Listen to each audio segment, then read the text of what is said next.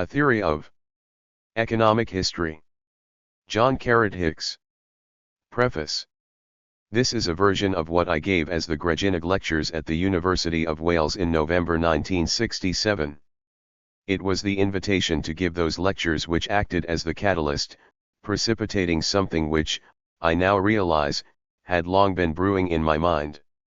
I am not an economic historian, but I have long been interested in economic history, and there are some of the most eminent among economic historians from whom I have been able, personally, to learn. When I was a postgraduate student, my supervisor was G.D.H. Cole, and it was only a little after that that I found myself lecturing on English medieval economic history from the lecture notes of Eileen Power, lent to me to help me in that alarming part of the duties that fell upon me. As I followed through that story, having to put her vivid and intelligible account into my own words, a seed was sown, which may at last have germinated. Then came the talks I used to have with M. Poston, when we were both of us lecturers in London in the early 30s. I believe that he will recognize some of the things I learned from him in the following pages. But all that is long ago. I wandered away, and I am myself surprised to find that I have come back. I am sure I would not have done so, had it not been for T.S. Ashton. For 7 years, at Manchester, we were the closest of colleagues, and later, after his retirement, I had him as a neighbor. Through him I could keep in touch with the circle of economic historians. I was encouraged to keep up my reading in the Economic History Review. Since I could discuss it with him, I was even encouraged to develop views of my own, since I could argue them with him. He did not live to see my Industrial Revolution chapter, in its final form, and I do not know whether he would have approved of it, but much of the work that went into this book was discussed with him, at various stages. During the time that I have been writing, I have had help from many others also. I have lectured it, not only at Aberystwyth but elsewhere, every time I have picked up something, criticism, example, or idea, of which I have been able to make use. When I had no more than a couple of chapters, I gave them as papers to a seminar at Canberra. The Aberystwyth lectures were repeated in Oxford, and when the book was nearly complete, I gave it as lectures in Vienna. Something was gained from the discussions that followed on every one of these performances. Most of those who helped me in these ways were economic historians or economists, but that was not enough. As I shall be explaining, I have tried to look at economic history in relation to other kinds of history, economic activities in relation to human activities of other sorts.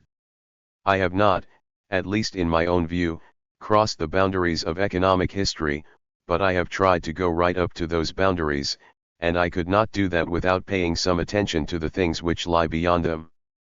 I count myself fortunate, for this reason in particular, that I was working in Oxford, and in All Souls College, so there were historians whom I was meeting almost daily, and on whom I could call for advice when I needed it. There are so many of those who have helped me, sometimes on quite major matters, sometimes on quite small points, sometimes, I expect, without their realizing that they were helping me. It is difficult to draw a line. I have therefore refrained from explicit acknowledgement. One cannot generalize, as I shall be trying to do, without making risky generalizations. I must take the full responsibility for them upon myself. A note on the index.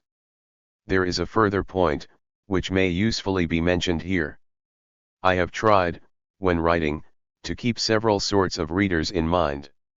My former books have been Preface 7. Read, by students of economics, in many countries. I hope this will also, but not only by students of economics.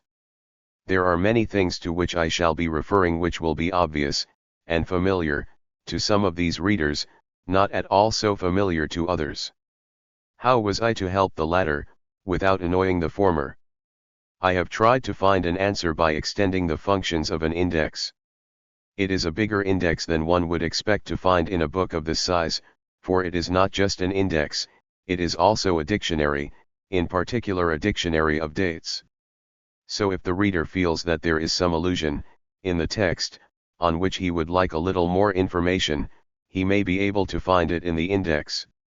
May 1969 JRH. Contents. I Theory and History I. 2 Custom and Command 9.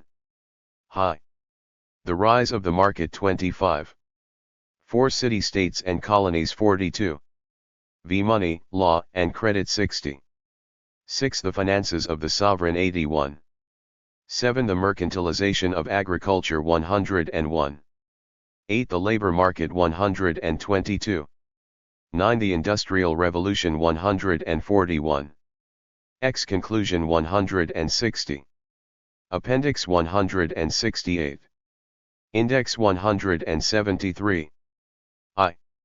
This is a small book on a large subject, an enormously large subject. It extends, in one of its dimensions, over the whole world, in another, over the whole span of human history, from the dark backward and abysm of time, the earliest ages of which anthropologists and archaeologists have given us some fragmentary knowledge, right up to that edge of the unknown future, the present day. I call it economic history, but I am not interpreting economic history in a narrow sense. I am certainly not claiming that it envelopes the whole of history, or that one should always be looking for economic motives behind apparently non-economic behavior, but I do not want to contract its boundaries, as is so often done in these days, with the boundaries of economics itself. In spite of the vogue of quantitative economic history, economic historians are under less temptation than economists to see their subject as purely quantitative.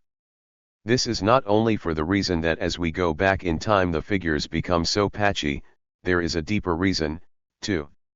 We are bound to find, as we go back into the past, that the economic aspects of life are less differentiated from other aspects than they are today. Economic history is often presented, and rightly presented, as a process of specialization, but the specialization is not only a specialization among economic activities, it is also a specialization of economic activities from activities of other sorts. This is a specialization which is not yet complete and can never be complete, but it has gone far enough for us to imitate it in our studies. We contract the boundaries of our subjects, and of our sub-subjects, to make.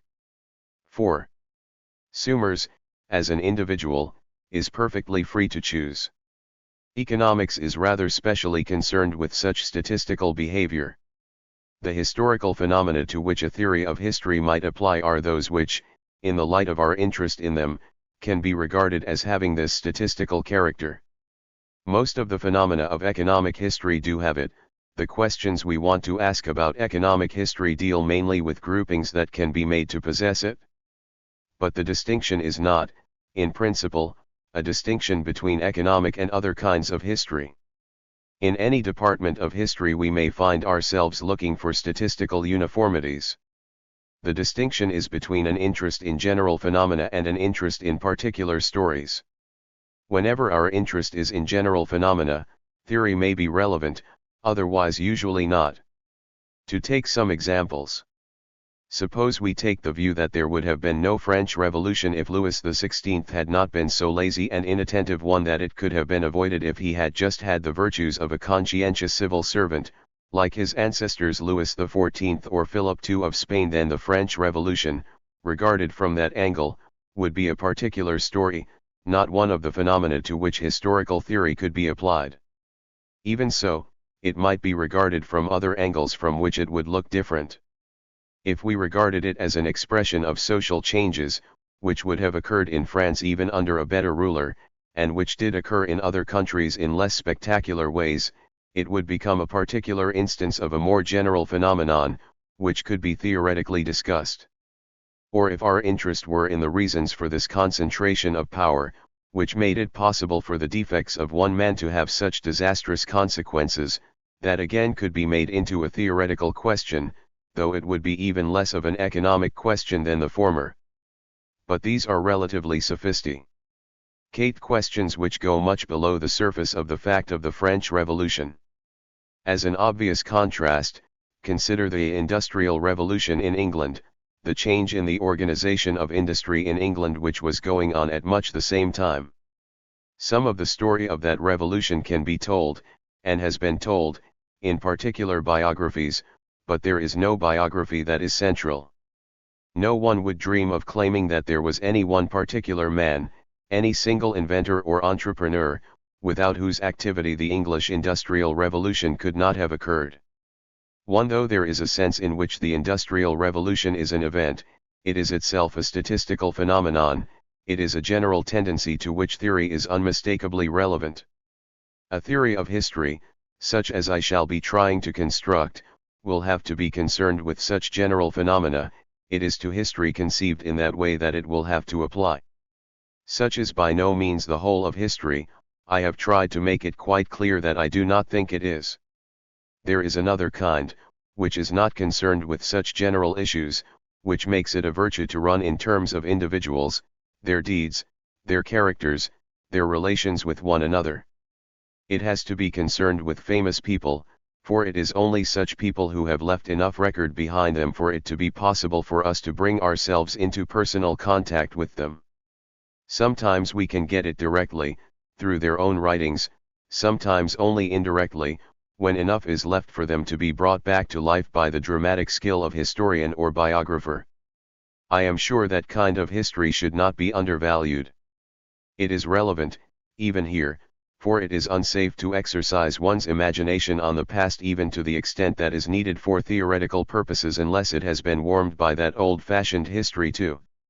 After all, the way in which the economist develops his hypotheses is by asking himself the question, what should I do if I were in that position?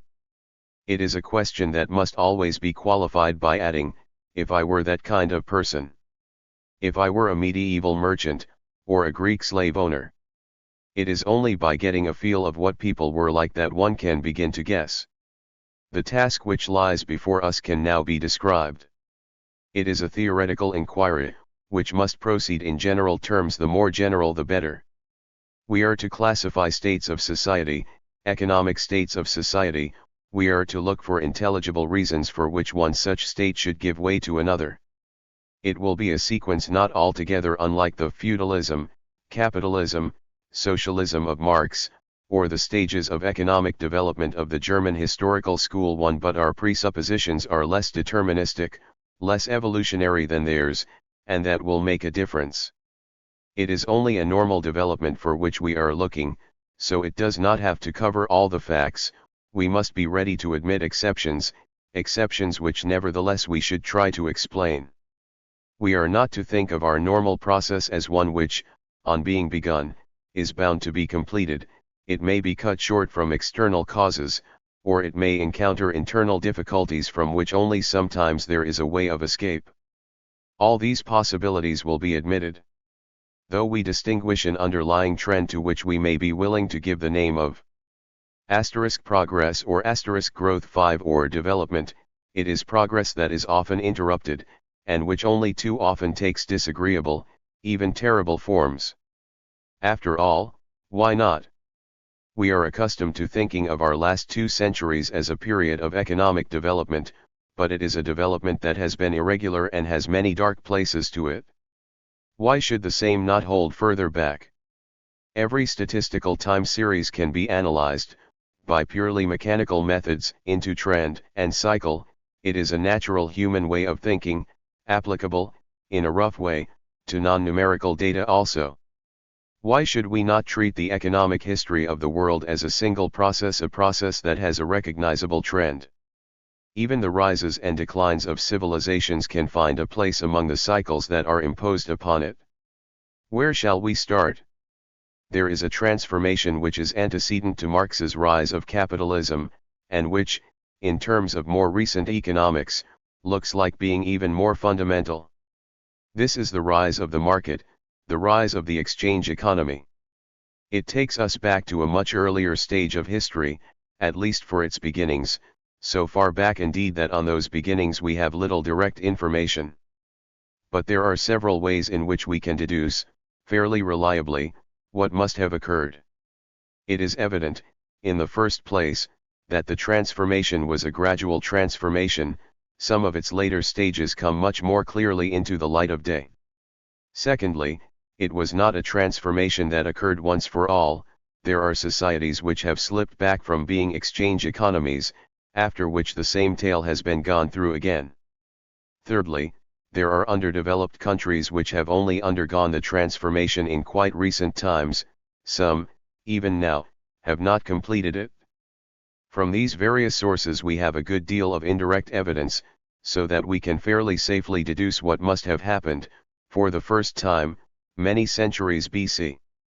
My plan is that we begin with this transformation, that we seek to define it, and then see, so far as we can, what logically follows from it.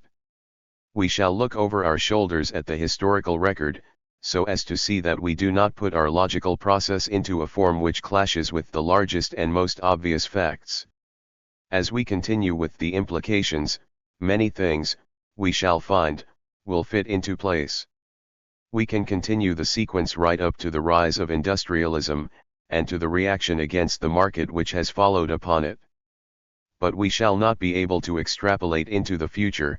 All we shall be able to do, all the economist is ever able to do, is to speculate about things which, more or less probably, may happen. Even that will be left, for nearly the whole of this book, severely aside. 2. I have said that the rise of the market was a transformation. What was it that was being transformed? What was there before? We cannot hope to understand the transformation process unless we begin by getting some notion on this essential point.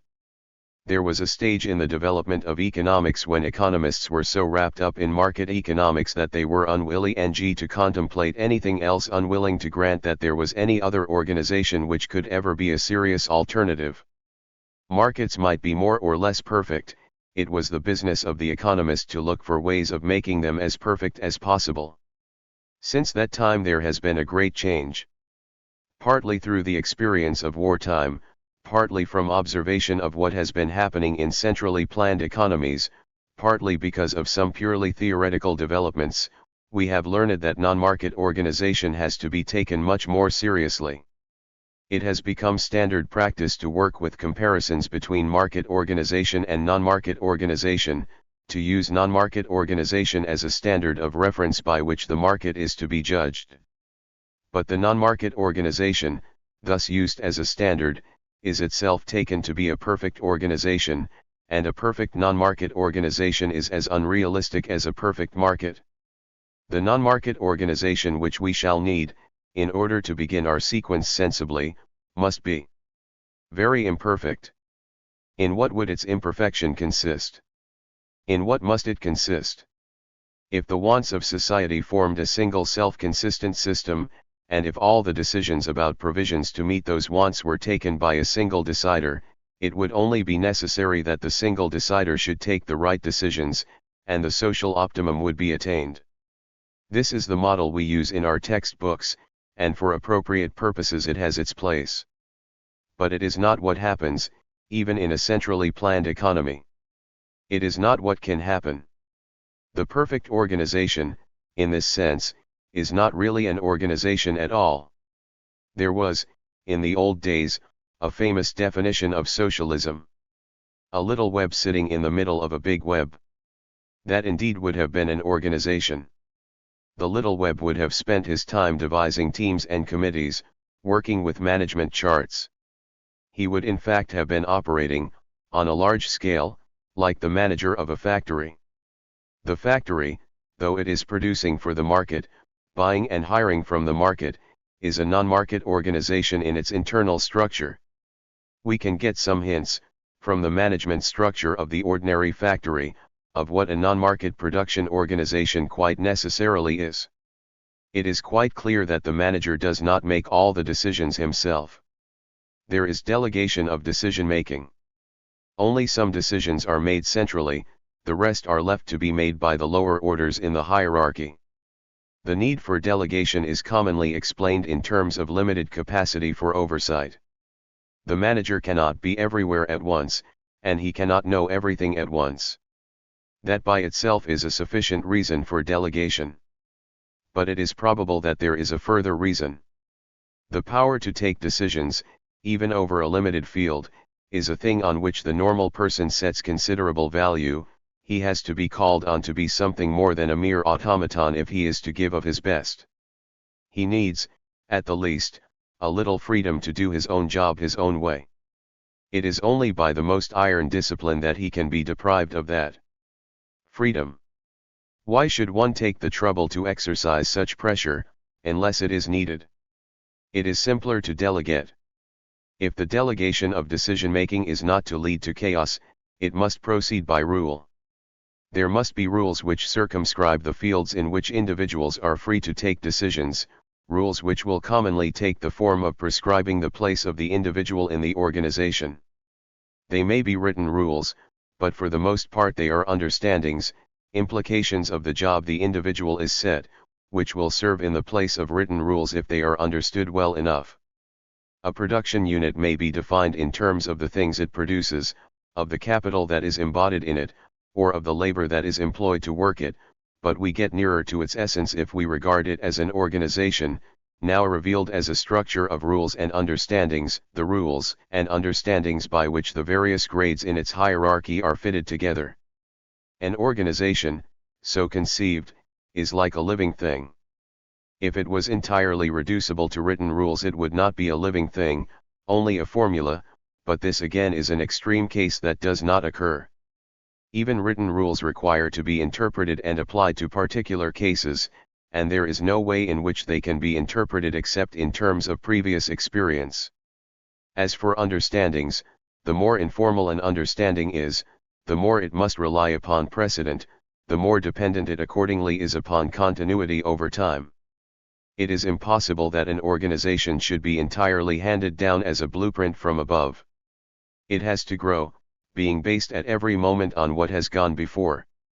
Like living things, organizations can die, and they can be born. A new organization may have new rules, and these may differ extremely from any that have been previously observed. But even new rules require to be interpreted, and the way in which they are interpreted depends upon the environment into which they are introduced. Even across revolutions, there is some degree of continuity. In an organization which has settled down into what, by analogy, we may call equilibrium, the continuity will be very great. What has all this to do with the problem that I began by posing? How should we conceive of the primitive non-market organization, from which the transformation, which I called the rise of the market, was to set out? From what I have been saying, about things much nearer home, we can perhaps derive some useful hints. The system of rules and understandings which is present to this day in the ordinary firm, is designed to a large extent from the top. To a large extent, but not wholly. For the rules must be such as to be understood by those who are to work them, and not only understood but, at least in the main, accepted. The designer, or builder, of a viable firm does not have a free hand, he is restricted, not only by the regular economic scarcities, but also by the kinds of conditions that are acceptable, or can by some means be made acceptable, to those with whom he is to work. Thus the rules come in part from above and in part from below. The proportions of aboveness and belowness in viable rules may differ very much in different circumstances. Even though it may be possible to distinguish a chain of command, by which orders are transmitted from one grade in the hierarchy to another, it will be found, on examination, that the orders which any particular individual will expect to receive from his superiors are not any orders, but orders of a particular kind, or kinds. In an organization which is inclined to belowness, the orders that can be passed on from one grade to another will be narrowly restricted. Though such an organization may be able to perform some limited functions quite adequately, it will be inflexible. It will be unable to respond to new emergencies that differ in some essential respect from those that have been previously experienced. It is hardly possible for an organization to respond to a new emergency without some central decision, and a central decision that can be made effective. Thus in an organization which is continually being required to make certain kinds of new adjust. 13. Mens, the share of aboveness in its system of control must be very great. But even in an army there is a distinction between the kinds of commands which his subordinates will normally respect to receive from a commanding officer, commands which are consistent with the retention by them of their normal places in the organization, and commands of a different character which involve reorganization. Even in an army, commands of this latter character, the extreme of aboveness, will be relatively rare. Consider, at the other extreme, the case of a community of people who are not much disturbed in their ancient ways by external pressures. Their economy can function, with every member performing his allotted task, including the decision-making which is left to him within his allotted circle. Overriding decisions from the center will scarcely ever have to be made. Once such a system has attained an equilibrium, it can continue for long ages without the need for reorganization, without the need for new decisions of an organizational character. The ordinary emergencies, such as harvest failures or attacks by the usual enemies, would not require new decisions. Ways of dealing with them could be incorporated within the traditional rules. So long as this equilibrium persisted, there might even be no need for an organ by which ultimate authority could be exercised. If the emergency arose, authority would have to be improvised, but until the emergency arose, it would not have to be decided where it lay. Surely it is along this line that we must construct our model of the primitive non-market economy from which our story is to begin. Customary economies, which answer more or less to this description, do indeed seem to be well identifiable. They are known to historians and to anthropologists. The economy of a Neolithic or early medieval village, as well as of the tribal communities which have survived until lately in many parts of the world, was not organized by its ruler. It was based upon a corpus of tradition. By that tradition, individual function was prescribed, and continued to be prescribed. It is important to emphasize that the head 14 of the organization would himself be a part of the traditional structure. He also would have prescribed functions, together with appropriate rights that would go with them. The most perfect examples of such customary organization are those that have been investigated by anthropologists. It is probable that this is significant. We can understand that it is people who have hidden themselves away in long inaccessible places who are most rarely confronted with new emergencies, so that their customary organization, established in the first place by slow degrees, can persist for long periods almost undisturbed. But these are the peoples who have inhabited the byways of history. For those who are on the main roads, there are other possibilities. Long before the rise of the market, quite independently of all that development, they will have been confronted with new emergencies. If they are not to be overwhelmed, they must respond by evolving some more positive leadership.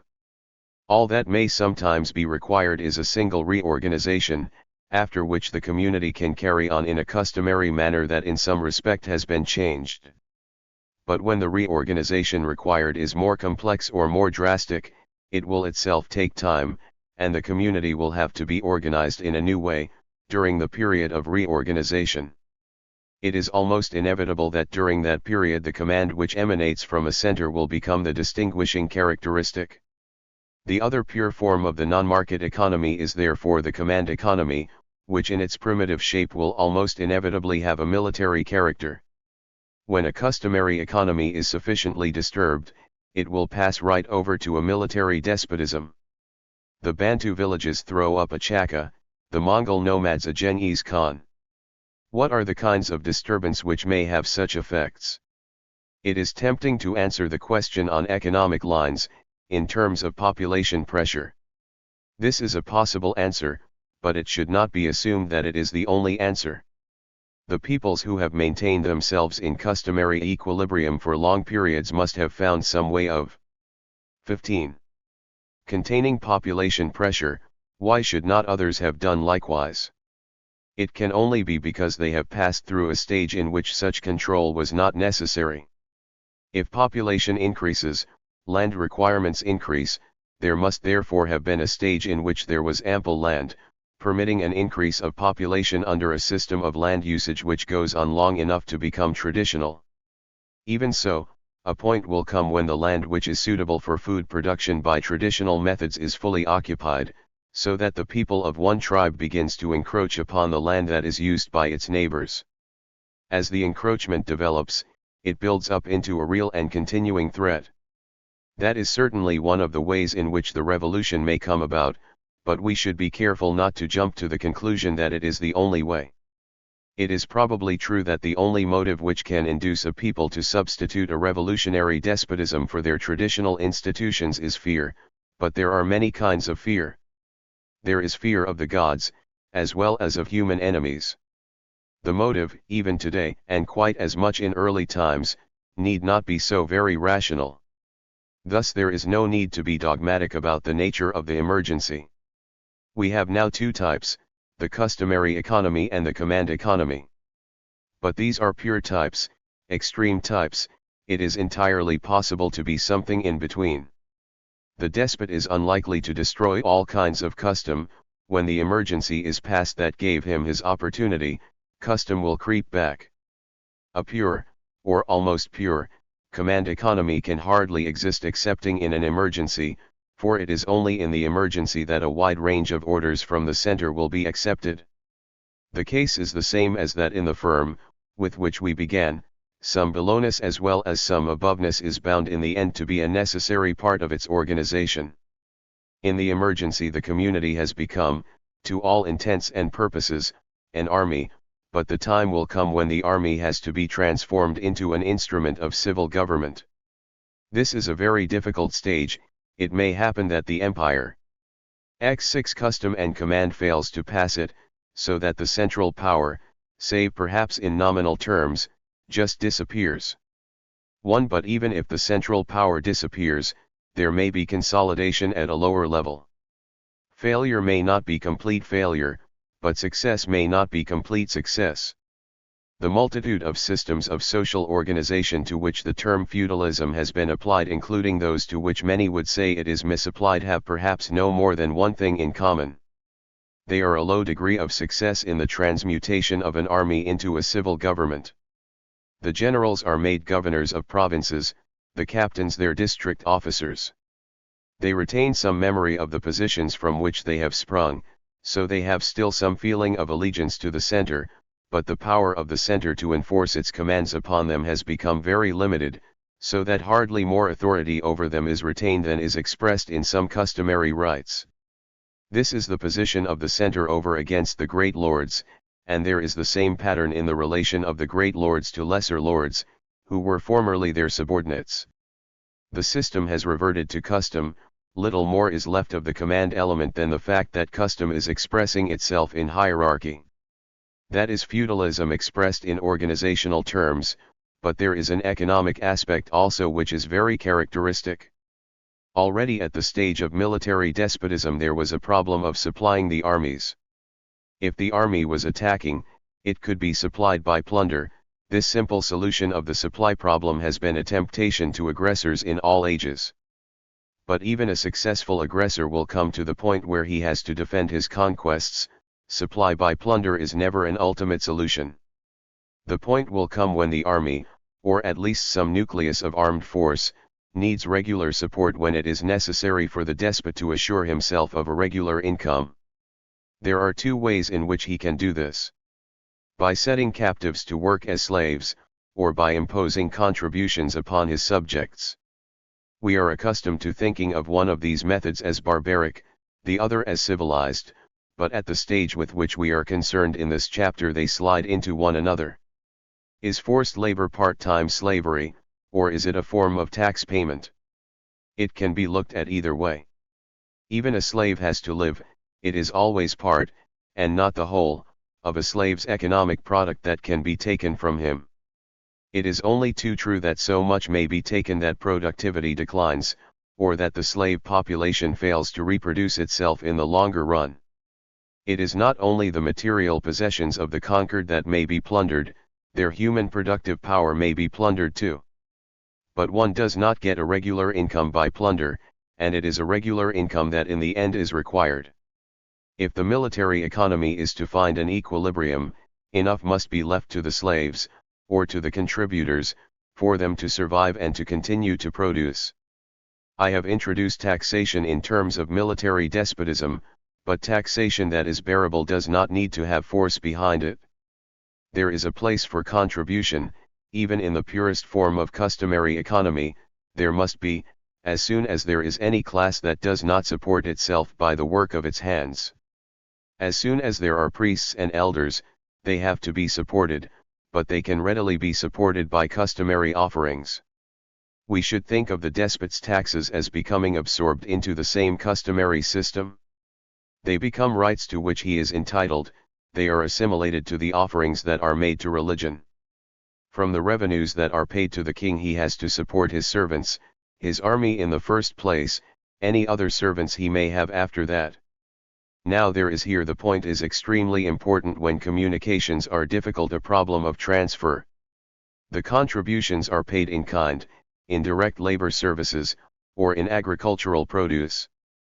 For this reason alone it is very easy to slip into feudalism.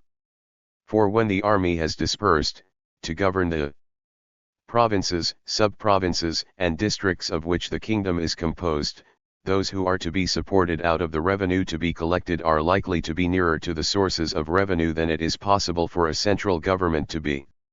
Slaves may well be brought from great distances for particular works, but it is horribly wasteful of labor to carry labor for great distances when it is not necessary to do so, and the same will hold for unnecessary transport of agricultural produce.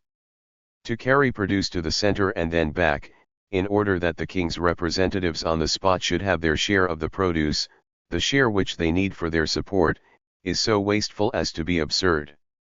It is vastly easier to allow the local lords to take their share on the way, so that it is only the residue, after they have taken what is due to them, which comes to the center.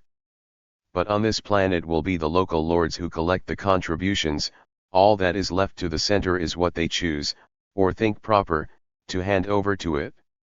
This is feudalism in its economic aspect. It is easy to see how under pure feudalism, from this economic cause alone, the center is in the long run in danger of withering away. Against this erosion of his power a strong and determined ruler will naturally struggle. But what is the alternative? There is only one alternative: he must create a civil administration, a bureaucracy, or civil service. This bureaucratic solution is more difficult, more sophisticated, than the feudal. It will only develop its full potentialities when the market institutions, the evolution of which I shall be considering in later chapters, have come to strengthen it, but it is in principle independent of market institutions, so it belongs in this place. There is indeed evidence, from the historical record, that the beginnings of the evolution of bureaucracy go back to very early times. How does one distinguish bureaucracy from the military command system, which was so inclined to slip into feudalism? The feudal magnates themselves had begun. 19. By being royal servants or subordinates, a mere change of name would not prevent the civil administrators from following in the same track. The most necessary function of these new civil servants would be the collection of revenue. But they again have to be supported out of this same revenue. There is the same danger of erosion of revenue from their operations as there was in the case of the feudal lords. If bureaucracy is really to be an answer, it needs to be fortified. The defenses, which experience seems to have shown to be necessary, are 3 in number. The first of the conditions for success is that servants should be employed to keep a watch, or check, on other servants, a check which in its primitive, arbitrary, form is mere spying, but which can be reduced to rule, so that it can grow into such things as the audit system of modern bureaucracies. A division of function between military and civil officers, so that the collection of revenue is taken out of the hands of the military, is an example of this check, an outstandingly important example. A system of promotion or just moving around which prevents particular individuals from acquiring the independence which almost necessarily follows from long-continued exercise of the same office, is a second condition. A system of recruitment, by which the bureaucracy is continually refreshed by new entrants, deliberately selected for suitable qualities, so that it does not settle down into an inherited caste, is a third. These are difficult conditions, but the earliest attempts to satisfy them are very ancient. Probably the oldest biography of a civil servant that has come down to us is the inscription on the tomb of a certain Wini, one who was overseer of the tenants of the palace in 6th dynasty Egypt. It would appear from Weenie's story that there already existed a system of promotion, and a system of recruitment, but the first of the conditions just listed does not seem to have been observed at all regularly, for Weenie, though his employments were mainly civil, was put on one important occasion in command of an army. Ancient Egypt may thus be regarded as having the elements of bureaucracy, sufficient to explain the many centuries-long persistence of a centralized state, one of the best organized civilizations the world has ever seen. One lapse into feudalism was nevertheless a continual danger. Offices tended to become hereditary, and the appearance of a provincial nobility was not unknown. Another remarkable example of successful bureaucracy is the traditional bureaucracy of Imperial China. It goes back, at least, to the time of the Han Dynasty. It lasted until less than 100 years ago, and has clearly left deep traces upon the systems that have succeeded it. The principles of bureaucracy were well understood by the Chinese. They were made much more explicit by the Chinese than they seem ever to have been by the Egyptians. Most remarkable of all was the Chinese system of recruiting the Mandarin class by competitive examination. Such successful bureaucracy did indeed attain an equilibrium, a very stable equilibrium. It could sustain violent shocks and could restore itself after the shock to very much what it was before. These are the great examples of classical bureaucracy. Anything so successful as this is elsewhere most uncommon, for the more usual pattern, after initial establishment, is disintegration, or a slide into feudalism, which may itself be no more than a step to disintegration. A characteristic example is the Mughal Empire in India. In its great days, under Akbar and Jahangir, it could pass as a classical bureaucracy, like those of Egypt and China, but long before the British came on the scene, it had slipped. The Nawabs and Nizams had originally been servants of the emperor, but by the 18th century their allegiance had become no more than nominal. Again, it may happen that the bureaucracy is able to maintain itself, but only over a limited area, much narrower than that which it purports to control. A royal domain from which the monarch draws substantial revenues, surrounded by feudal estates, over which his control is very sketchy, is a common pattern. It is familiar in medieval Europe, and it recurs in substantially the same shape in 17th and 18th century Japan. If the first beginnings of the market are put back to the early date which is probably necessary, all of these examples are subsequent to these first beginnings, yet I think it is justifiable to use them in this place. For the processes which we have been analyzing are logically independent of the market. They can occur without significant market development, and when they have occurred at later dates, such market development as had already occurred can have had little to do with them. They do thus give us the answer to the question I began by asking, of the nature of the non-market economy on which the new forces, which I shall be considering in later chapters, will be going to impinge. It is, after all, not such a simple answer. There are the two pure types, the customary economy with its complete belowness and the command economy with its complete aboveness, and there are the mixed types that come between. Feudalism is a mixed type, in which custom has become dominant. Classical bureaucracy is another mixed type, in which the command element is relatively stronger. Under the pressure of what Toynbee would call a challenge, the system may swing in the command direction, but in the absence of challenge there is a law of inertia, a kind of social gravitation, which has the opposite effect.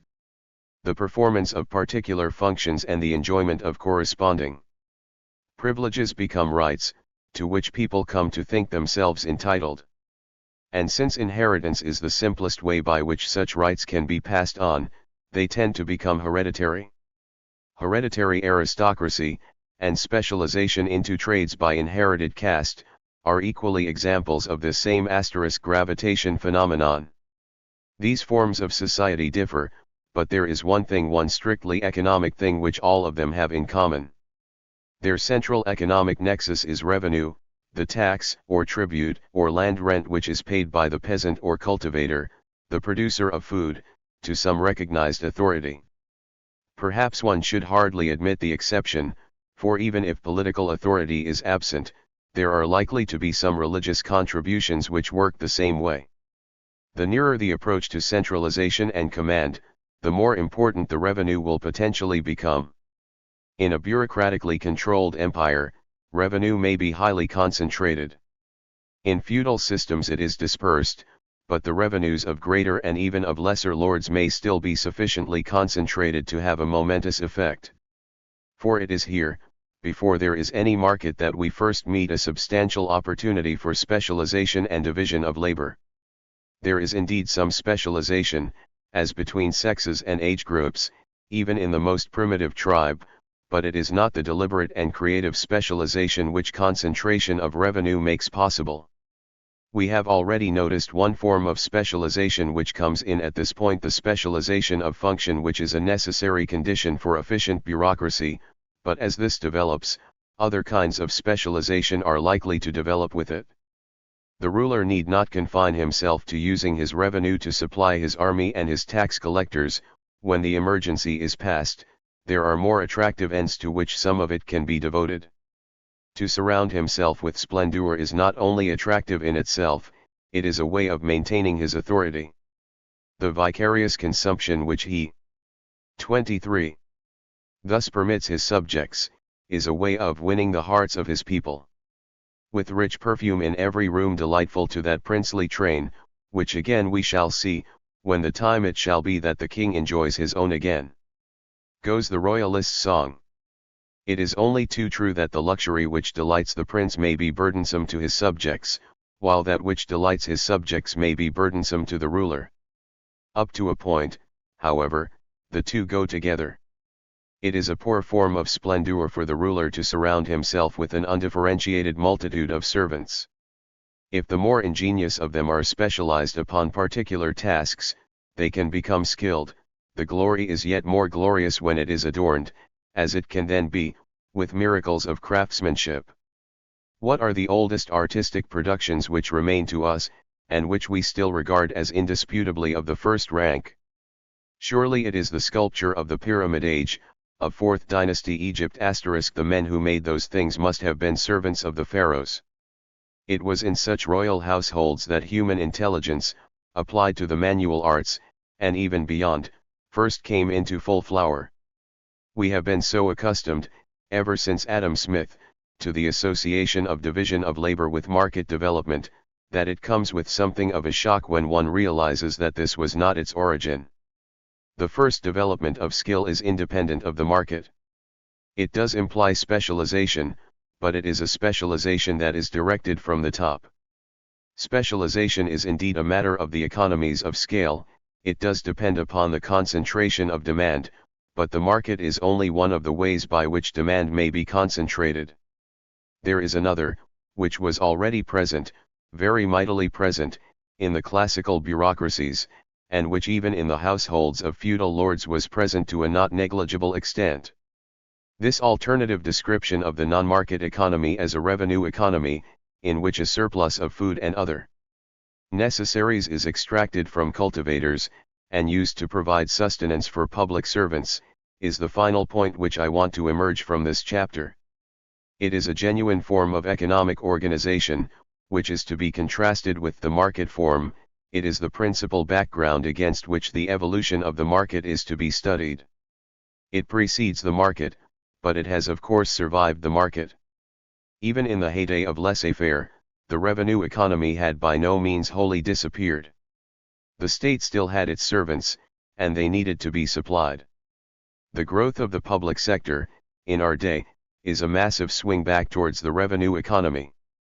But it is to a revenue economy which, even its most socialist forms, has been profoundly transformed by experience of market forces. One of the ways in which they have transformed it is by offering it opportunities for economic calculation, which in the primitive revenue economy must have been almost wholly lacking. And though some of the reasons for the swing back are military reasons, which are fundamentally not dissimilar to those which would swing the primitive revenue economy in a command direction, others are associated with a change in the character of the state, which could hardly have occurred excepting through the market experience. These are matters on which I shall be enlarging in much later chapters. We have first to examine how market institutions have evolved, out of the background which I have been describing. We may then be in a position to judge how far they have been able, or could conceivably have been able, to take over. The rise of the market. We have now set our stage, and are ready for the entrance of our principal character. That he is a principal character there can be no question, but whether he is hero or villain or tragic hero, remains to be seen. The background is the customary economy, made more or less hierarchical by a command element. It is an economy that already practices agriculture. It has government, which may be of a simple form, but may be quite sophisticated. It has industry, at least in the sense of handicraft. What it does not have, and what is going to be so important, is trade. There are farmers, and soldiers, and administrators, and craftsmen, but there are no traders, no one who is specialized upon trade. I would emphasize that it is specialization upon trade which is the beginning of the New World, not the preliminary stages of trading without specialization. Casual trading, isolated acts of exchange, involving no commitment by either party that there will be further exchanges, such must have occurred, now and then, from the earliest times, but the effects on the lives of those making them will have been minimal. There is besides a kind of near trading which must be ruled out. In spite of the deep mark which it has left on the archaeological record, it is entirely consistent with the mores of the simplest customary economy, so that from our point of view it marks no decisive change.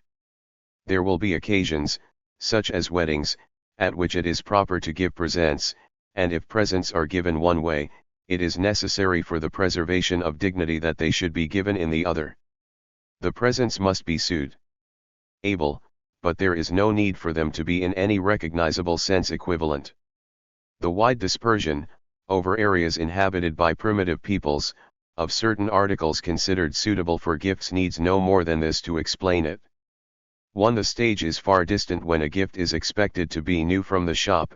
It will be none the worse for being second or third hand. Such interchange of gifts may be pre-trade, but it is not yet trade. How does the trader, the specialized trader, come upon the scene? He cannot trade unless he has something to trade with.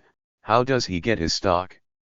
It is not easy to see that there is any way, within the normal working of a customary economy, by which he could get it, so it is tempting to conclude that he must have got it, in the first place, in some illicit manner. He must have begun by being a pirate or brigand, otherwise he could not get started.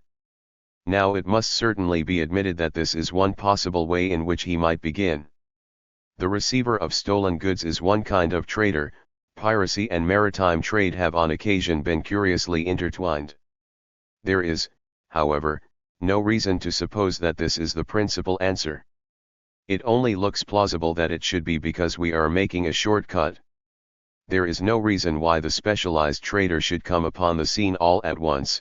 There are more normal ways in which he can find an entrance if we allow him to be evolved. On the way to the evolution of specialized trading comes the rise of regular trading. The simplest way in which regular trading may grow up is probably the following. Any kind of social gathering provides an opportunity for trading, trading which begins as casual, but becomes habitual. The articles may have been brought, in the first place, for personal consumption during the festival, or as gifts for the god, but if the participants do not bring just the same things, they will be tempted to barter with one another some of the goods they have brought. As this begins, it is a mere sideline, and if the advantages to be got from such rudimentary trading are small, it will remain a sideline. But when the advantages are more considerable, the new activity will grow, and it may well grow at the expense of that which was the original motive for meeting. The religious harvest festival turns into a village fair. Those who trade at such fairs will not yet, for the most part, be specialized traders. Even when trading has become habitual, and the market is open frequently, the traders may still be peasants who come to the market once a week. No more change in their way of life need be made than that. It is entirely possible for trading to continue for long ages in nothing more than this simple manner.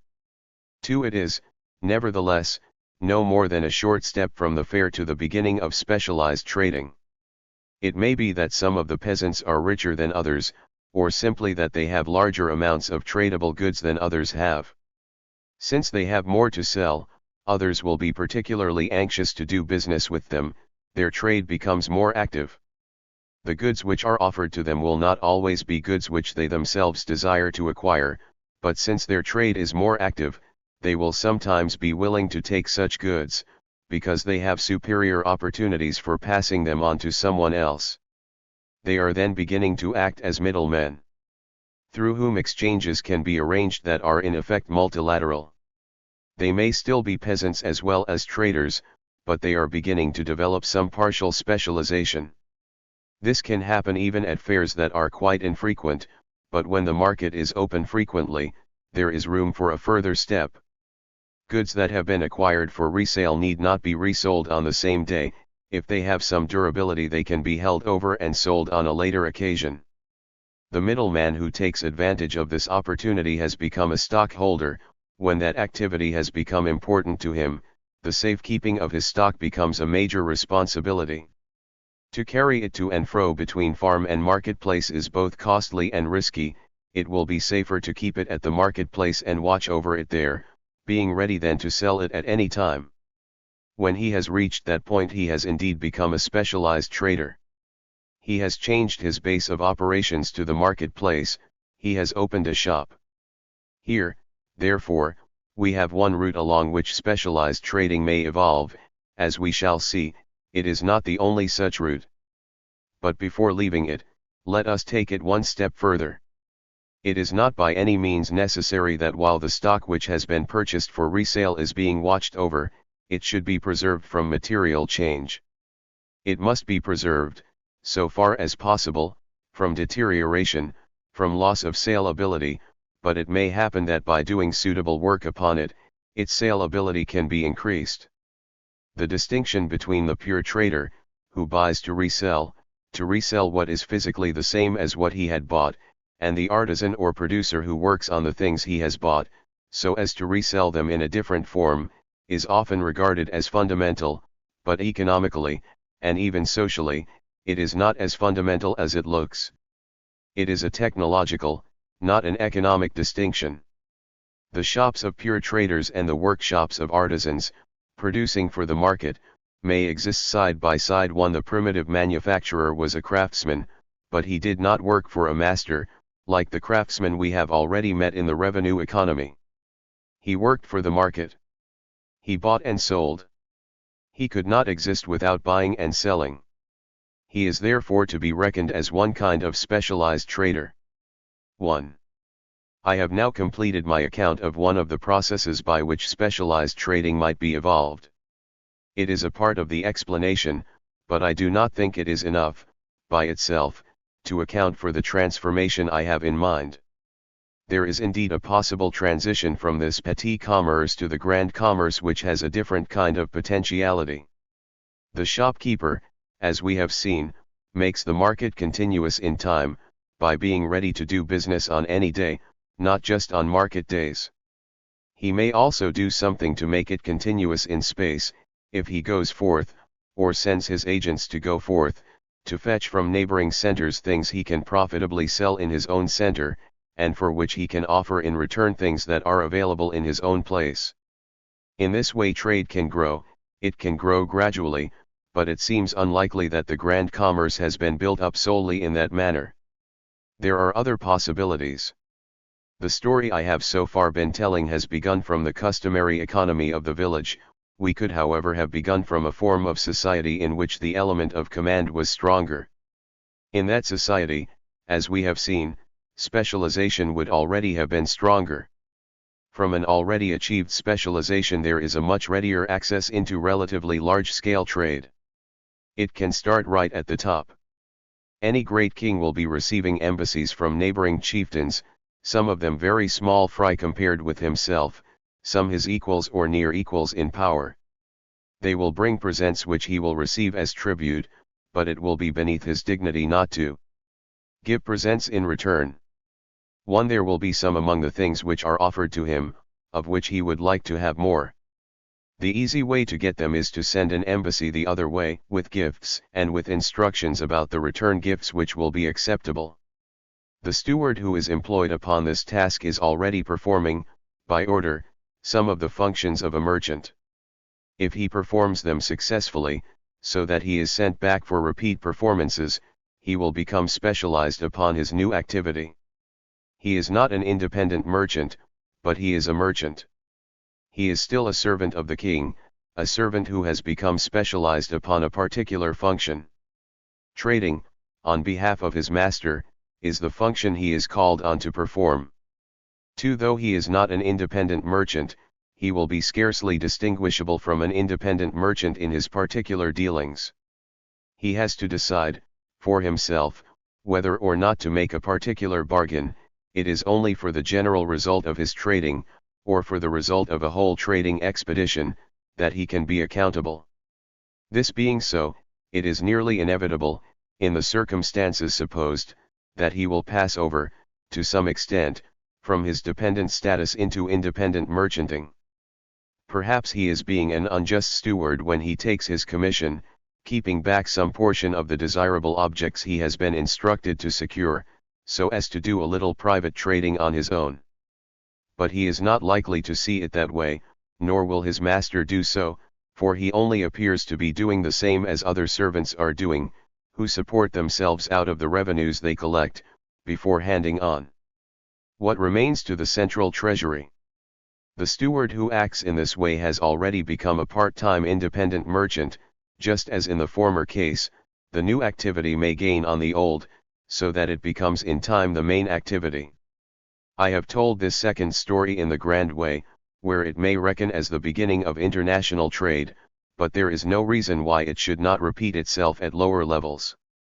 Lesser lords, and independent prince-sealings, may be expected to engage, in what for them is substantially the same manner, in external trade. Whether they do so sufficiently for their servants to become specialized as merchants is a question of the advantage they can get from such trade as is available to them, on what they have to offer, and on the desirability of the goods which they can get in exchange from sources within reach.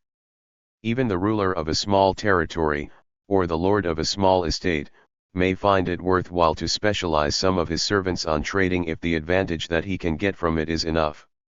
So much for external trade, but there is an internal trade that can grow up in a substantially similar way.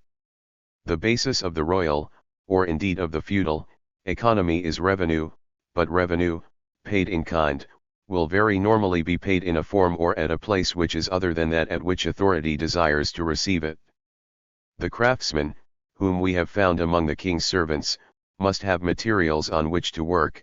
A part of the revenue must be diverted to meet the needs of those who are to supply the materials.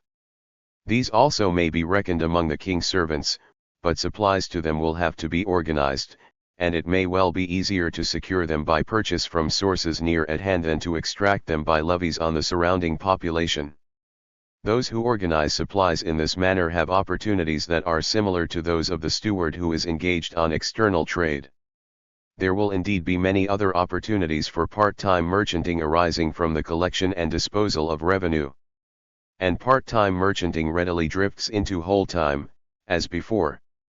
All such trading, on behalf of a ruler, will of course be immensely easier if markets, at which people are meeting to exchange produce, are already in existence.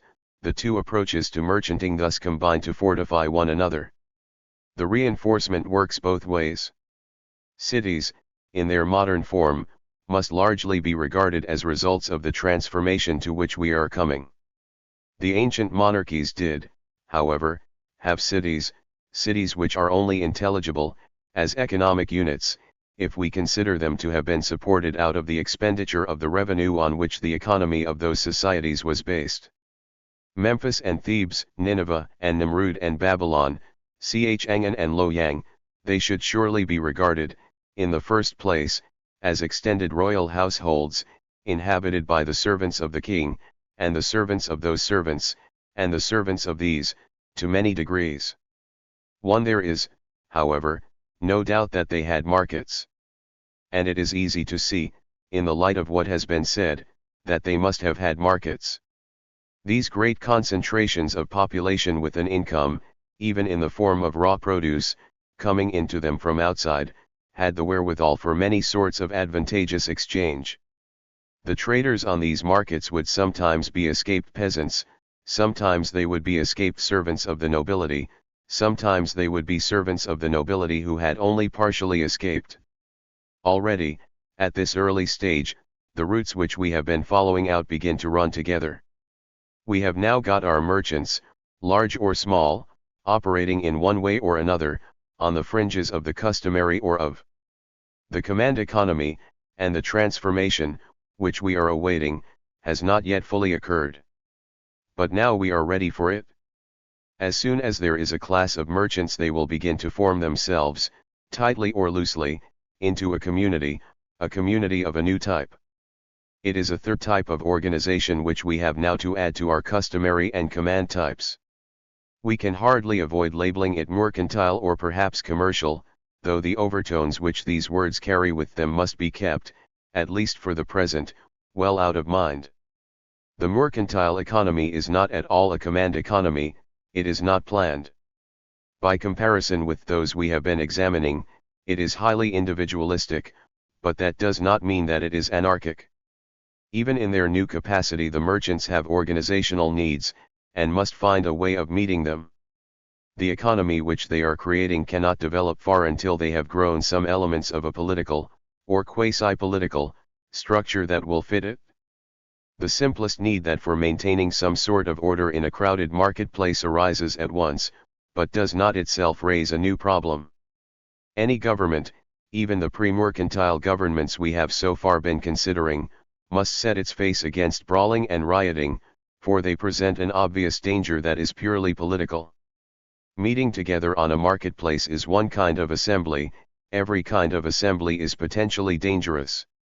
This is the first reason for government intervention on the market. It explains why governments have so usually insisted upon markets being held under some sort of license. But it is not necessary for mercantile transactions to take place in assemblies.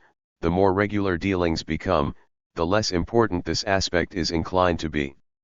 Needs which are peculiar to the mercantile economy, and which do raise new problems, are chiefly two: the need for protection of property and the need for protection of contract.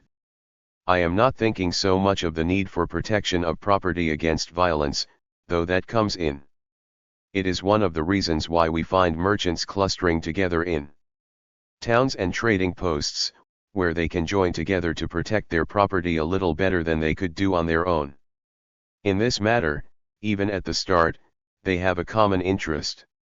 There is, in addition, a more legal sense in which they require a right of property. The merchant must have property in the things in which he trades, his right to that property must be identifiable. When he sells an article, he must be able to assure the buyer that the thing is his to sell, he must be able to prove his property in it, if he is challenged. This is not a thing which customary institutions are at all well fitted to do for him. What right can he have, in the eyes of a customary society, to things for which he himself has no intelligible use? Things which he only holds in order to get rid of them, to dispose of them, directly or indirectly, to someone who does indeed have a need for them. The right which he claims is a different right from that of the peasant to his land, or of any family to its household furniture, cases in which the need is directly obvious. It is nevertheless a right which the merchants themselves must recognize. Since they claim it for themselves, they must recognize it in those with whom they trade. They must find a way by which it can be established. The need for protection of contract arises in the following manner. Even the simplest exchange is a species of contract. Each of the parties is abandoning rights over the thing that he sells, in order to acquire rights over the thing that he buys. Now it will happen, very early on, that the things to be exchanged are not, or not all of them, physically present at the moment when the agreement to exchange them is made. Thus the bargain has three constituents which soon become distinguishable: the making of the agreement, the delivery one way, and the delivery the other. As soon as this distinction is made, the agreement itself becomes no more than a promise to deliver. Trading is trading in promises, but it is futile to trade in promises unless there is some reasonable assurance that the promises will be kept. A promise may fail to be kept just by bad faith, by deliberate deceit, but even if there is no deceit, it may fail in other ways. There may be misunderstanding between the parties on just what was promised, so that when delivery is made, though it is of what the seller had planned and expected to deliver, it is not what the buyer had planned and expected to receive. Again, it may happen that by some unexpected event the seller is unable to fulfill his promise, he may die, or the goods he had planned to deliver may be destroyed, or may be stolen from him. Such possibilities can never be wholly excluded. Though contracts can be drawn up which provide for many of these eventualities, it will not be worthwhile, in the midst of active trading, to provide expressly for every such possibility in every bargain that is struck. Trading will thus be immensely facilitated. It is practically a necessary condition for continuous and active trading if there is some general understanding of what is to happen if there prove to be obstacles to the performance of the contract, as it was originally understood by either party, or by both. Between merchants and non-merchants it is by no means easy to build up that understanding, and this is a major reason why on the boundaries of the mercantile economy there is so often friction which attends the whole story of mercantile development from its beginnings even right up to the present day. In dealings between merchants, of one merchant with another, it is in principle much easier. If the parties to an agreement are doing the same kind of business, there is reason to expect that it will be interpreted by both in the same sense and with the same overtones. They speak the same language. But even in dealings between merchants there can be misunderstandings and there may be deceptions, and there will be contingencies for which no provision has been made. Disputes will therefore arise, and there must be means of settling them, in order that contracts should be reliable. Legal institutions are therefore required. 1.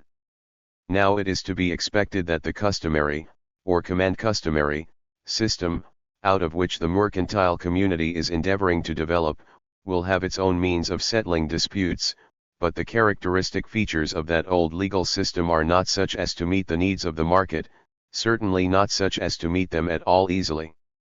The old principles of settlement, in terms of customary rights and duties, are by no means such as are now required.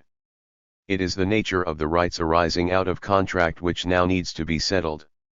There are some contracts which it will be obvious should be set aside, but there are many less extreme cases where what is to be done is by no means so obvious.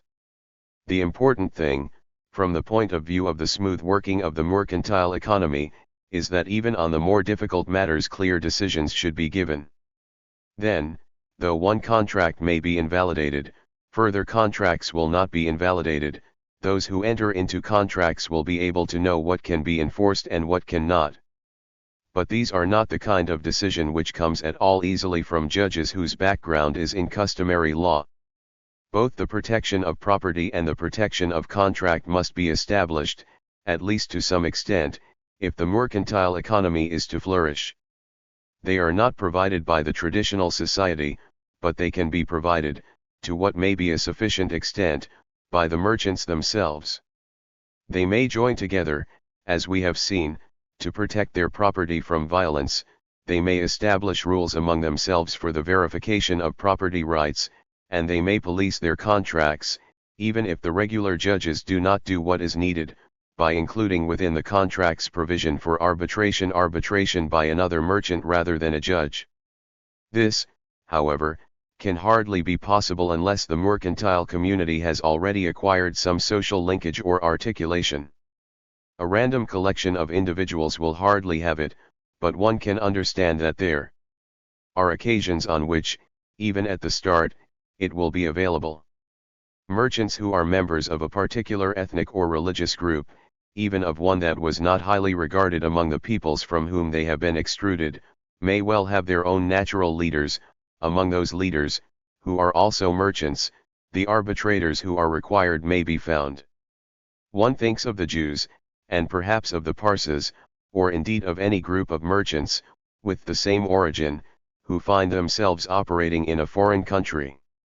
On this basis much can be done, and there are other instances in which one must conclude that it has been done. I do not think that the legal systems of Eastern Asia, before the Western impact, ever accommodated themselves at all easily to the needs of the merchant.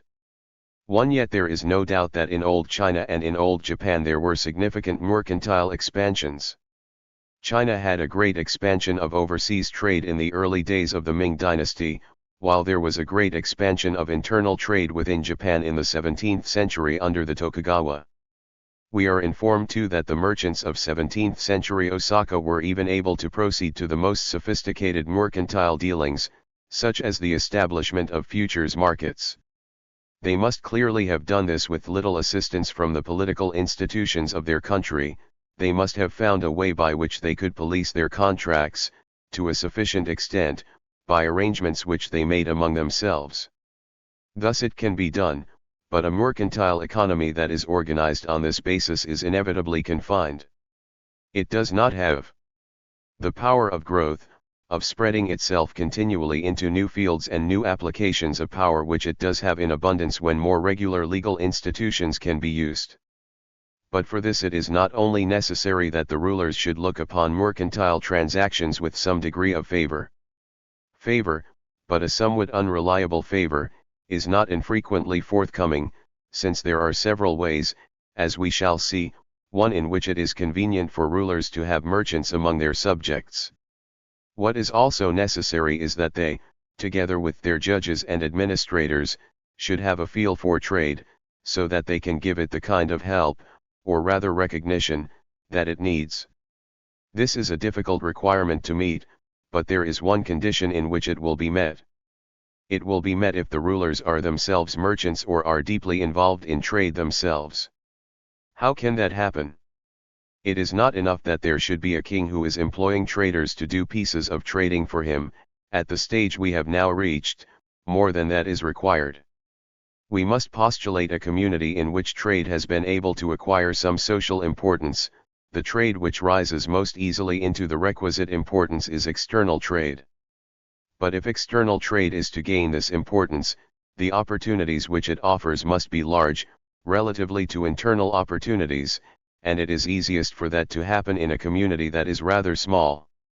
The need is therefore for a small community, with good opportunities for trading outside it, but it must be an independent community, independent enough to be able to mold its institutions to meet its own needs.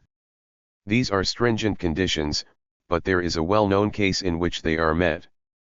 They are met in the city-state. The fact that European civilization has passed through a city-state phase is the principal key to the divergence between the history of Europe and the history of Asia. The reason why it has done so is mainly geographical. The city-state of Europe is a gift of the Mediterranean. In the technical conditions that have obtained through the greater part of recorded history, the Mediterranean has been outstanding as a highway of contact between countries of widely different productive capacities. Further, it is rich in pockets and crannies, islands, promontories, and valleys, which in the same conditions have been readily defensible. Asia has little to offer that is at all comparable. The inland sea of Japan is tiny in comparison with the Mediterranean. The districts that surround it do not differ in natural resources as the Mediterranean countries do. As for the China Sea itself, it was for long an obstacle to trade, so formidable an obstacle that its terrors are a main reason why the civilization of Japan was not swallowed up in that of China at the beginning of their history. The unbroken coastline of India offers few opportunities for trading along it.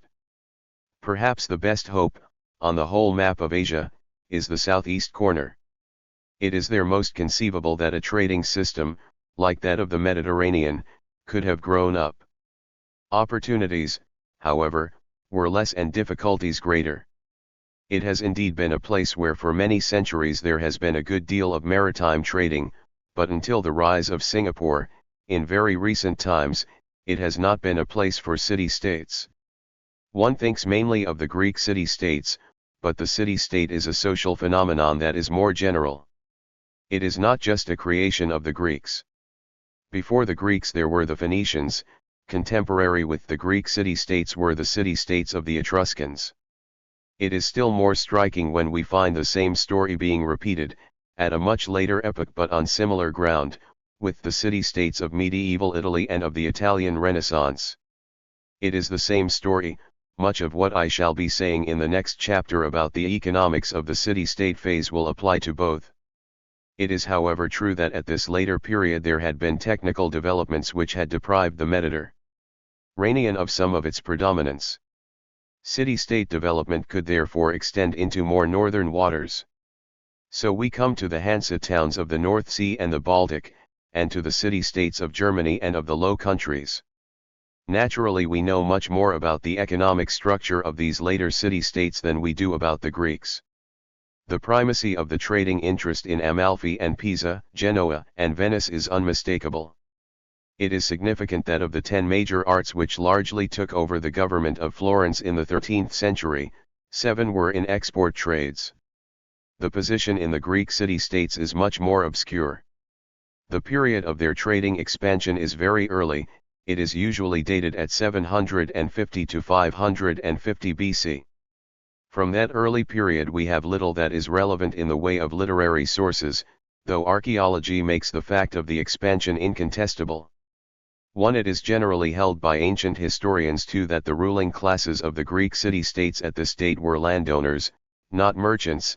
It may, however, be respectfully suggested that when trade is as active as it appears to have been, even a landowning class is likely to have been engaged in trade to an extent which is sufficient for the trade orientation. 3. Some, perhaps many, of the traded goods will surely have been farm products, the poet's picture of the Grecian coaster, freighted with amber grapes and cayenne wine, green bursting figs and tunnies steeped in brine. 1. Is surely acceptable, though he will have carried other things too. Why should we assume that such goods were always, or even normally, the personal possessions of the ship's master? They must have come from the farms or estates, if they were entrusted to the trader by the stewards of those estates. The estates themselves were engaged, if only indirectly, in trade. No more than that is needed. Looking at what is common to all these examples, we shall hardly go wrong if we treat the typical city-state as a trading entity, a form of organization which in the history of the Western world, and now in consequence in the history of the whole world, is of central and critical importance. 4. City-states and colonies. When the city-state is considered as a political organization, it has a history, and it has a theory, which has been a preoccupation of political philosophers, from Plato and Aristotle onwards. When it is considered as an economic organization, it has a corresponding history, and in that aspect also it is so distinctive a history that we might expect it to deserve something of a theory to correspond. I shall endeavor, in this chapter, to sketch out an economic theory of the city-state, or system of city-states, the system which we have identified as the first phase of the mercantile economy. It will be a model, like other models that are used by economists to elucidate the working of economic institutions. We do not suppose, when we use such a model, that it is describing what actually happens, or has happened, in any particular case. It is a representative case, from which particular instances must be expected to diverge, for particular reasons. But when we find a deviation from the model will tell us to ask why. If it is a good model, the why will be an interesting question. The core of the city-state, regarded as a trading entity, is a body of specialized traders engaged in external trade. They are trading, in part, with merchants in other city-states.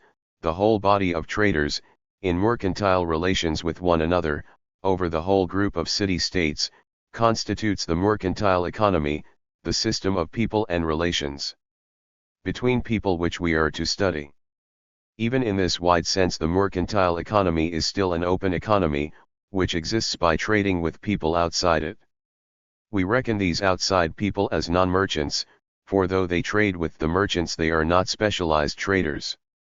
The mercantile economy, at this stage, is thus to be regarded as a system of trading centers, trading with one another but ultimately dependent upon trade with the outside world. Let us begin, in the regular tradition of model builders, with a simple case, perhaps the simplest case. There are 2 outside 5 areas, in one of which corn is scarce but oil is plentiful, while in the other it is the other way round. We need not, for the present, introduce money, for though the trade which we shall be analyzing could be conducted in money terms, it is not necessary that it should be. All that matters is that in the one area oil can be sold at a high price in terms of corn, while in the other corn can be sold at a high price in terms of oil, that is to say, oil has a low price in terms of corn. It does not matter which we use as a standard of value, it is the same story in either. But it will make for clarity if we choose one of them and stick to it. Let us take oil. Then the merchant is making a profit by buying corn at a low price and selling it at a high price, and the trade is unlikely to get started unless, to begin with, it is a handsome profit. Nevertheless, since the corn producers are willing to sell their corn at the price which is paid to them, it would seem that they must be deriving some advantage from the bargain, for unless they derive some advantage from it, why should they enter into it? The price which is offered to them must be greater than their sticking price 5, the price at which they would just refuse to sell. At that price they would get no advantage, at any higher price they must get some advantage. In this sense there must be an advantage to the sellers of corn, and there must be a similar advantage to the buyers of corn for just the same reason. Thus there is a profit to the merchants, and a gain to each of the parties with whom they trade. So long as the trade is voluntary, it must confer an all-round advantage. This is a valid and important principle, much of what follows will depend upon it. Nevertheless it requires qualification which, in the further applications which we shall make of it, I shall try to be careful to make. Already, in our simple corn oil trade, there is a form of the qualification which should not be omitted. It may be that the corn is not purchased by the merchants directly from corn producers, but from lords in the corn country, who have received it as revenue. If that is so, though it remains clear that the trade is to the advantage of these lords, it by no means necessarily follows that it is to the advantage of their subjects. It can be that it is to their disadvantage. It can be that the new way of using his corn revenue, which is presented by the trade, stimulates a ruler to extort a larger corn revenue from his subjects than he had been content with previously. The gain which he gets from the trade is thereby increased, but this extra gain is at the expense of his subjects. 2. This is one way in which the growth of trade may have distributional effects that are not in accordance with the principle of all-round advantage. Let us return to the merchants themselves. They have bought their corn at a low price and sold it at a high price. A substantial profit remains, which we reckon as so much oil, since we are taking oil as our standard of value, but there is, of course, no reason why it should not be taken partly in oil and partly in corn. They may consume this profit directly, or they may use it for further exchanges with other non-merchants, who provide them with other goods for them to consume. But there is another thing they may do with it. We do not have to make any special assumption about capitalist mentality in order to conclude that some of them will use a part of their profit in this other way, that is to say, to expand their trade. 100 units of oil, sold for corn and then resold for oil, have become 120 units.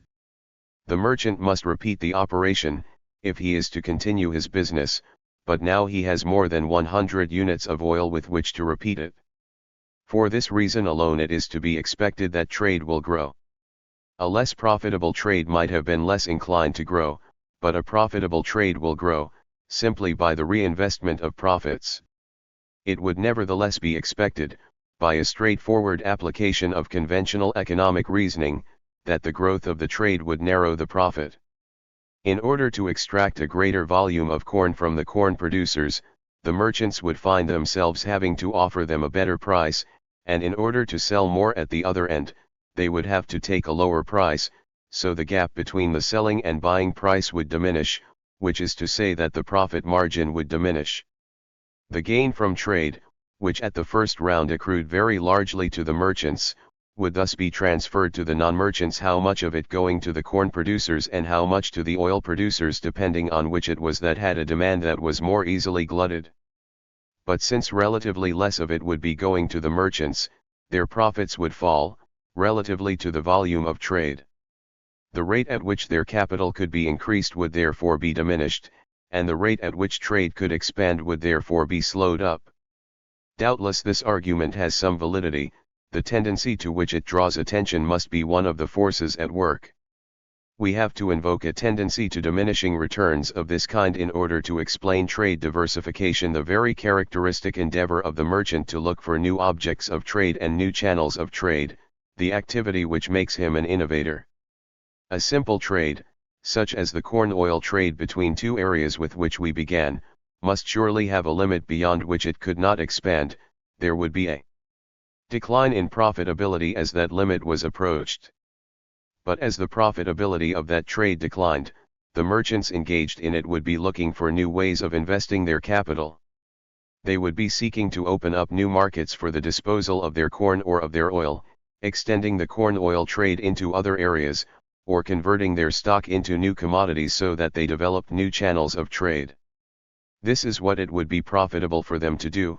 It is what we should expect to find them doing, if ways of doing it could be found. It must, however, be noticed that the opening up of new channels involves new contacts, the making of contracts with new sorts of people, and how are these new contracts to be enforced? The arbitration arrangements, which it is possible for a group of merchants to make among themselves, depend upon their social cohesion. It is therefore not easy to extend them outside the group.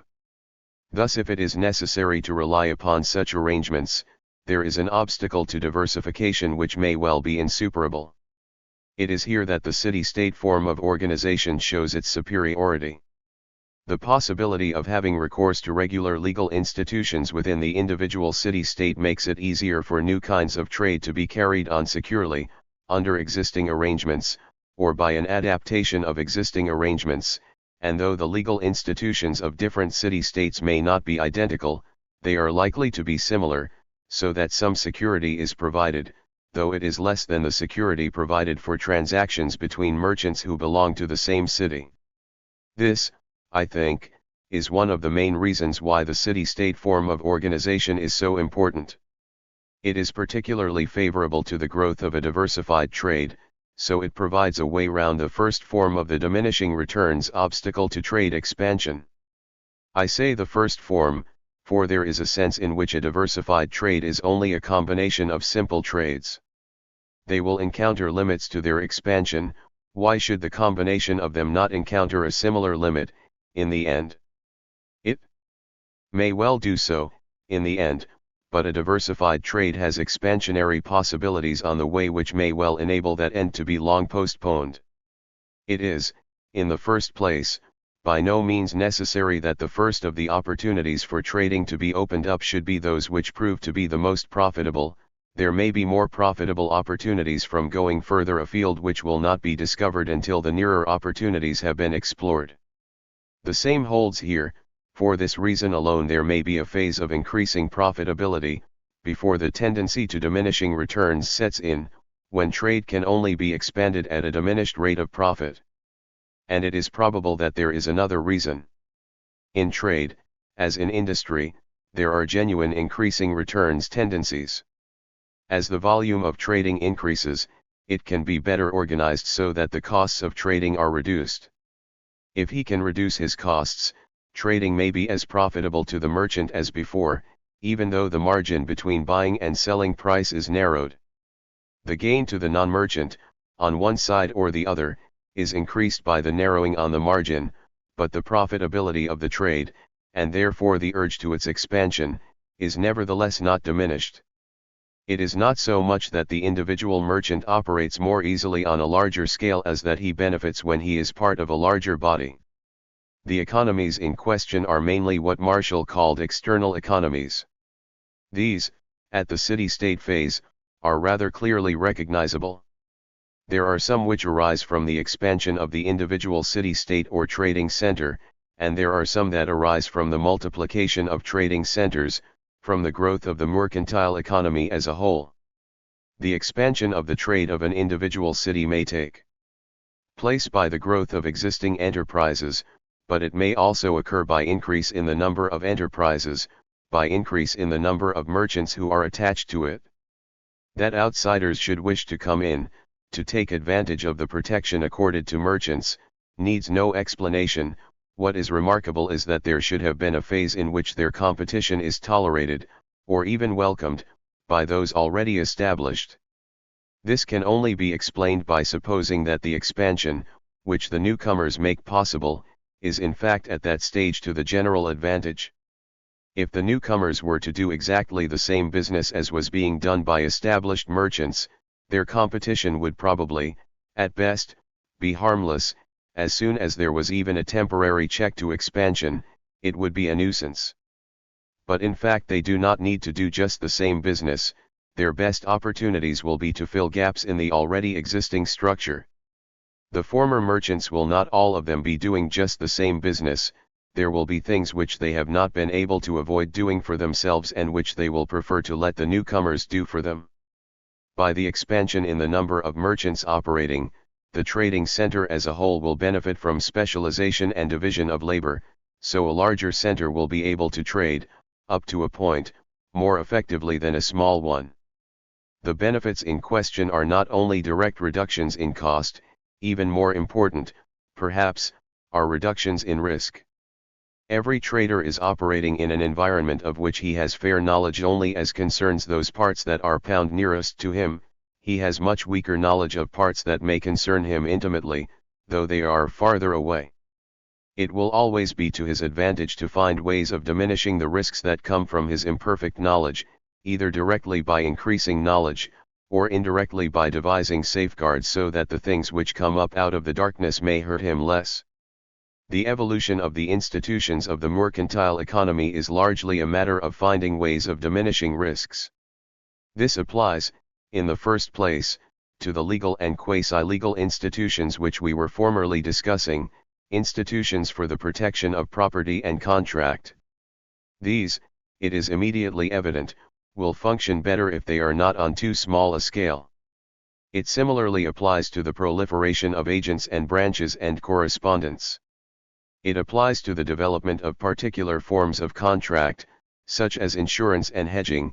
As the scale of the market increases, the opportunities for these will increase so that they become increasingly effective. It will apply, when there is sufficient growth, to arrangements that can only be made by multilateral contract, trading companies, for instance, through which capital and knowledge can be pooled. In the early city-state some of these developments may lie far ahead, but rudimentary forms of them are likely to occur long before much notice is taken of them. It will always be the case that the larger the number of traders who are in contact with one another, the easier it will be to acquire information. Even more important, the easier it will be to shift risks which arise for the single trader out of his own ignorance onto the shoulders of those who in this respect are less ignorant, or who can find it worth their while to become so. Such developments are clearly important within the individual trading center, but they are also important as between trading centers, so that they play a part in the growth of the mercantile economy as a whole, the other kind of expansion which I was distinguishing. The mere fact that one trading center has a different geographical location from another gives it some comparative advantage in the collection of information. By trading between centers these advantages can be utilized and risks on both sides can be reduced. This applies, at any given moment, to trade between existing centers, but it also applies, very strongly, to the formation of new centers colonies. The trading center is dependent upon external trade. The mercantile economy as a whole, as I have repeatedly emphasized, is dependent upon trade with peoples outside it. There is a strong incentive to reduce the risks of that trade, by establishing trading posts upon the foreign territory, which can hold stocks of goods, and can keep a watch upon the needs and inclinations of the customer or supplier. Even great mercantile expansion has been accompanied by some form of colonization. The Phoenicians spread their colonies round the Mediterranean, the Greeks round the Mediterranean and the Black Sea, the medieval Italians spread their colonies, what were economically their colonies, round the north shore of the Mediterranean, from Acre and Rhodes, to Pera and Galata, to Barcelona. The trading states of Western Europe, in the 16th and 17th centuries, spread their colonies all round the world. It is hard to believe that it is not the same story, in some essential respects, in each case. One must, however, make some distinctions. Not all colonies are mercantile, and not all mercantile colonies, even in their origin, are trading posts. There is a connection between mercantile expansion and colonization, but it works in more than one way. From one aspect, colonization is just migration. Simple migration of a part of a community, from one area to another, could occur even under the customary conditions with which we started. It could occur, and has doubtless occurred many times over, in Africa, in Asia, and in the early history of Europe, without being due to trade or giving rise to trade. But there are several ways in which trade facilitates migration. Sites for settlement may be explored by trade activity, means of transport may be supplied by trading vessels, the contact with the home base, which can be preserved by a trading connection, makes the difficult period that is inevitably encountered in the early years of a new settlement easier to get through. Thus the connection between mercantile expansion and colonization may amount to no more than a reduction in the costs of migration. The motive for the migration may remain non-mercantile, being traceable to population pressure or to social pressures of some other sort. Another reason for the connection, it must be recognized, is military. Colonies, like their parents, have to be defended. The sea power which has gone with maritime trade, in all of my examples, makes their defense a possibility. Colonies of settlement are likely to need defense against former inhabitants who have been dispossessed, and also against rival colonizers. Trading post colonies may sometimes be set up by agreement with the natives, but since these are, at any rate initially, outside the mercantile economy, long-term contracts with them cannot easily be made firm. Misunderstandings lead to disputes, and disputes to wars, wars that from the standpoint of the traders appear to be defensive, though they will doubtless look different when seen from the other side. When experience has shown that the establishment of trading posts is likely to have such military consequences, it may become usual to establish them by military expeditions. There will be an element of force in the establishment of trading colonies, as there is in the establishment of colonies of settlement. It is a condition for each that force should be available, in some form or other, to back them up. The fact that force has been used in the establishment of a trading colony does not imply that the colony, after its establishment, is an exception to the principle of all-round advantage. If it is simply used as a base for trade, the trade should be to the advantage of both parties, the merchants themselves and the surrounding peoples with whom they trade. To these peoples the trade offers new opportunities, and these must represent in some sense a gain. They do indeed have to learn to make use of their opportunities. In the process of learning they will make mistakes, mistakes that will be costly, often very costly. But we can recognize the mistakes, and their consequences, without denying that the main trend must be advantageous. It is easy to be sentimental, or romantic, about the beauties of primitive societies, but it remains true that when people are offered a genuine opportunity for economic growth they are generally glad to take it. There are many frictions on the way, but the attention which we must give to the frictions must not blind us to the general trend.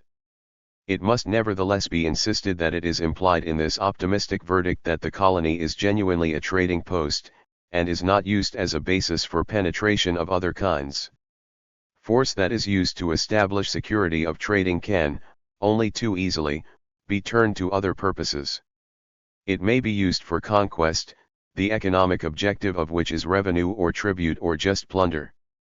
Thus it was the Venetians, a trading people if ever there was one, who sacked and ransacked Constantinople in what was called the Fourth Crusade. And thus it was that the merchants of the British East India Company, finding Bengal at their feet after Clive's victories, turned from trade to rapacious exploitation in those black decades before order was restored by the true establishment of the British Empire in India under Cornwallis. These are evils that belong to the situation. It would be easy to find other examples, ancient and modern. It would further be absurd to pretend that those who are dispossessed by colonies of settlement are likely, even in the very long run, to be benefited. It is indeed not quite inconceivable that they may be, the country may be such that there is room for all, so that the former inhabitants may reap, in the end, by trade with the settlers, at least an economic benefit. But where is the Indian in Massachusetts now? It is the happy ending which is exceptional. There remains a possibility, an extremely important possibility of which we have not yet taken account. I have so far been contrasting the trading colony with the colony of settlement, and it is the fact that there are many cases of colonization that fit, fairly cleanly, into one or other of these two classes. But there remains the case of the colony which is a colony of settlement because it is a trading colony. Settlers may come in, or may be introduced, not simply in order to support themselves as cultivators, but in order that the things which they produce should be objects of trade. The place of settlement has obvious natural resources, the previous inhabitants are too few to exploit those resources, or are refractory to the attempts of the traders to persuade them to produce the tradable goods they might be producing. The answer is to bring labor in from elsewhere. The labor may be brought as a slave labor, or as wage labor, to work on plantations, but there is also the possibility that the immigrants come in as free farmers, attracted by the possibility of selling a part of their produce. These are penetrations by the market into primary production, and that is a matter the general consideration of which I shall defer, for it belongs, in my scheme, to a later stage than that which I am considering in this chapter. One, it deserved mention here, for its beginnings are early. Even a pure trading post needed food, the simplest way of providing it would be to bring farmers in to produce it on the spot.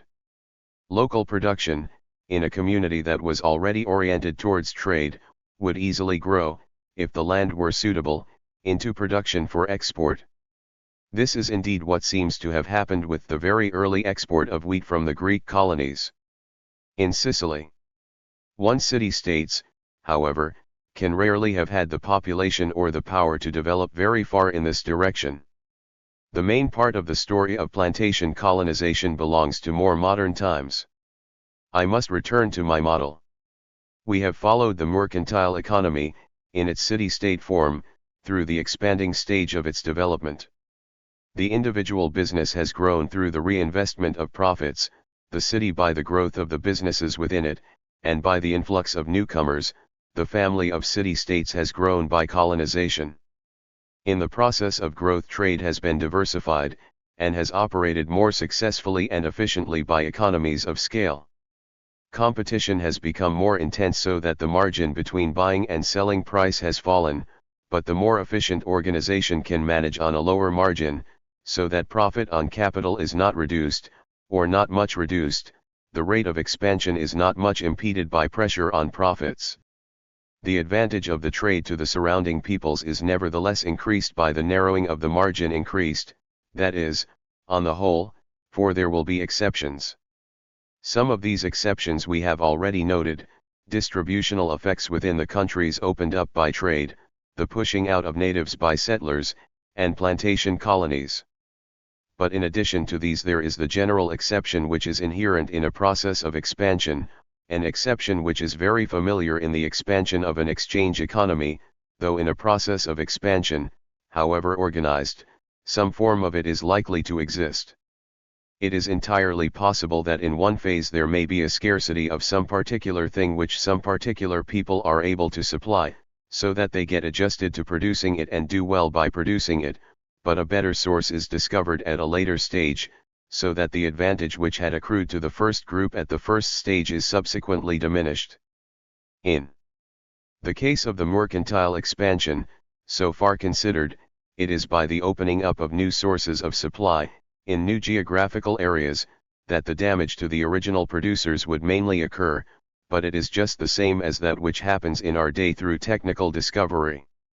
It is still the case that the discovery of new oil fields is a threat to old high-cost producers, but now we have synthetic rubber similarly threatening natural rubber. The technical innovations of our day have aggravated the problems of depressed groups and depressed areas, but there is no reason why they should not have appeared, long ago, in consequence of a trade expansion which was purely geographical. One, it may be said that the losses, and wastes, which result from the opening up of sources of supply that in the end are not wanted, are consequences of imperfect foresight. That is true, but it is not helpful, for the expansion itself is a matter of imperfect foresight, it is a process of finding out, and finding out implies mistakes. It is more to the point to emphasize that in all such shifts there are gains as well as losses. The gains and losses accrue to different people, so that we cannot easily set one against the other, yet there is a sense, which is recognizable when we look at the matter from a distance but much less so when we are close up against it, in which the gains must be dominant. This is again, though on a larger scale, a distributional matter, the advantage on the whole to the surrounding people still remains. We should be careful to notice in just what it is that the advantage mainly consists. Gains and losses that result from price changes would be measurable easily enough by our regular index number technique, if we had the facts, but the gains which result from the availability of new commodities, which were previously not available at all, would be inclined to slip through. There can be little doubt that the main advantage which will accrue to those with whom our merchants are trading is a gain of precisely this kind. The extension of trade does not primarily imply more goods, its main function is not to increase the quantity of goods produced, but to reshuffle them so that they are made more useful. The variety of goods available is increased, with all the widening of life that entails. This is a gain which quantitative economic history, which works with index numbers of real income, is ill-fitted to measure, or even to describe. All of these issues come into sight while we are considering the expansion of the mercantile economy, even if we are only considering that in its first form, when it is embodied in a system of city-states. We have seen what the forces making for expansion are, but we have discovered, in the process of elucidating them, that there is a tendency to diminishing returns on the other side. It is only by constant improvements in organization that the tendency of the profit rate to fall can be offset. If the merchants fail to find new economies, so that they can trade more efficiently in existing markets, and if they fail to find new markets, they will find prices moving against them, or rather they will be in a position in which prices would move against them, if they attempted to expand the volume of trade. It is tempting to suppose that there must be a phase in which the one force is dominant, which must be followed by a phase in which the other is dominant, a phase of expansion followed by a phase of stagnation, but that does not need to happen. It may be so, but it may also happen that after a pause new opportunities are discovered, so that expansion is resumed. We must always be on our guard against too easy an identification of logical process with temporal sequence. It is nevertheless inevitable that there will be pauses, and there may be stagnation. And here it must be emphasized that a cessation of expansion does not mean that the mercantile economy settles into an equilibrium, the stationary competitive equilibrium beloved of theoretical economists. Each of the centers, at the time when the blockage comes, is still trying to expand its trade, but the competition of the others, which had formerly been tolerated, is now a danger. There had always been squabbles between the centers. There must have been, since though their legal systems may be similar, they do not have a common legal system. But it is at this point, when the growth of their trade begins to be constricted, that the formidable struggles between them are likely to break out. Such, we may reasonably suppose, was the long war between Venice and Genoa, that lasted for nearly 40 years around 1400, and it is hard to avoid the suspicion that the Peloponnesian War, which began as a struggle between Athens and Corinth, is another example. The alternative is to behave as modern industrial giants behave when they find themselves similarly placed. Intermercantile warfare is destructive of profits, like cutthroat competition. Why not seek a way out, by what after all is the normal mercantile method? Why not come to an agreement, tacit or explicit, to divide the market to keep out of each other's way? It will be easy to slip into such arrangements in restraint of competition, for they will not have been unknown, they will have had a part to play even in the expansionary stage. I have emphasized the need, not least in that stage, to find ways of diminishing risks. If the merchant can achieve a greater security in one part of his trade, he may be enabled to take greater risks, to be more enterprising, in other parts.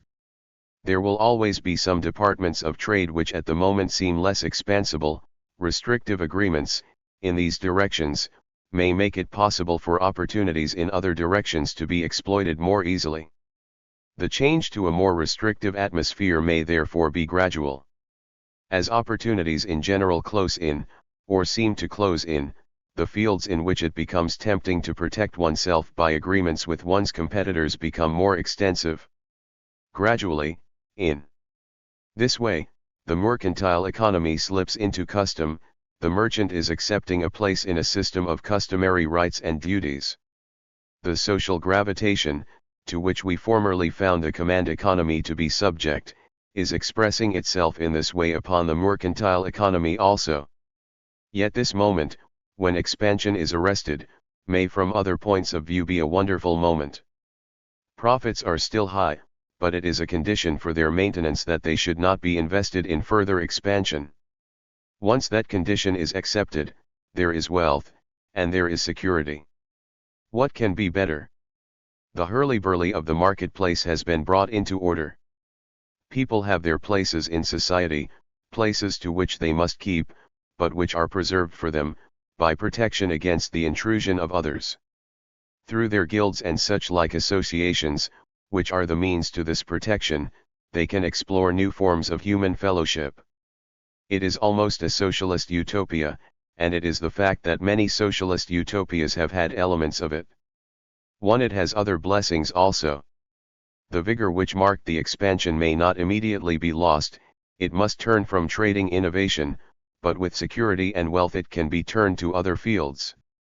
The expansion of trade had been an intellectual stimulus, too, but when the point comes that it no longer absorbs the same energy, art can be pursued for art's sake, and learning for the sake of learning. It was at the end of her period of commercial expansion that Athens became the mother of arts. It was after their commercial expansion was completed that Florence and Venice became the homes of the High Renaissance. These are the fruits for which we remember them, but autumn is the season when fruit comes. These city-states were built upon commerce. When their commercial vigor was departed they were in danger. Every economy is subject to changes and chances. When the ability to expand is lost, the ability to recover from disasters may go too. This is one of the reasons why a mercantile economy may go into a decline. V. Money, law, and credit. It is possible that a city-state, or city-state system, may have a long decline. Thus it was, I suppose, with the Hansa, and thus it was with Venice, which in the 18th century, when strength was departed, became no more than the city of Canaletto and Casanova. Where, east of fleets, the Adriatic main. Wafts the smooth eunuch and enamoured swain one. After that, when the end comes, it is only a ghost that dies. That is one thing that may happen, but there is another which is more important. Even while the city-state system has some life left in it, it may be brought to an end in a more violent manner. This could occur for external reasons, which from our point of view are mere chance, but there is also a reason which we should not reckon as chance, for it fits in. It is a consequence of the process I have been describing. We have seen that the growth of the mercantile economy increases the wealth of those with whom it trades. By increasing their wealth, it increases their power. They may simply be made stronger by the sale of arms to them. City-states, in competition with one another, will have no compunction about that, and there are less direct ways in which they are likely to learn devices and techniques which strengthen them. Much time may elapse before the strengthening is dangerous, for the first effect of the greater strengthening of the neighboring monarchs may well be that they fight among themselves. Rebellions kept the Persians quiet. The Italian Renaissance was protected by the 100 Years' War between France and England. But when the time comes for a military monarch, fortified by the reflection of the expansion of the mercantile economy, to have overcome his local enemies, the defense of the trading states, which had in the past been sufficient, is likely to fail. That is how it seems to work out in the cases I have taken as my principal examples. The Greeks become subjects of Macedonian monarchs. The Italian republics fall a prey to France and Spain. That could be the end, and it may well be that in other cases it has indeed been the end. If the invaders have learned no more than better armaments, they will merely destroy the whole system. Mercantile economy and semi-mercantilized fringe alike will relapse into barbarism. The process which we have been analyzing will be finished. It may begin again after an interval, but if so it will have to begin all over again. This, however, is not inevitable. There may be a continuation. There will be, if the invaders are already sufficiently mercantilized for them to wish to retain some part of the mercantile institutions. They have been deriving an advantage from having merchants among their neighbors. If they recognize this advantage, they will desire that the association should continue. The king will prefer to have merchants among his subjects, even if they are not his servants, like the servants whom in the old days he had sent forth to trade. If he has reached this point at the time when he takes over, he will absorb the trading centers, but he will not destroy them. This condition under which trading centers survive, under the protection, the somewhat fitful protection of a state that is no more than semi-mercantilized, has been a standard form of economic organization over a great part of recorded history. I shall reckon it, in my theoretical structure, as a second phase of mercantile development, the city-state system being the first. It will appear, when our structure is completed, as a middle phase, which will deserve that name, though it is represented in the record by conditions which start before, and continue after, what are commonly called the Middle Ages. The passage from first phase to middle phase, and from middle phase to the modern which we shall subsequently identify, is sufficiently recognizable, and sufficiently general, for a classification of this sort to be useful as a framework. It was characteristic of the first phase that mercantile communities were being built up in an environment which was substantially non-mercantile. The line between the mercantile economy and its environment was rather sharp. In the middle phase, on the contrary, that barrier is largely down, so the formerly non-mercantile environment is open, in a variety of ways, to penetration by the market. The story of the middle phase, as such, is the story of that penetration. I shall be considering it, in this chapter and in the three which follow, under a number of heads. The penetration is of many different kinds, so a division by topic is clearly necessary. It must nevertheless be admitted that it has its inconveniences. It was possible, while we were considering the pure theory of commercial development, to concentrate upon elements that are common to different expansions. Thus I could run my leading examples, the Greek expansion and the medieval Italian expansion, in double harness. In the phase to which we have now come, that will hardly work. There are middle phase characteristics to be detected in the sequel to the Greek expansion, and in the sequel to the Renaissance, but a comparative study of these sequels, considered in general, would not get us very far. There are penetrations in each case, but some of the penetrations, in each case, are more successful than others. If we consider it generally, the middle phase which followed upon the Greek expansion must be held to have petered out, to have been followed, in Western Europe, by absolute decline, and even in the East by arrested development. It was this which made room for the fresh start. Nevertheless, as we shall see, there are particular topics on which there is more continuity, so when we are looking at them, it will be the same middle phase that seems to run throughout. This is difficult, but by taking topics separately it will be made easier. The first of the topics which I shall take, the first of the kinds of penetration which I shall examine, is the use of money. The mercantile economy itself, almost from the start, perhaps from the very start, has been money using. I did not emphasize that aspect in my first description of it, since I wanted to go, in the usual economist's manner, behind the veil of money. It was nevertheless a serious omission, which must be remedied before going further. Money, for the greater part of recorded history, has meant coinage, pieces of metal with the image and superscription of some ruler stamped upon them. Money has thus appeared to be a creation of the state, and it is unquestionably a fact that throughout all those ages the relation between the state system and the money system has been very close. It is nevertheless quite clear that money did not begin as a state creation. There was money before there was coinage. In its origin, money was a creation of the mercantile economy, though it was the first of the creations of the mercantile economy which governments learned to take over. Point 2.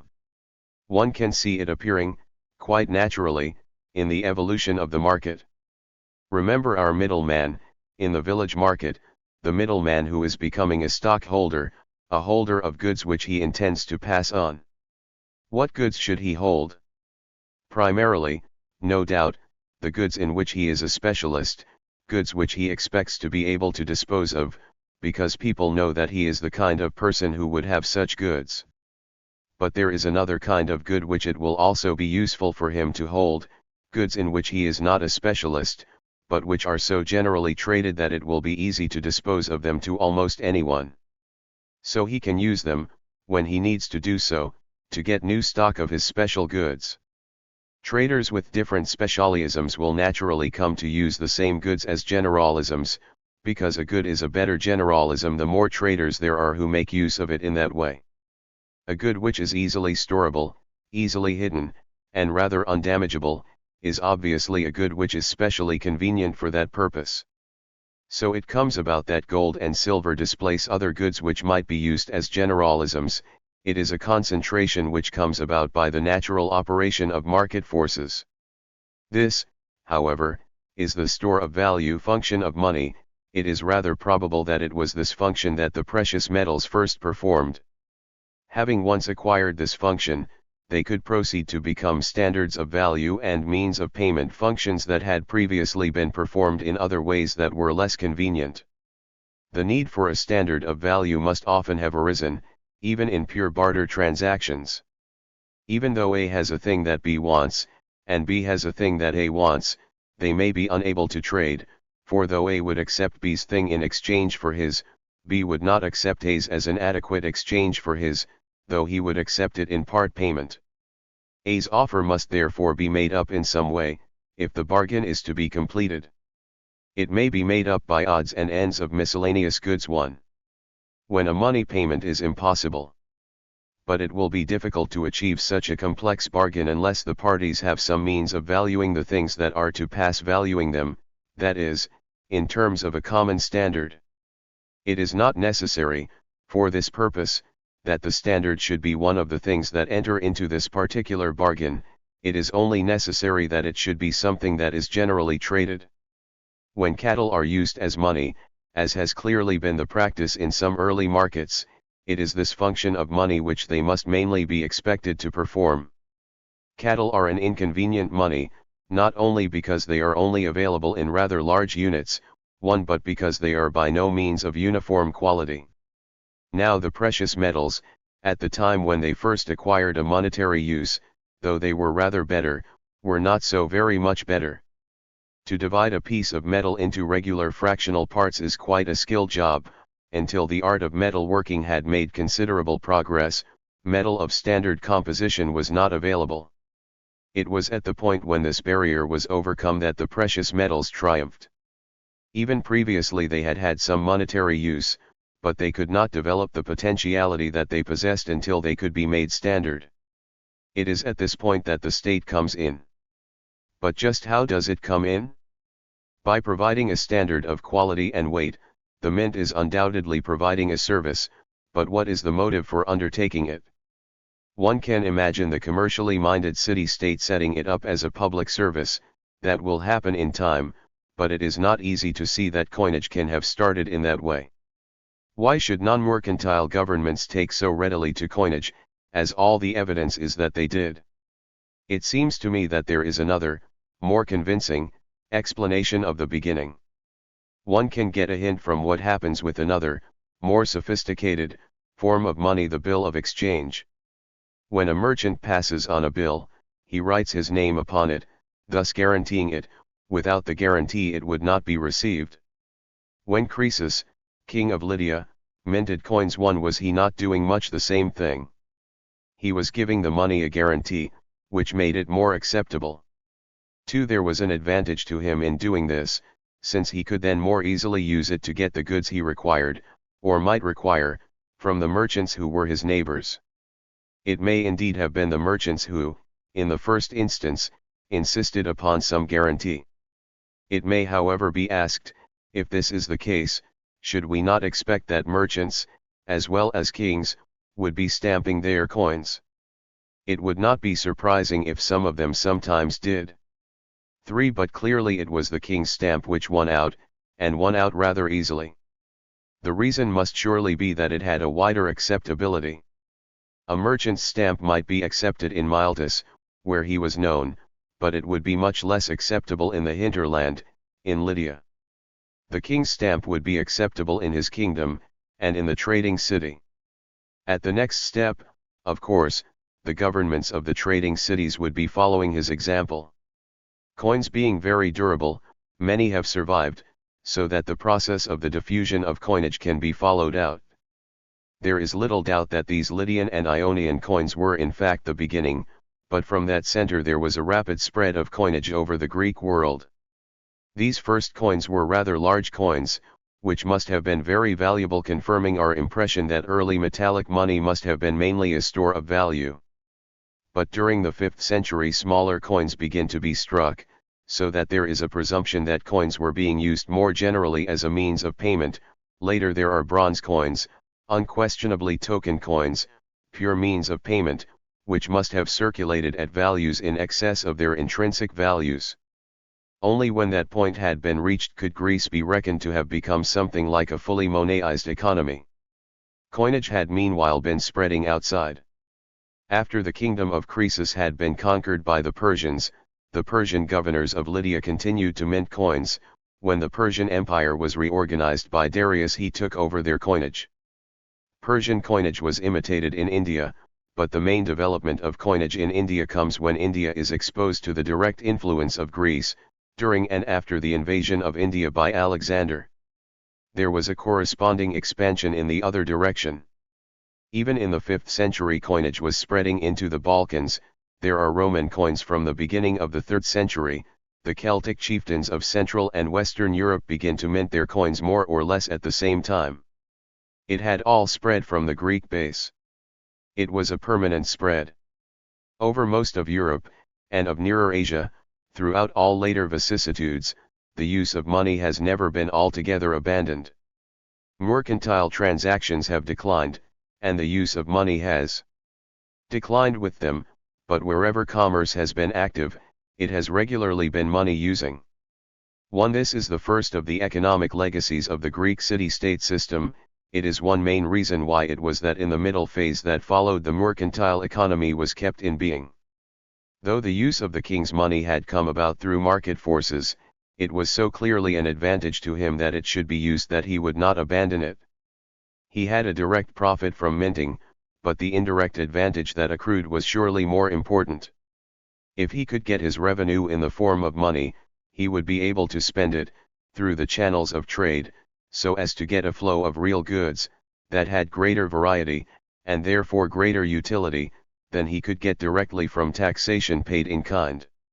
He would then become dependent upon trading with those who were his political subjects. He could not abandon the mercantile economy altogether. The second of the economic legacies is in the legal field. I have explained that the legal institutions of the non-mercantile economy, which are on the whole the institutions that a conqueror might be expected to bring with him, are by no means suitable to the needs of the merchant. If the merchant is obliged to make use of such unsuitable institutions, his development will be hampered, as we have seen that it was hampered, to a considerable extent, in traditional China and perhaps Japan.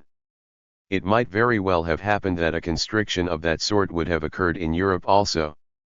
Even though the king had been willing to make use of the merchants, he would not have understood their wants. They would have been driven back, in the way I previously explained, to make their own arrangements. They would therefore have been deprived of the advantage of making use of a regular legal system, being shut up within the confines of such arrangements as they could make for themselves. This did not happen, or on the whole did not happen. The danger was avoided because of what, within the framework of ideas that I am presenting, can only be regarded as a fortunate accident. After Greece came Rome. The trading centers of the ancient Mediterranean were indeed absorbed into an empire, but the empire which finally absorbed them, and which retained its dominion for several centuries, was not an empire that was made by a military despot. It was an empire that was made by a city-state, not a mercantile city-state, but a city-state all the same. In its origin, the Roman Republic was a command-customary economy, but the Romans had early shown an exceptional skill in resolving the opposition between command and custom.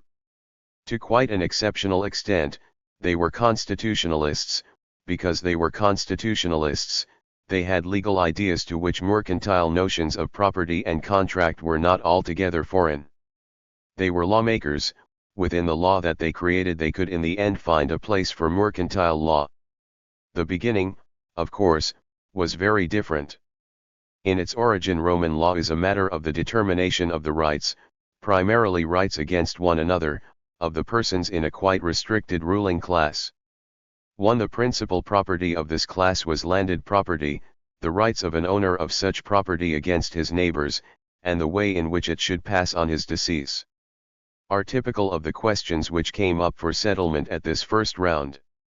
Only with the expansion of the Roman state and particularly after that extraordinary revolution when, in the course of a single lifetime, Rome was transmuted from a central Italian republic into the mistress of the Mediterranean world did it become necessary to give these legal conceptions a wider coverage. A sharp line was still drawn between insiders and outsiders. Outsiders were allowed to keep their own laws for their own purposes, but an accommodation between their arrangements and those of the Romans had to be found. It might well have been that whenever there was a clash, the masters would just have used their superior strength, and for a while, immediately after the conquest, that is largely what happened.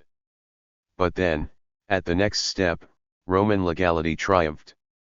Gradually the conquered were given Roman citizenship, and even before that, the rights which the Romans had established against one another were extended into rights that operated in dealings with outsiders also.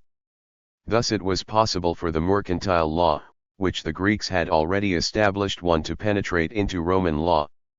Many of the Romans themselves, at this point, were becoming merchants, they had a need for it, and were ready to receive it. There is a close relation between this legal development and the monetary development that I was formerly describing. For one of the most striking things about Roman law, in its classical period, is its extreme dependence upon valuations in terms of money and upon money payments. Disputes are settled by money payments, wrongs are righted by money compensation. If we reckon this money penetration as a form of mercantilization, the classical Roman law is mercantilized to an extent which goes far beyond the content of its mercantile law in the strict sense. Money and law are in fact the two great economic legacies of the ancient world. They are gains that have lasted. Though the Roman Empire fell, and there was a relapse into a command-customary economy of a much cruder sort, these things lived on, diminished but surviving. The money economy contracted, but did not wholly disappear. The Roman law books remained, neglected but discoverable. Thus when the countries that had been Roman passed into a new city-state phase, that of the medieval republics which I have hitherto been using as a parallel, their story does not just repeat, for they had these advantages. There was part of the work that was needed that did not have to be done again. They began by being monasing, they did not have to find that out for themselves. When they came to need a mercantile law, they did not have to make that for themselves. Roman law, with the prestige of the remembered empire behind it, was still available. There was much that remained to be done, but they did not have to start from scratch. And so it was that when they came to pass into their middle phase, when they fell under the dominion of the great powers, they did not simply bring with them the monetary system, and the legal system, which they had inherited from their predecessors. Each had undergone at their hands a further evolution. They had a mercantile law, which had grown out of Roman law, yet was by now much more explicitly a law merchant than it had been in the days of the Romans. Nevertheless it was reckoned as Roman law, its history gave it authority. It had many vicissitudes yet to face. It had to learn to live with new kinds of constitutionalism, such as that which English law had distilled from feudalism, by a process of give and take which is one of the most confusing expressions. Of the English genius. 1. Even into English law it succeeded, to some extent, in penetrating. 2. Over most of the rest of Western Europe the Roman law of the merchant still rules supreme. To that part of the story I can only allude, merely indicating where it fits in. The development upon the other side must be given closer attention. For what happened at the Renaissance was much more than just an increase in the use of money. Money was changing its character, beginning to link up with credit and with finance. The Renaissance was a key time for financial development, but it is remarkable that this should have been so, since Renaissance financiers were confronted with an obstacle to which their Greek and Roman predecessors had not been exposed, or much less exposed. In spite of the famous remark of Aristotle about the barrenness of money, the Greeks and Romans had no compunction about the taking of interest, but to Christians the taking of interest was usury, and usury was sin. 3. The theological origins of the usury doctrine need not concern us, for it is simply the reflection of an attitude which is very understandable in mundane terms. It is just another example of the clash, which we have so often encountered, between the viewpoints of the merchant and of the non-merchant. It was the viewpoint of the non-merchant which was crystallized, as it is perfectly intelligible that it should have been, in the official doctrine of the Church. To the merchant, in any age, financial dealings are a natural extension of trade dealings. He finds himself passing, almost imperceptibly, from one to the other. Even before the invention of money, goods that were owned by one person must often have been entrusted to another, for him to trade with them on behalf of the owner. It will be remembered that we were unable to complete our picture of quite early trading without the introduction of such agency arrangements. One after the invention of money, it will often be more convenient to replace such physical entrustings by a money loan. Why not? To the non-merchant there is a reason why not. True enough that when a loan contract is made, it is like any other bargain, such as one of simple exchange. It will not be made, or will not be made voluntarily, unless it seems to each party that he has an advantage to be gained from making it. But after the loan is made, and before it is repaid, all that is left to be carried out is the one-sided payment by the debtor. And this is the point at which disputes arise, a point at which the debtor is likely to feel himself to be the aggrieved party. He is a debt slave, he is being made to pay a tax to someone who has no right to exact taxes from him.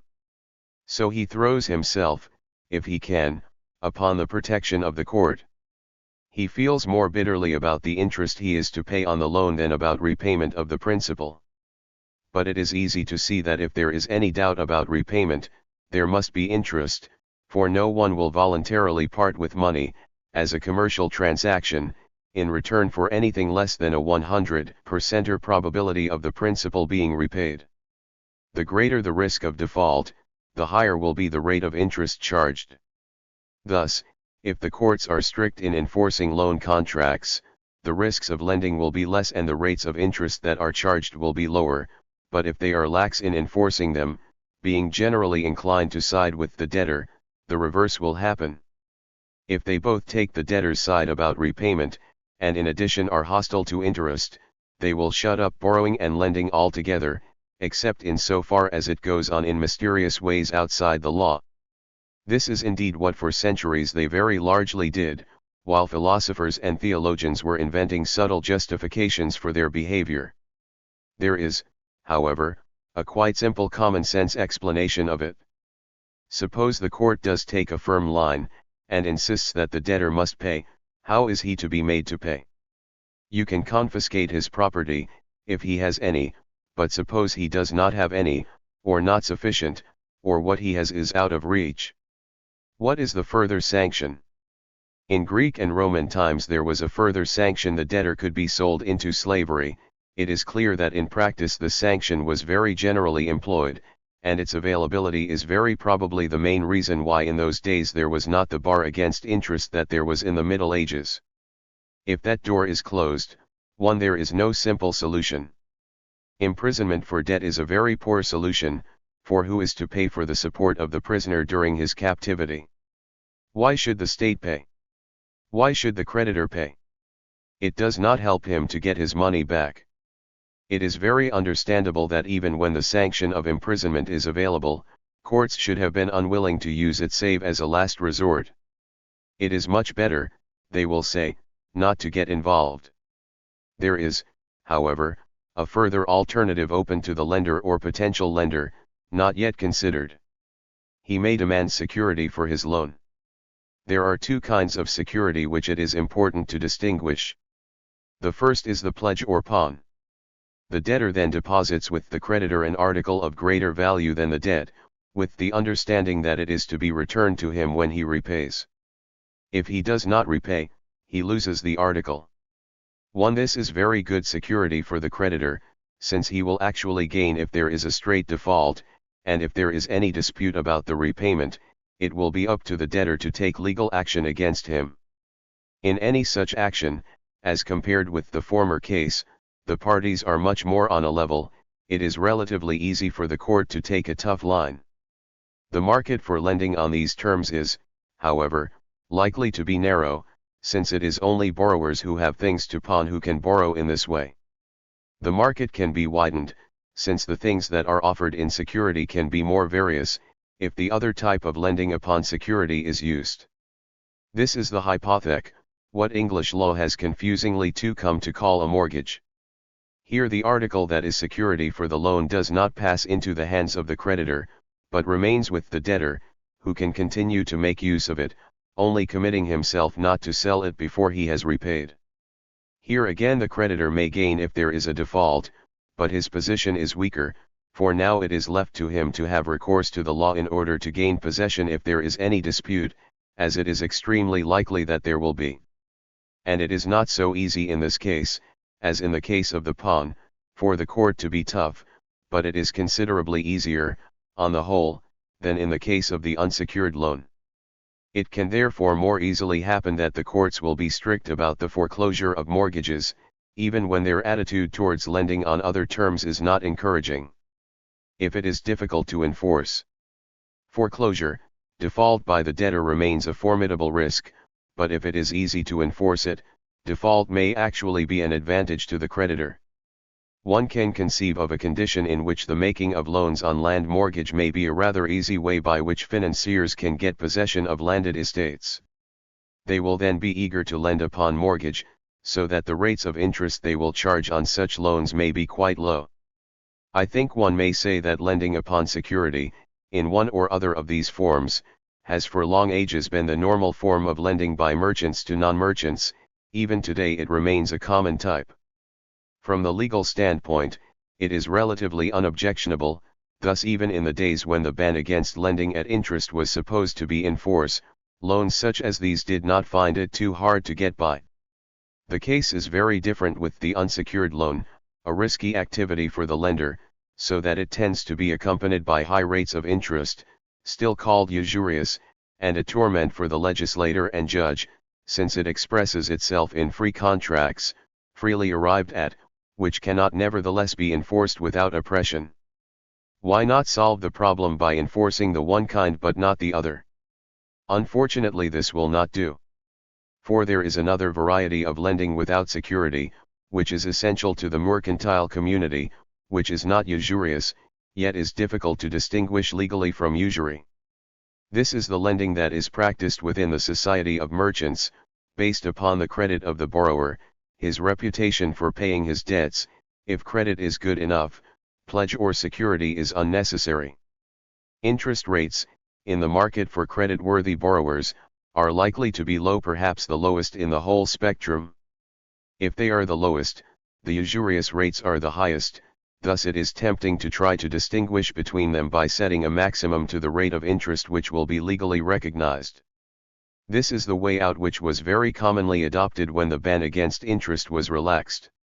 It is nevertheless a crude device, for differential risk is not the only determinant of interest, there are others also. Even the market for credit-worthy borrowing will not work smoothly if interest is subject to a legal maximum at a low level such as the traditional 5%. For the development of the mercantile economy, it is the inside market, the market for credit-worthy borrowers, which particularly matters. At the time when the medieval expansion began, Courts of law were not in a frame of mind to give that market much help. So it was driven back on its own resources. It had to find its own ways, not depending too much on legal decisions, of bearing financial risks. The variety of the devices which have in the end been discovered to do this is immense. They are the basis of the vast, and vastly differentiated, financial system of modern times. It happened, of course, in time that the legal system caught up with them and enveloped them, so that now it is through legal forms that they are operated, and in legally established institutions that they are embodied. Now, like money itself, they have in a sense become part of the state system, but, like money, they did not begin in that way. They began as an autonomous market development, outside the law. We might even say that they were a substitute for law. The basic need, on which the whole of this financial development is based, is the need for widening the circle of creditworthy borrowers. Any successful merchant is likely to have a few other merchants, whose business he knows, from long experience of dealing with them, so he will be willing to lend to them to give credit to them for such sums as he can afford. But this is not enough. The need for credit, in an active mercantile economy, extends far beyond such narrow circles. How is direct knowledge to be extended? By making use of indirect knowledge. There are two main ways. The first is surety or guarantee. The circle can be widened if those who are trusted by the prime lender stand guarantee for those with whom he has less direct contact, but they have closer contact. A sufficient example of this method is the acceptance of a bill of exchange. The acceptor, in effect, is selling his confidence. If a price can be found at which he is willing to sell and the other to buy, the market is widened. This, it will be noticed, is a method that can easily grow up bit by bit. It involves no necessary specialization, nor would it be particularly troubled by the bar against interest. So it is naturally the method from which financial development starts. A more powerful method is the development of financial intermediaries. Here the loan is made to the intermediary in order that he should relend to those whom he trusts. When a business has become specialized in such financial intermediation, it is already, in the broadest sense, a bank. Banking, however, depends upon interest, rather explicit interest, in a way that the guarantee method does not. It is by borrowing at a low rate of interest that the bank makes its profits. Thus the appearance of banking, as a regular activity, is an indication that the bar against interest, at least in appropriate fields, is breaking down. This began to happen, it should perhaps be emphasized, long before the Reformation, one insofar as the Protestant ethic had anything to do with it. It was practice that made the ethic, not the other way round. Neither of these methods would in fact be as powerful as they have proved to be, if it were not for the possibility of spreading risks, the so-called law of large numbers which is the basis of insurance. We know that the medieval Italians were acquainted with insurance contracts. Maritime insurance, insurance against the loss of a cargo in transit, was already possible in the 14th century.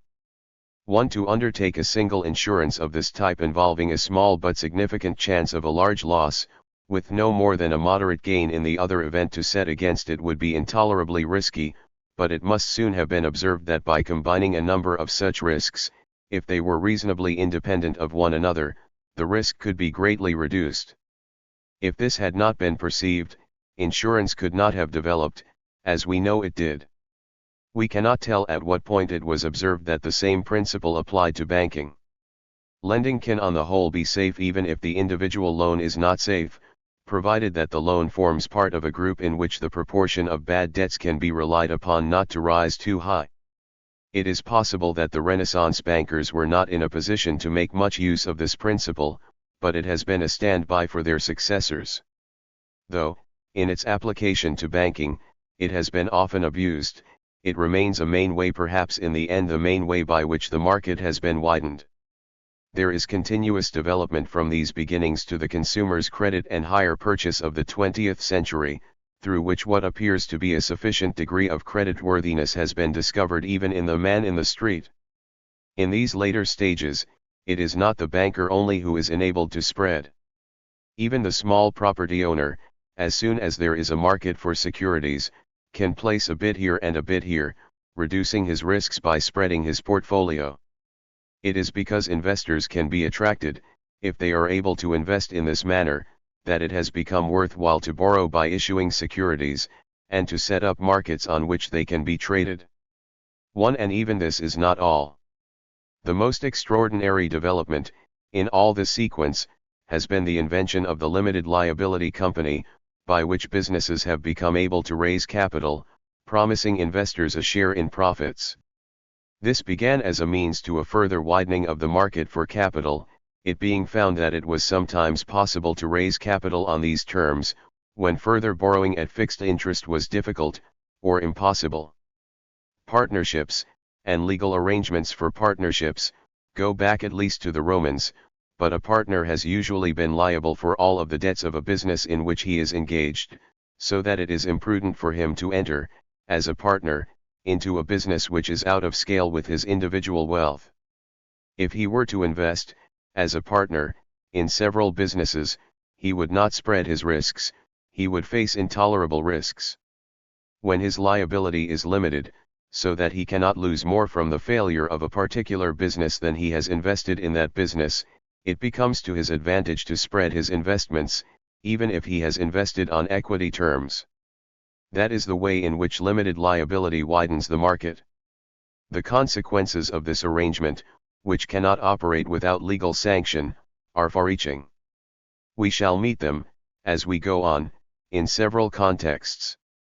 2. They are near to the heart of the transformation which has brought the middle phase of mercantile development to an end, and has ushered in its modern phase. 6. The finances of the sovereign. I turn, in this chapter, to another aspect of the penetration by the market of its formerly non-mercantile environment, the effects of the monetary and financial developments, which I have been outlining, upon the state itself. If there is one thing about kings, if there is one general thing about them which we seem to learn from the history books, it is that more often than not they were hard up. Of course it is only since they began to use money that they have been short of money, but since that time this does seem to have been their general condition.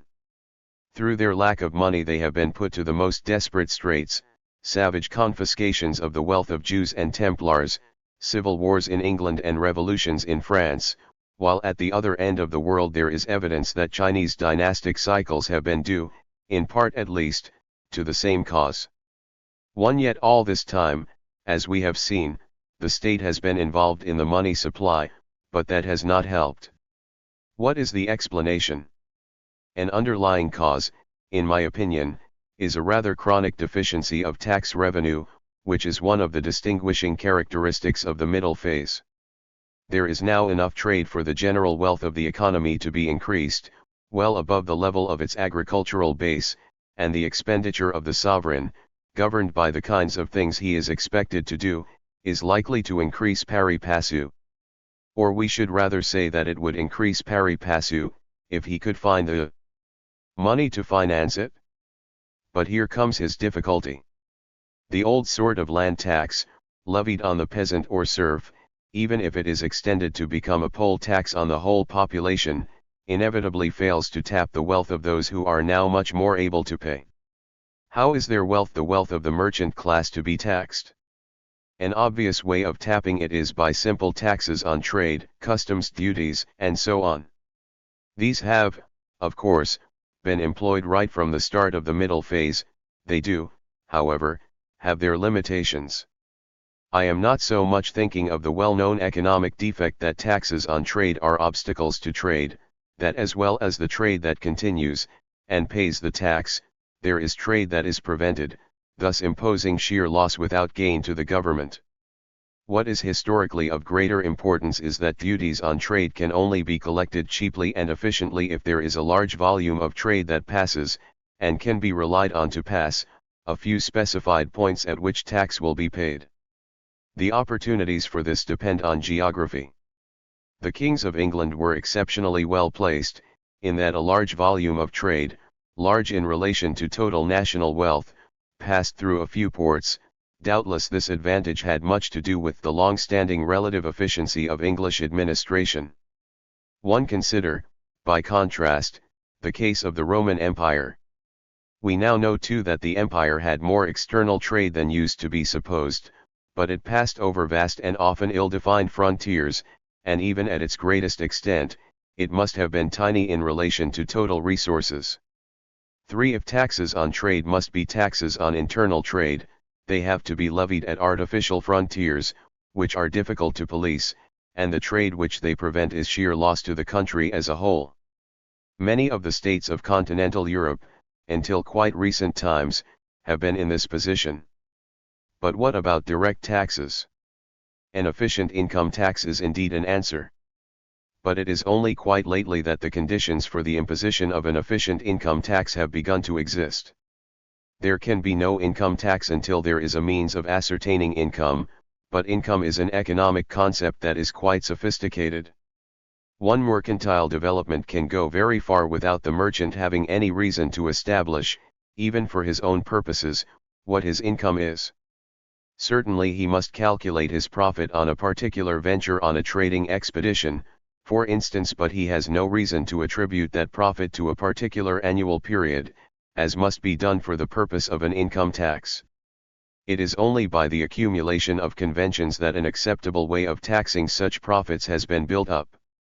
Thus, it was hardly possible for income tax to get off the ground at all until there was a fairly large body of wealthy persons with incomes that were easy to assess, landlords living on contractual rents, officials living on contractual salaries, and so on. These, in the case of early income taxes, are the chief income taxpayers, while the profits of trade still largely escape. What makes the difference? This is one of the ways in which it makes such a difference is the institution of the limited liability company. If the liability of shareholders is limited, something must be done for the protection of creditors.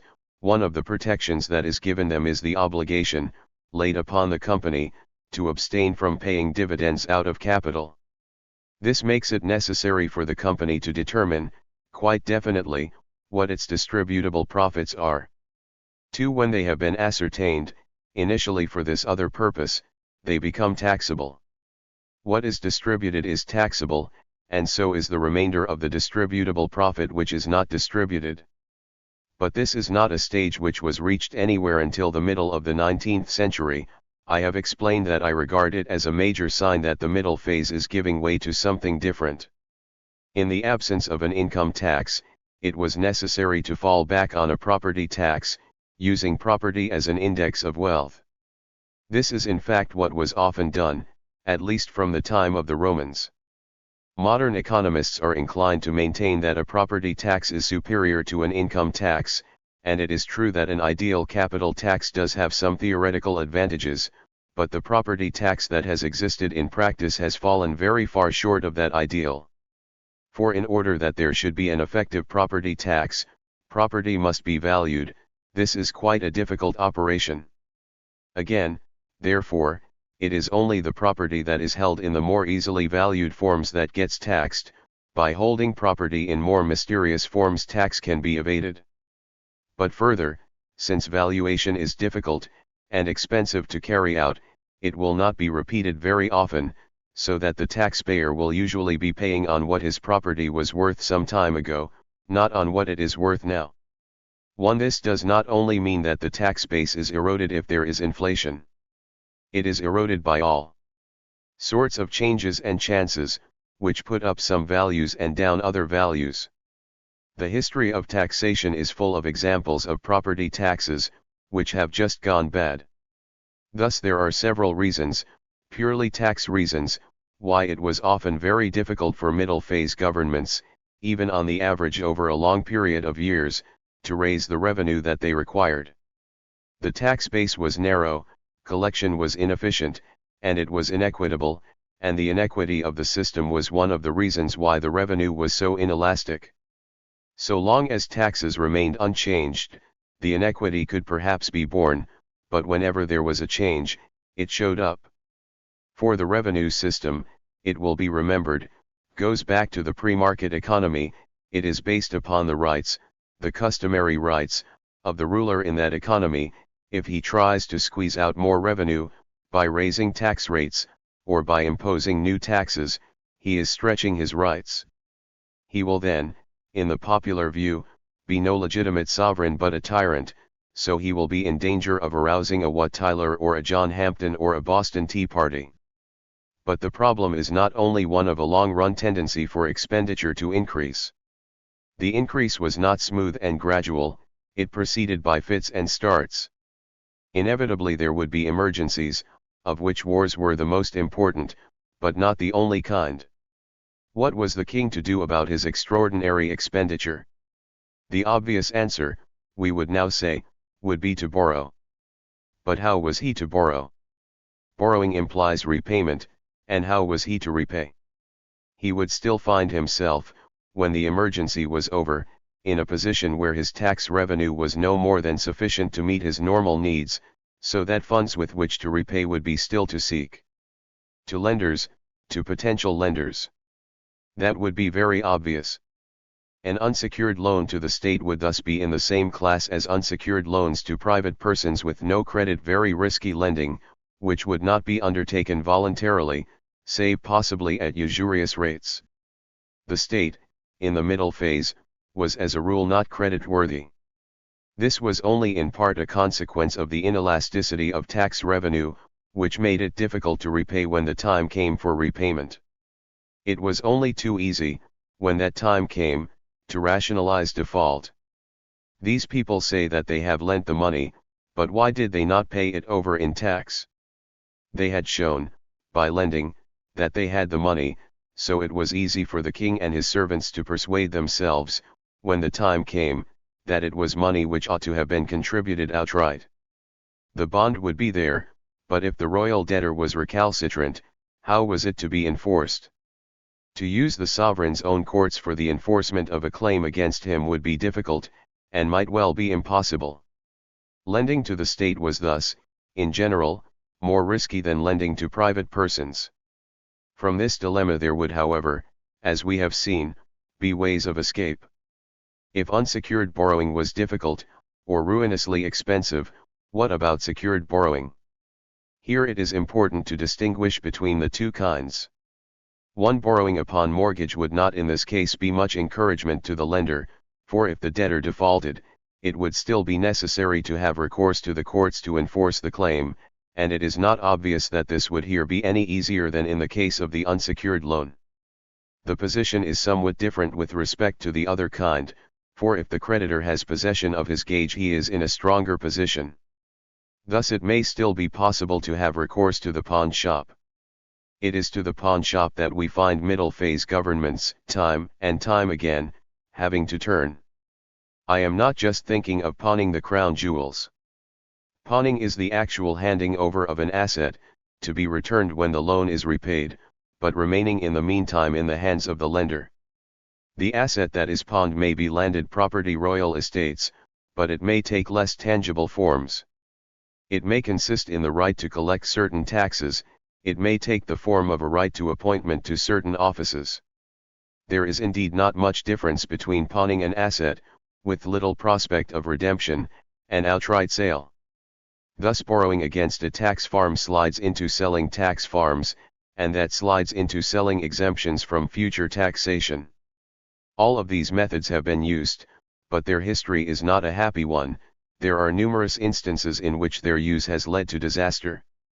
Long continued recourse to the tax exemption method tends to result in a situation where the poor are still paying taxes, while the rich are largely exempt, a condition which has become a regular symbol of rottenness in finance, associated with the fall of the monarchy in France and perhaps in Russia also. Parting with state property, and parting with taxing power, obviously weaken government. We can trace their effects in the ruin of Charlemagne's empire, and in the ruin of the Holy Roman Empire of Germany that succeeded it. It is the same story under the early Stuarts in England. It would not be surprising if it were a part of the explanation of that greatest of historical mysteries, the decline and fall of the original Roman Empire itself. It may nevertheless be asked, why was it necessary for monarchs to have recourse to such desperate measures, when they had an alternative not so far considered. We have already seen that all this while the money was the king's money. Why should he not, by manipulating the money supply, have got himself out of his difficulties? The answer is, of course, that very often he did attempt to do so. There were plenty of currency inflations even in the days of metallic currency. Not all of the secular decline in the value of so many monetary units, in terms of gold and silver, is to be ascribed to the neediness of princes, but some considerable part is clearly to be attributed to that cause. Nevertheless, in spite of the decline which is so clearly visible when we make comparisons across the centuries, money was more stable in those days, much more stable than we have found it to be in our time. This is not only a matter of the stability of the great currencies which were widely used in international or distant commerce, that proud sequence which begins with the solidus of Constantine, continues with the nomisma of the Byzantines, the dinar and dirham of the Arabs, the florine of Florence, the ducat of Venice, leading on to the gulden of Holland and the pound sterling currencies which maintained their value for centuries, sometimes many centuries, on end. One local currencies, which did not have this general circulation, were much more at the mercy of needy governments. Such local currencies did much more often depreciate, but not so frequently as on recent experience we might expect. Point 2. The explanation, I think, is the following. The issue of money depended upon a supply of metal to the mint. One possible source of supply was the king's own revenue. Having got the main part of his revenue into money form, he could send it, on receiving it, to be recoined. There was then an opportunity of reissuing it in a baser form so as to make it go further. This was always possible, and must on occasion have happened, but in an emergency, when the need for additional funds was greatest, it was not at all convenient. To organize a smooth flow of metal through the mint was not at all simple. The money was liable to be held up, awaiting recoinage, just when it was wanted to be spent. 3. Thus, although this source was a potential vehicle of debasement, it was not so important in practice as one might at first have supposed. The principal source of metal was the trade source. Dealers, finding themselves with a stock of worn coins, or uncoined metal, would bring it to the mint to be changed into a more acceptable form. Minting of this type was a governmental trading activity. The mint was performing a service, for which it made a charge. The supply was voluntary. The dealers did not need to bring the metal to the mint unless it suited them to do so. It is in these terms that we can appreciate the distinction between the great and the local currencies. If an attempt were to be made to exact additional funds by debasing a great currency, there was a danger that the supply of metal to the mint would simply dry up. The money that was required was a money that was to be acceptable over a wider area than was under the control of the state that owned the mint. It was to be acceptable to professional dealers who had a sharp eye for currency manipulation. So if an attempt were made to cheat by offering baser money, the suppliers of metal would just go away. Efforts would, of course, be made to prevent them from turning to another mint which was outside the state's jurisdiction. The provisions about exportation of money and bullion that are so familiar. But it is notoriously difficult to make such provisions effective. They are not very effective, even at this day. A local currency, the circulation of which was confined to the area which the government controlled, was a different matter. Such a currency could be made acceptable, by making it legal tender. This did not only mean that supplies of metal, offered for conversion into local money, would not be cut off by debasement. It was even possible to stimulate suppliers, by offering to them a share in the profit. 2. The price which was offered to suppliers could be put up, though the gain that accrued to the government would be diminished. The total gain would be increased, since the volume of metal that came in for recoinage would be magnified. This, it seems clear, was the mechanism by which the supply of local money was so often manipulated, so as to provide a subsidiary source of revenue. But this, of course, was by no means the end of the story. If any considerable use was made of such debasement, prices would be likely to rise, and there would then be a question of the effect of the inflation upon the state's normal revenue. If a large part of normal revenue was fixed in money terms, and could not be raised in money terms without evoking the resistance that was commonly evoked by increased taxes, the effect of the inflation would be to reduce the real value of normal revenue. Inflation, as a source of extraordinary revenue to meet an emergency, would then be no better than the other expedients which I have been describing. Like sale of property, or sale of offices, it would leave the government, when the emergency was over, in a weakened position. Taxes could indeed be raised, without making their real burden any heavier than it had been in the past, but it is intelligible that it would often be easier to proceed in a different way. Have a currency reform, admit debasement, change the debased coins, at a reduced value, into more full-bodied money, and then insist that it is in terms of this reformed money that the taxes are to be paid. A new monarch could do this, putting the blame upon his predecessors, but the imbroglio, from which he had in this painful manner extricated himself, would be one that in future he himself would be anxious to avoid. 1. This explains how it was that local currencies might temporarily depreciate, and it also explains how it was that the depreciation, even of local currencies, was not as great as we might, on our own experience, have been led to expect. Yet there was a long-run tendency to depreciation, for that there is, I think, another reason. If revenue tended to be rigid in money terms, that was a reason against depreciation, but it might well happen that the more important rigidity was on the other side. A currency reform, such as that just described, implies a recognition that the money which is unit of account is something different from the physical coinage. If revenue could be written up by revaluing the unit of account, debt could be written down by devaluing it. The downward drift in the value of unit of account monies, so readily distinguishable over the centuries, is surely to be interpreted as a matter of successive partial repudiations. In some of the better documented cases, the repudiation motive is very clear. 1. It is understandable that rigidity would sometimes be greater on one side, sometimes on the other.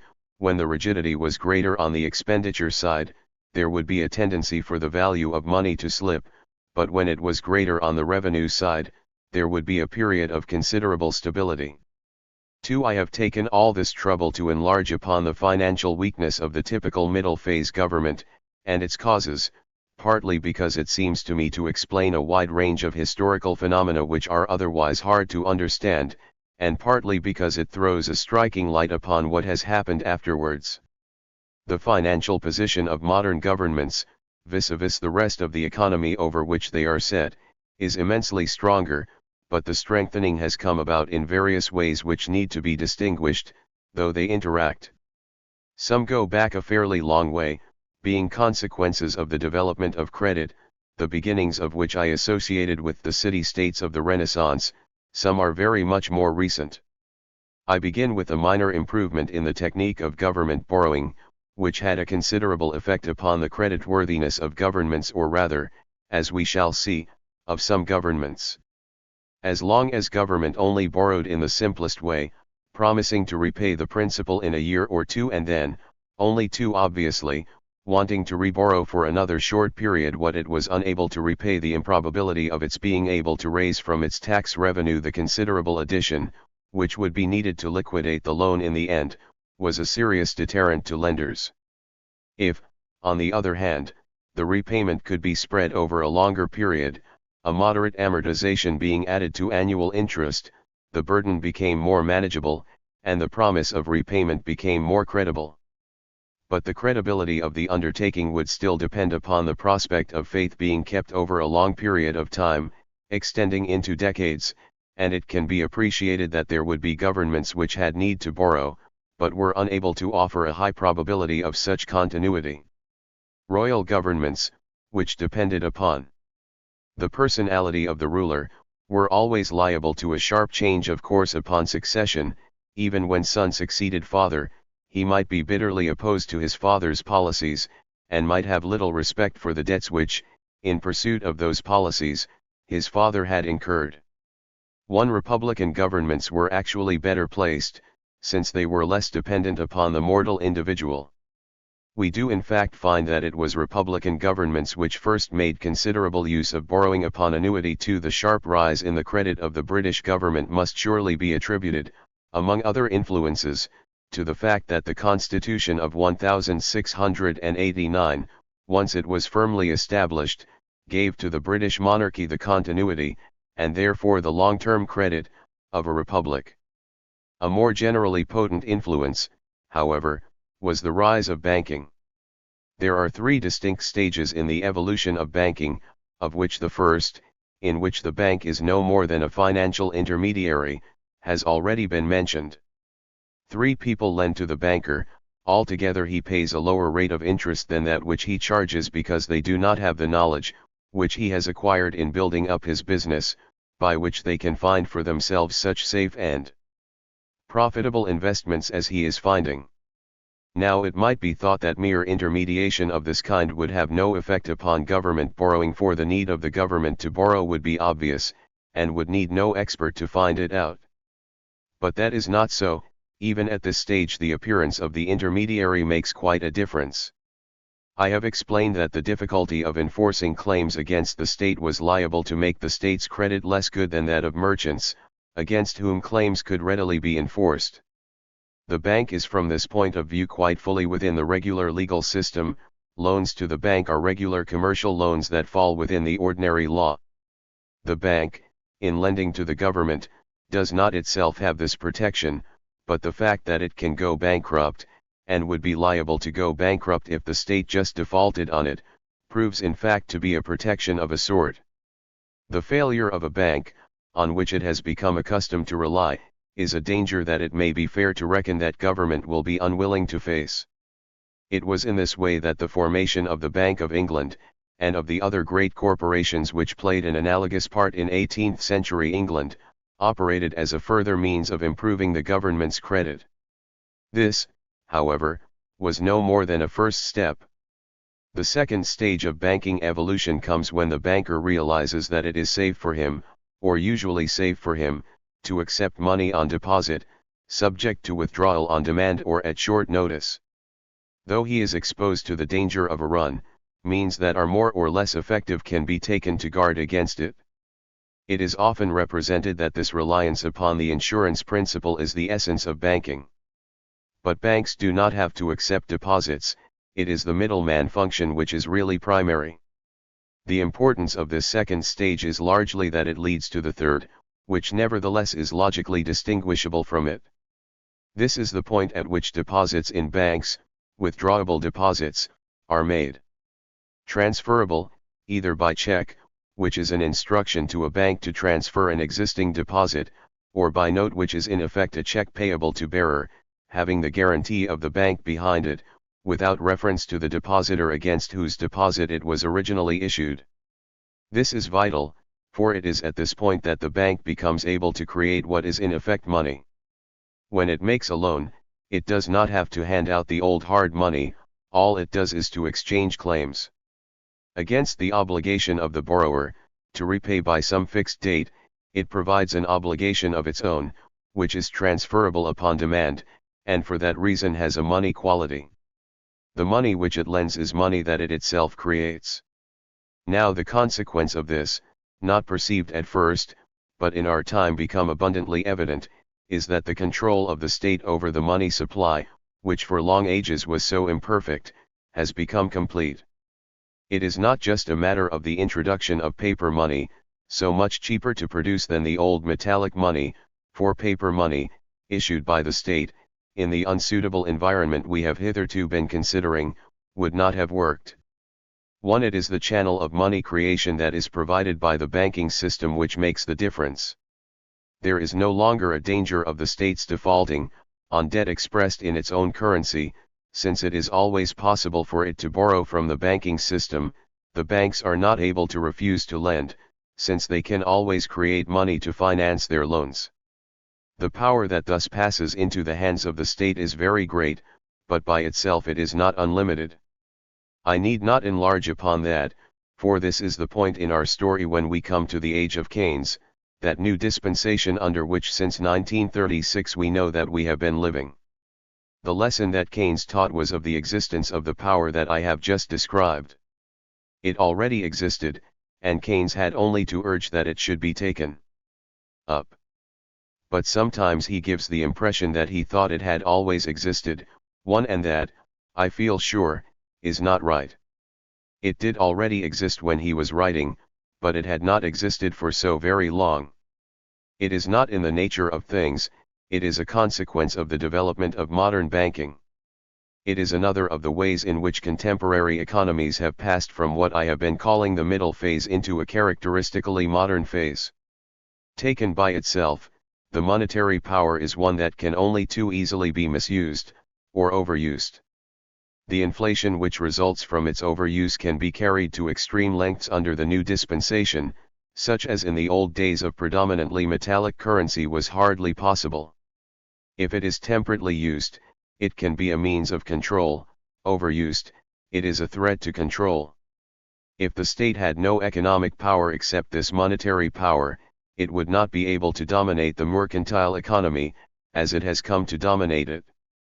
For it is not only in this monetary way that the power of the state has been increased, in the later stages of financial development, and perhaps it is not even the most important way.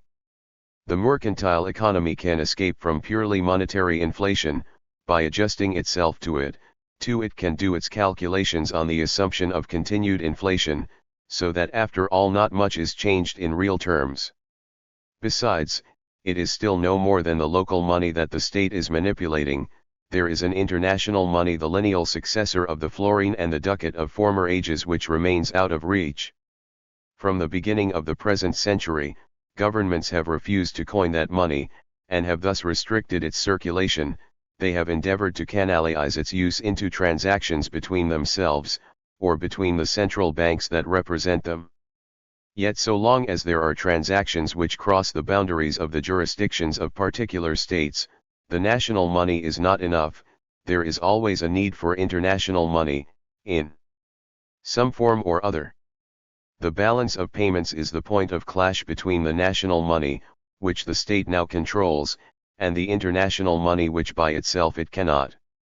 It may thus be more important that there are other ways by which the state has been economically strengthened. We have already seen that the taxing power of the state, which for long ages was so rudimentary, has in these last 2 centuries been immensely fortified. The income taxes, the profits taxes, the sales taxes, even the capital taxes such as death duties, which have today become so important as sources of government revenue, are only possible because of the financial development, some aspects of which I have been describing. It is because incomes arise out of legal contracts, enforceable at law, that they can be established at law, and can therefore be taxed.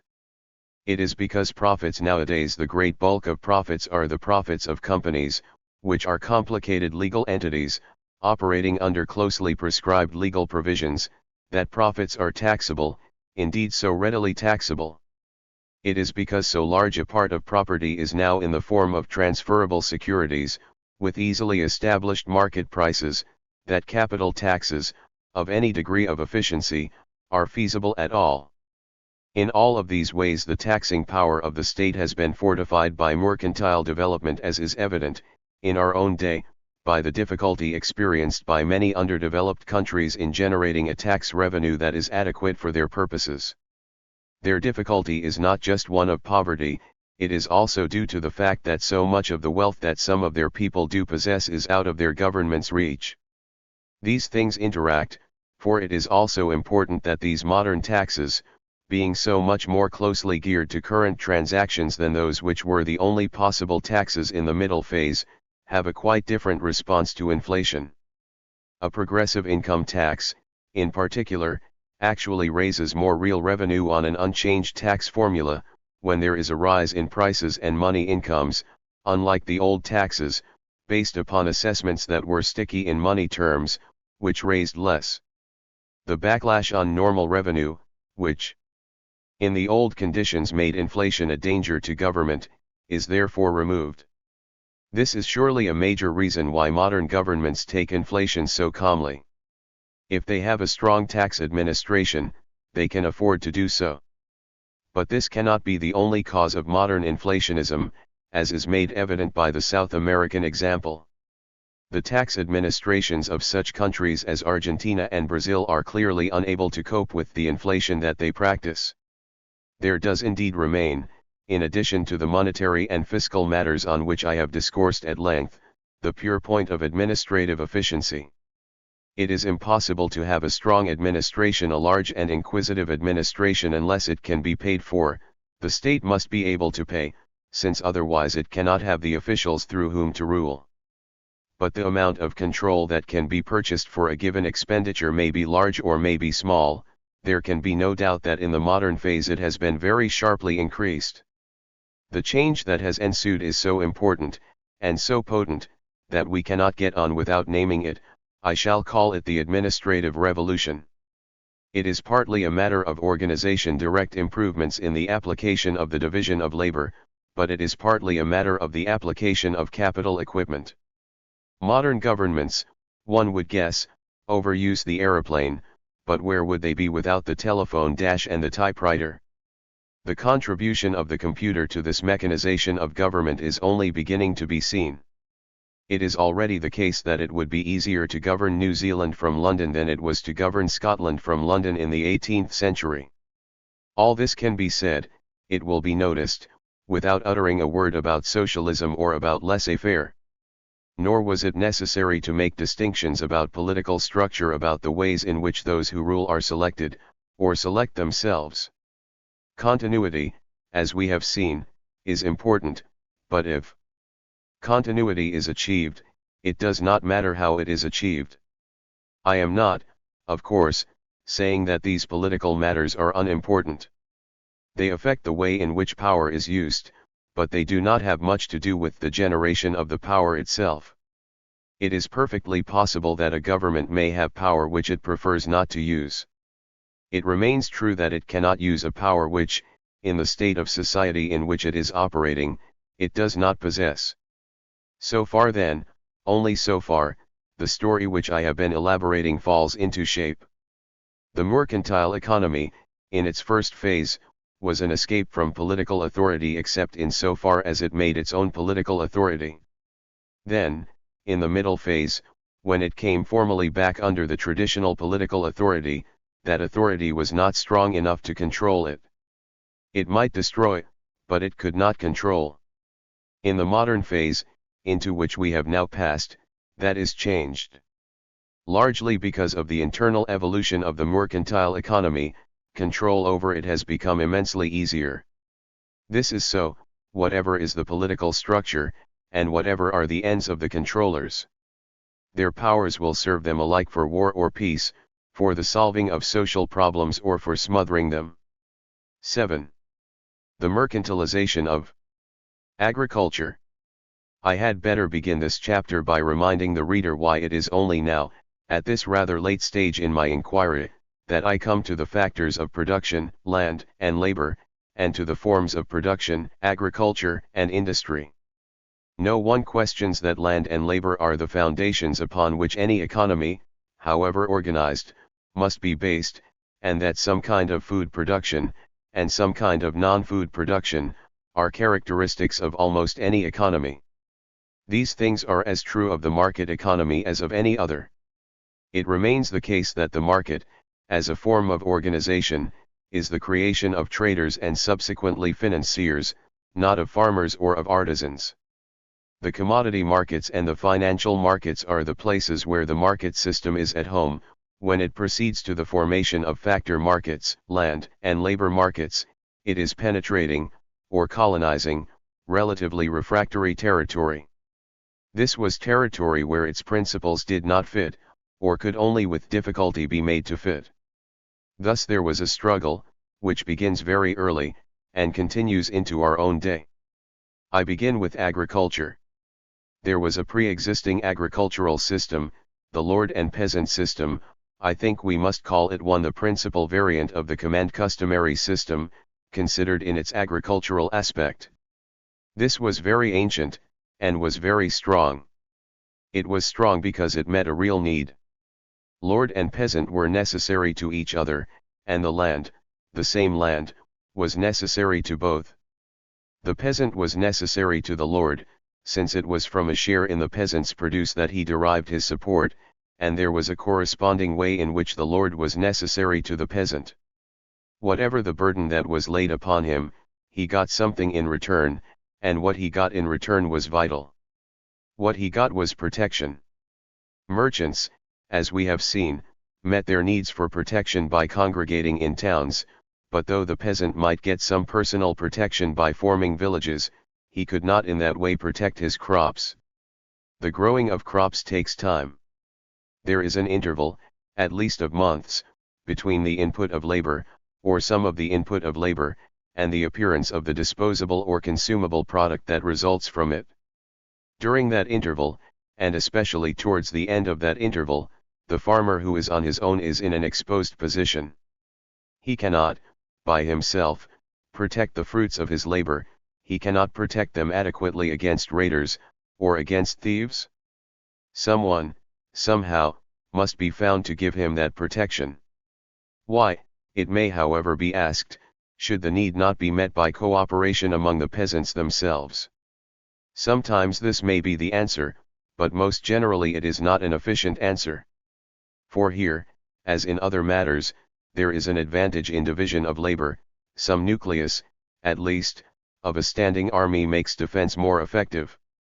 It can indeed be granted that there are circumstances in which the need for protection is not acute. Farms that are established in inaccessible places, as in mountainous country, may not be in much danger of attack, or even of pilfering. The road to independent farming is in such cases fairly clear. The free peasant of the mountains is a well-known phenomenon. It is of more general importance that there is one kind of farming where there is bound to be less need of specialized protection. And there were shepherds, abiding in the fields, keeping watch over their flocks by night. Whether they are in the fields or in shelters, it is the principal business of the pastoralist, in the technical conditions that have obtained until very lately, to be the guardian of his flocks and herds. He is himself a specialist protector, fairly efficient by himself against wild beasts or against thieves. In the case of greater dangers his mobility makes it easier for him to combine with his fellows. There are these exceptions, but I do not think they make it wrong to regard the open country arable cultivation, and the lord and peasant system which for so long belonged to it, as the characteristic form of pre-mercantile agriculture. It is upon that form that the mercantilization, which we shall be studying, has worked the most thoroughgoing transformation. There is another organizational need, as well as the need for defense, which has to be met in some way or other. This is the need for the settlement of disputes between neighbors. In the mountains, where one plot is well separated from another, this is at a minimum, but when plots are contiguous, there is the trouble that natural processes do not stop at artificial boundaries. The boundary itself must first be established, some form of jurisdiction is needed to establish it. Even when it is established, nature will not respect it. What is sown on one plot comes up on another, the weeds that arise from the neglect of one are a curse to its neighbors. It is the protecting power that can enforce its decisions, so it comes to pass, in the lord and peasant system, that the protector is also a judge. 2.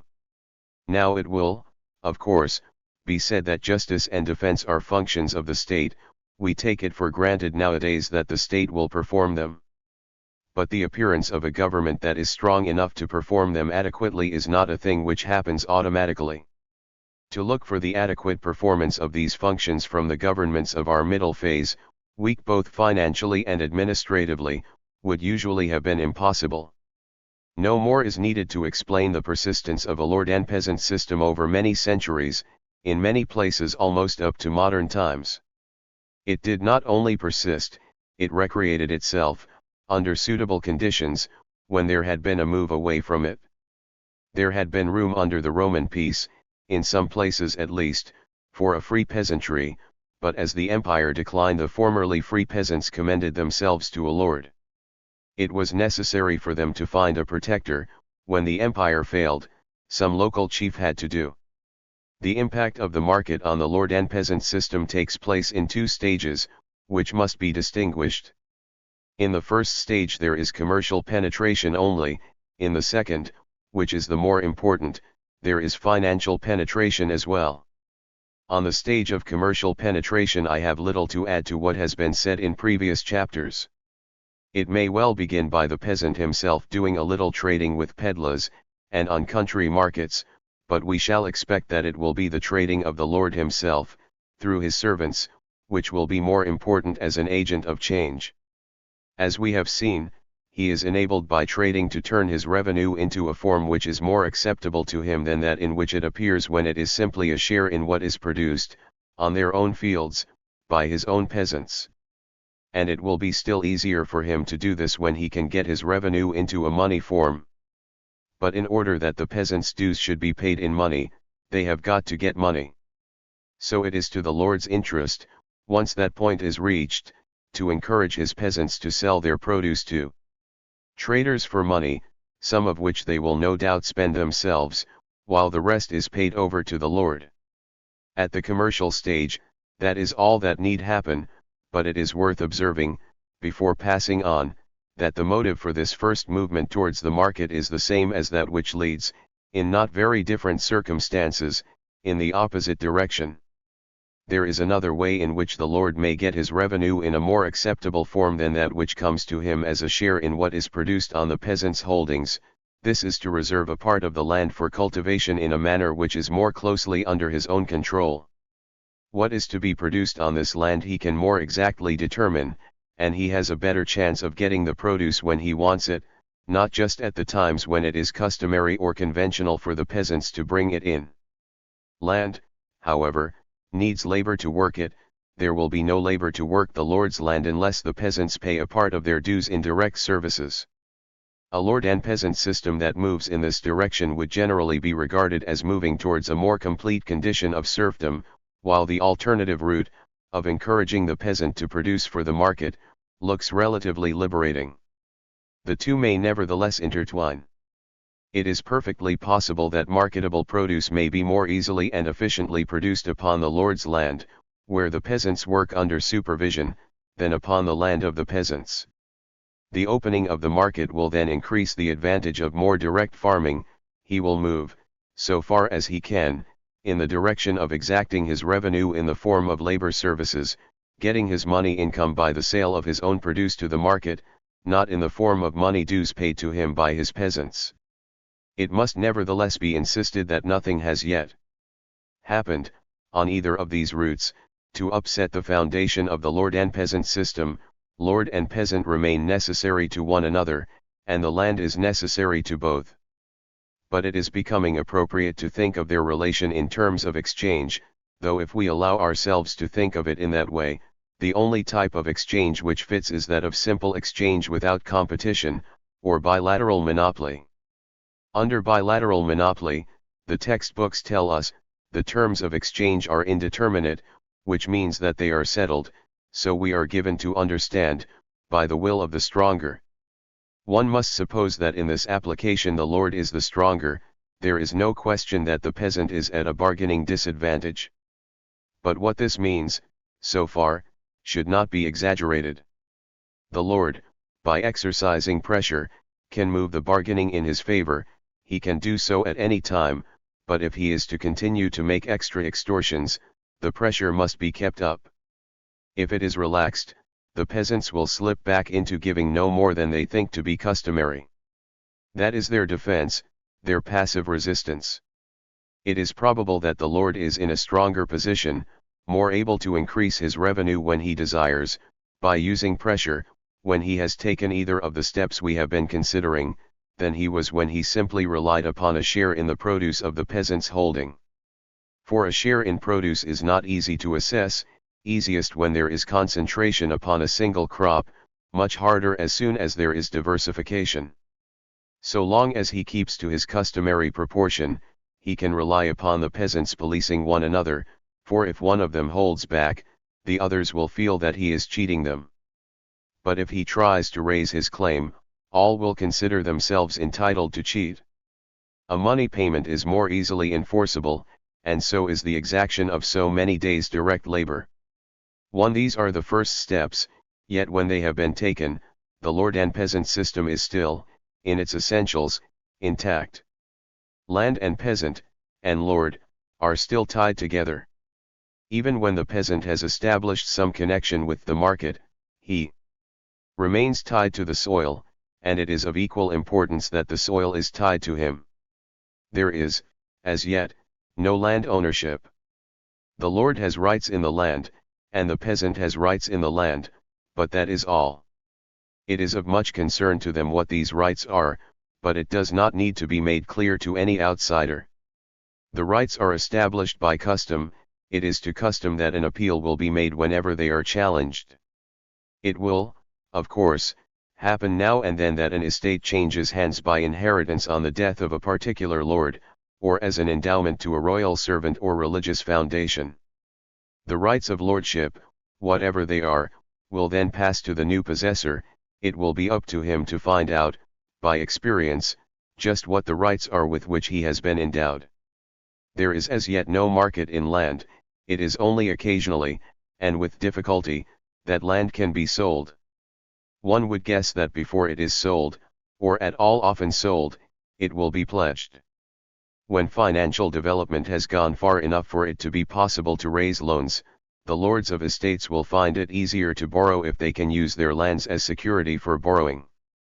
But rights in land, that are purely customary, are a poor security to the lender, for it will be a mystery to him just what he can expect to get in the case of default.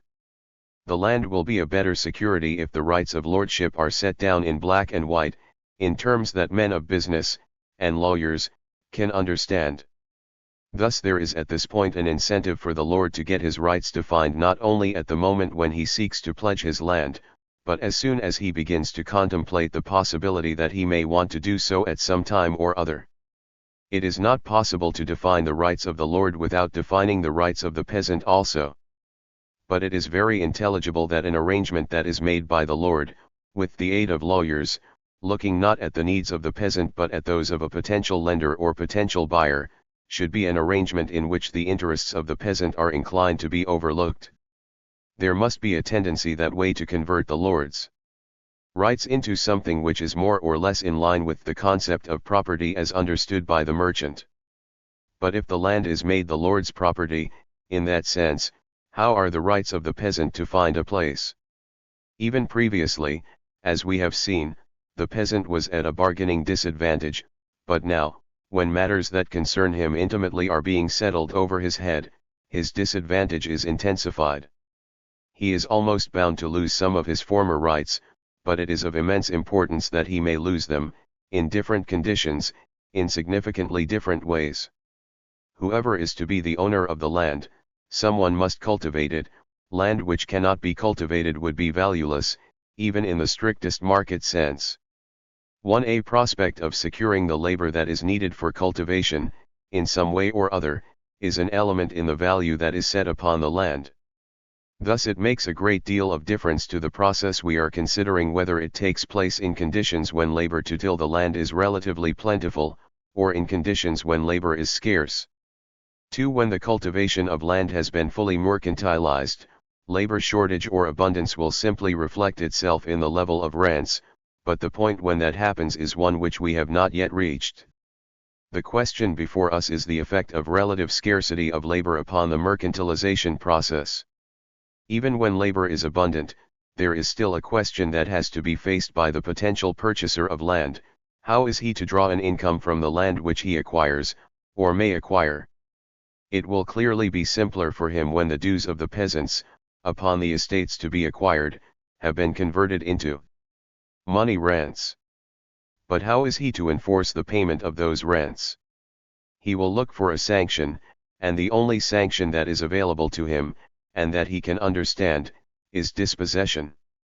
The rent payment, to him, is in the nature of a contract. If the peasant does not carry out his share of the contract, as interpreted in terms of the new legally enforceable rights, he must go. That is the mercantile viewpoint, but it arises out of an atmosphere that is so different from that which preceded it, in this matter of land tenure, that it can hardly make headway without a struggle. I have insisted that the lord and peasant system had its origin in the need of the peasant for security, but now, in the evolution of the system, his security comes under threat. But the need for security in agriculture is not only social, it is also technological. If the peasant is liable to be dispossessed at any moment, or feels himself liable to be dispossessed at any moment, he cannot embark upon processes of production that take time, so he cannot produce. This is a constraint which even our newcomer must come to understand. Even the fullest mercantilization of agriculture must accordingly incorporate some arrangement for a minimum of security. The need of the landlord, as we may now call him, for a sanction, and the need of the peasant for security, can both be met, but only by a compromise. The characteristic compromise is the leasing of land for a period of years, tenant farming.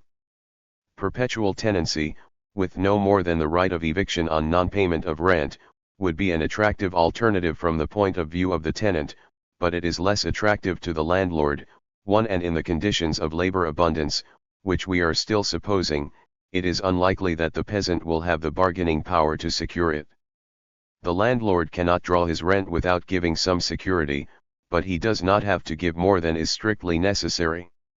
This, then, is one of the things which may happen, but the development of tenant farming is no more than one of the possible alternatives.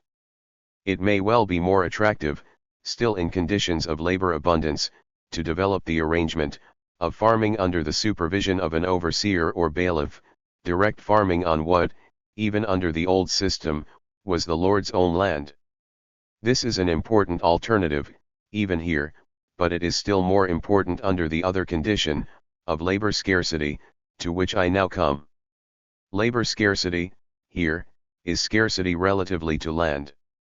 Thus labor which had been abundant may become scarce, either because of an increase in the supply of land or because of a fall in the supply of labor. There are plenty of examples of the first, while of the second there is a major example that is highly relevant to our discussion: the fall in population which seems to have occurred in many parts of Europe in the 14th century AD. Either of these changes would lead, in a fully mercantilized agriculture, to a fall in rents and a rise in wages, or at least to a rise in wages relatively to rents. But in the conditions we are here considering, when agriculture is no more than semi-mercantilized, or on the eve of mercantilization, the effect may well be different. It is possible, at the one extreme, that landlords, finding their rent income reduced, will, because of their financial difficulties, be more eager to sell. But how are they to find a buyer? If lands merely change hands at lower prices than formerly, but to much the same sorts of people, the process we have been discussing will just continue, but it is conceivable that in the circumstances the best buyers will be the peasants themselves. There is no reason why there should be a fall in the value of what can be produced on a given plot by land and labor, so that although the peasant himself does not have the money to buy out his landlord, he is in a position to give security, or some sort of security, for a loan. If this is the route that is followed, the lord and peasant system will have given way to a free peasantry, a peasantry that is burdened by debt but which is no longer tied to a lord in the way it had been in the former time. It is possible, again, that a solution may be found by a development of direct farming. Not that a movement in this direction is likely as a reaction to a shortage of labor, but that the direct farming system may be better able to stand up to a shortage of labor than a lord and peasant system of the old sort. It is unlikely, now, that sufficient labor for cultivation of the estate will be obtainable from the old direct services. Labor will have to be wage labor, and with the labor market beginning to be competitive, the wage that will have to be paid will be relatively high. Yet high-paid labor, if well managed, can be more than formerly efficient labor. The high wages are a spur to efficiency, and improvements that make for efficiency are more easily introduced on an estate that is managed directly than on the custom-ridden plots of the former peasants. There are these two directions of what, from different standpoints, may be regarded as progress. They are essentially different, but they can nevertheless be combined, and combined with the system of tenant farming, in various ways. What is essential for improvement in efficiency is that the unit of management should be adequate, and that the labor employed should be reasonably well paid. This could occur on the lord's estate in the manner just described, but it could also occur in other ways. It might occur through aggregation of peasant holdings, or through a landlord's policy of aggregating tenant farms, more efficient farms being able to pay higher rents. The freer the market in land, the more easily would any of these processes operate. There is, however, no reason why a shortage of labor should necessarily lead in these directions. Instead of allowing wages to rise and then adjusting themselves to the higher wages by one or other of the methods which we have been discussing, would not the landlords be better advised from their own point of view to stop the rise in wages? The simple imposition of maximum wages, though it was tried in the historical case, one was bound to be ineffective. The source of the rise in wages was competition for labor. It is competition for labor that must be stopped. The laborer, or peasant laborer, must be tied to the soil, or retied to the soil, in a more exact sense than before. He must be made a serf. It was already the case in most parts of Western Europe, even in the 14th century, that the mercantilization of agriculture had gone too far for the road to serfdom to be open. Or perhaps it was just that even after the fall in population, the land was closely enough settled for movement to a place where the laborer could get tossed to be relatively easy. Attempts were indeed made to impose bans on movement, but they did not have much success. In Eastern Europe, however, it was quite another story. This is not simply the story of Russian serfdom, which is no more than a part of a process that was much more general.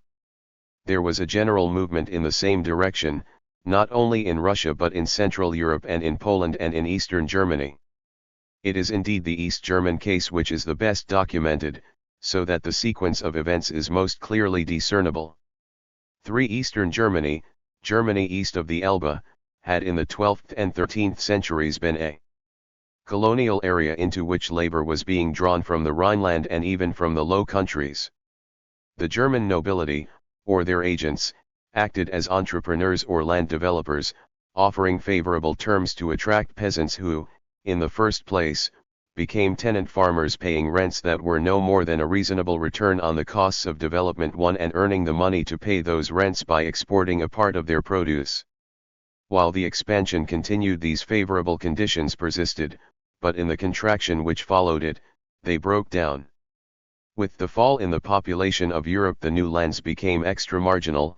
In a free market, if that is conceivable upon the large scale that would have been necessary, there would have been a reflux of population from the colonial areas to fill the gaps that had been left nearer home. The landlords, in any case, were in trouble. If there had been a reflux, or any tendency to a reflux, their plight would have been even worse. The peasant must therefore be caught and tied down. In the east of Europe, but not, on the whole, in the west, the landlords were strong enough to do it, or were in a position to do it. 2 The decline in population, which was the occasion for this parting of the ways, was itself a transitory phenomenon. In a couple of generations, or a little longer, it had probably been made up. But the habits and the social institutions which had grown up as a reaction to it were not easily eradicated. Prussia and Poland and Russia remained for centuries in the grip of a nobility of landlords, extracting what revenue they could from poor peasants whom they kept dependent on them, defending as their lifeline an oppressive system which they were unwilling to reform for fear that the house of cards they had built would fall on their heads. Even in the West something of the same sort sometimes happened, but the way had usually been kept open for something more elastic. The freer systems did indeed have their own problems, but they were not so close to the discovery of new ways of solving them. 1. I turn to consider a question, which is forcibly thrown up by what has just been said about Eastern Europe, but which was probably worrying the reader even before we reached that point. I began by giving the landlord a function, the function of protector, but it is surely the case that the processes we have been examining could not go far without that function becoming, at least to a considerable extent, out of date. The market penetration, which we have been examining, was itself a legal penetration. Law and order go together. If the state is strong enough to enforce the contracts which have wrought the transformations so far noted, why is it not strong enough to provide the local security on which the right of the landlord has hitherto depended? It can indeed be answered that the two are different, that the respect of men of property for judicial decisions is sufficient for the one, but it in no way implies the existence of an administration which is capable of policing the other. There is a phase in which the first is operative, or largely operative, while the second remains out of reach. A point must nevertheless arrive to when the state becomes capable, or usually capable, of enforcing local order, at least as well as it could be enforced by a local magnate. When that point is reached, what is left of the landlord's right? It is possible that the landlords will then be superseded, and the state take over. But the fact that supersession is possible does not necessarily mean that it will occur. It cannot occur without something in the nature of a revolution. A state may be strong, but it may not care for revolutions. Thus, even though the landlords have lost their function, they may remain. They may continue to draw the revenues which support them as an ornamental aristocracy, though it would now be possible to do without them. This is a condition which may last, and on occasion has lasted, for generations, but if the state has the power to take over, it is likely in the end to have the will. Even across revolutions, as I have insisted, there is continuity. The continuity which persists in this case is very strong. Whatever the form of the new arrangement, the substance remains that the state has taken the place of the landlord, so the alternatives before it, and those which were formerly before the landlord, are much the same. It may confine itself to making a land reform 5 such as was made at the French Revolution and in so many other countries, establishing the peasant in the more or less complete ownership of his land and reserving for itself no more than the minimum duties of a protector. Even so, it must exact a payment for its services. The taxes that are paid to the state take the place of the rent that was paid to the landlord in the former time. It may proceed, at the other extreme, to develop a system of state farming which is just a development, upon a larger scale, of the direct farming which was commonly practiced by the old-style private landlord upon his domain. Thus there is a line that persists, even across revolutions, between what may be described as independent and dependent farming. It is not a matter of ownership. How then is it to be defined? There is a type of decision which has to be made, in some way or other, in every kind of agriculture, and which can only be made by someone who is in close touch with what is going on. It is the decision when to plow, when to plant, when to harvest, when to take measures against pests, with corresponding decisions in animal husbandry. The processes of nature are not in general dependable enough for these decisions to be taken entirely by rule. Though custom gives guidance, someone in the end has to take the responsibility. It will not be misleading if we call that person the farmer, and the productive processes which he in this sense controls, rather than the land on which they are situated, his firm. A farm, so defined, may be large or small according to the type of production and to geographical conditions. The farmer may or may not have other persons who work under his direction.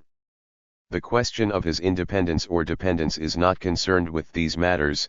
It is a question of his freedom to take decisions outside the narrow range of the decisions which cannot be taken, or cannot altogether be taken, out of his responsibility. The most important of the decisions which fall to the independent farmer, but not to the dependent farmer, are decisions of ivy hat to produce. He is free, as the dependent farmer is not free, to switch from one crop to another, to change his rotation, or to change his mix between arable and pasture. To these we should add, under modern conditions, decisions about mechanization, about fertilizers and pesticides, and so on. In the case of the dependent farmer, all these latter decisions are made, in principle at least, higher up. Tenant farmers, like peasant proprietors, will reckon on this classification as independent farmers, but the manager of a plantation, even a large plantation, will be a dependent farmer. The distinction is clear, I think, in principle, though qualifications will no doubt be necessary in particular cases. The tenant farmer's freedom of decision-making may be limited by the terms of his contract.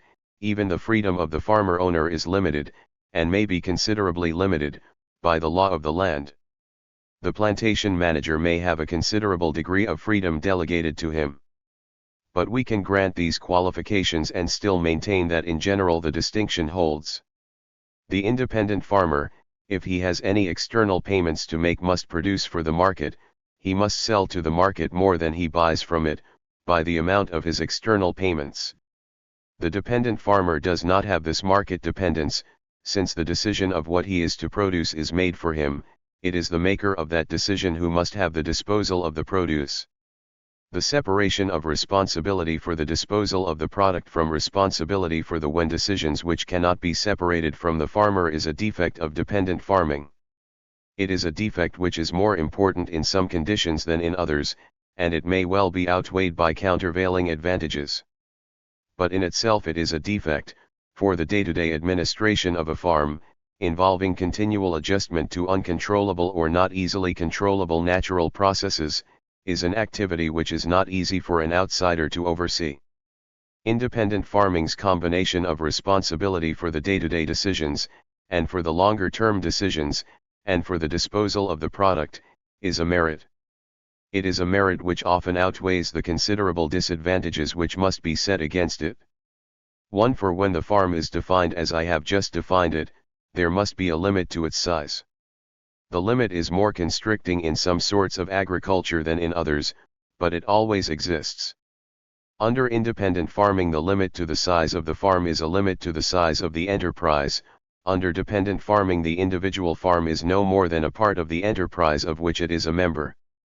Smallness of size of the enterprise is accordingly a characteristic of independent farming, not a universal characteristic, for conditions do exist in which the independent farm can grow to a size in which its smallness is not much of a problem, but a characteristic that is very usual indeed. Smallness of size of the enterprise implies, as a rule, lack of capital. There are two main reasons why the independent farmer requires capital.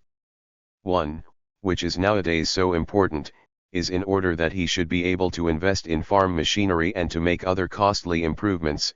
The other, which has always been important, is that he should have a reserve. Agricultural processes are inherently risky. The output that results, on a given piece of land, from a given application of labor, may sometimes be plentiful and sometimes miserable. The farmer who is producing for his own consumption is adversely affected by natural disasters. The farmer who is producing for the market is adversely affected by such disasters, but he is also affected adversely by an expansion of the output of those who compete with him. The inelasticity of demand for many agricultural products implies that when there is an abnormally good harvest, affecting all or most of the farmers who produce for a particular market, the latter effect will outweigh the former. Thus it is inevitable, in an unregulated market, that the value of the farmer's output will be very variable. In a year when the value of his output is low he will be hard put to it to meet his outgoings. This will be so even though his farm, from a long-run point of view, is a perfectly viable concern. There is a need for capital to meet such emergencies, a need which with the small independent farmer is notoriously acute. If he owns his land, and has not already borrowed against it, he may give it as security for borrowing. As we have seen, that can happen, but it is by no means reliable as a way out. For the condition in which the borrower is unable to repay is only too likely to be one in which the taking over of the land is of no use to the lender. The land is then an uncertain security, so that the only borrowing which is open is in effect unsecured borrowing. The association, so often experienced, between independent farming and indebtedness to usurers needs no further explanation. Independent farming is thus in itself by no means a reliable answer to the agrarian problem. It needs to be fortified by arrangements for agricultural credit from a source which is not simply concerned with the short-term profit that may be extracted from the making of loans to farmers individually, but which is concerned with the long-term profitability of the farmers who are its clients, as a group. The loans that are made from such a source cannot be at arm's length, whatever the formal terms. The substance must be something in the nature of a partnership. Even the independent farmer must sacrifice something of financial independence. The support that he requires can be provided in various ways, mainly nowadays through agricultural credit institutions and land banks, and through cooperatives. but it is by no means ruled out that it may be provided, under appropriate conditions, through the private landlord. It is worth a landlord's while, if he has sufficient capital and is looking to his own long-run interest, to see his tenants through. It is, however, in the provision of the other kind of agricultural capital that the landlord-tenant system is more at home. For land which has remained in the ownership of the landlord, and is due to revert to his disposal on the expiry of a lease, offers to him a very high degree of security in the making of long-term improvements. He must, as before, have money to invest, and the technical opportunity of improving productivity by the long-term investment of capital must of course be open. If these conditions are satisfied, the landlord finds a new function, entering with his tenants into a new kind of partnership. His rent is no longer a payment for the original and indestructible powers of the soil, as Ricardo called it, a payment which even on commercial principles is so difficult to justify. It becomes, at least in large measure, a regular return upon a commercial investment. But this again is only one way in which the need for long-term capital may be met. Credit institutions that were primarily designed for the other purpose may do something to combine it with this, while the state, which had previously taken over the landlord's old function as protector, may take over this new function also. Through its modern control over the banking system, it can readily become a source of capital for agriculture, provided in the name of development.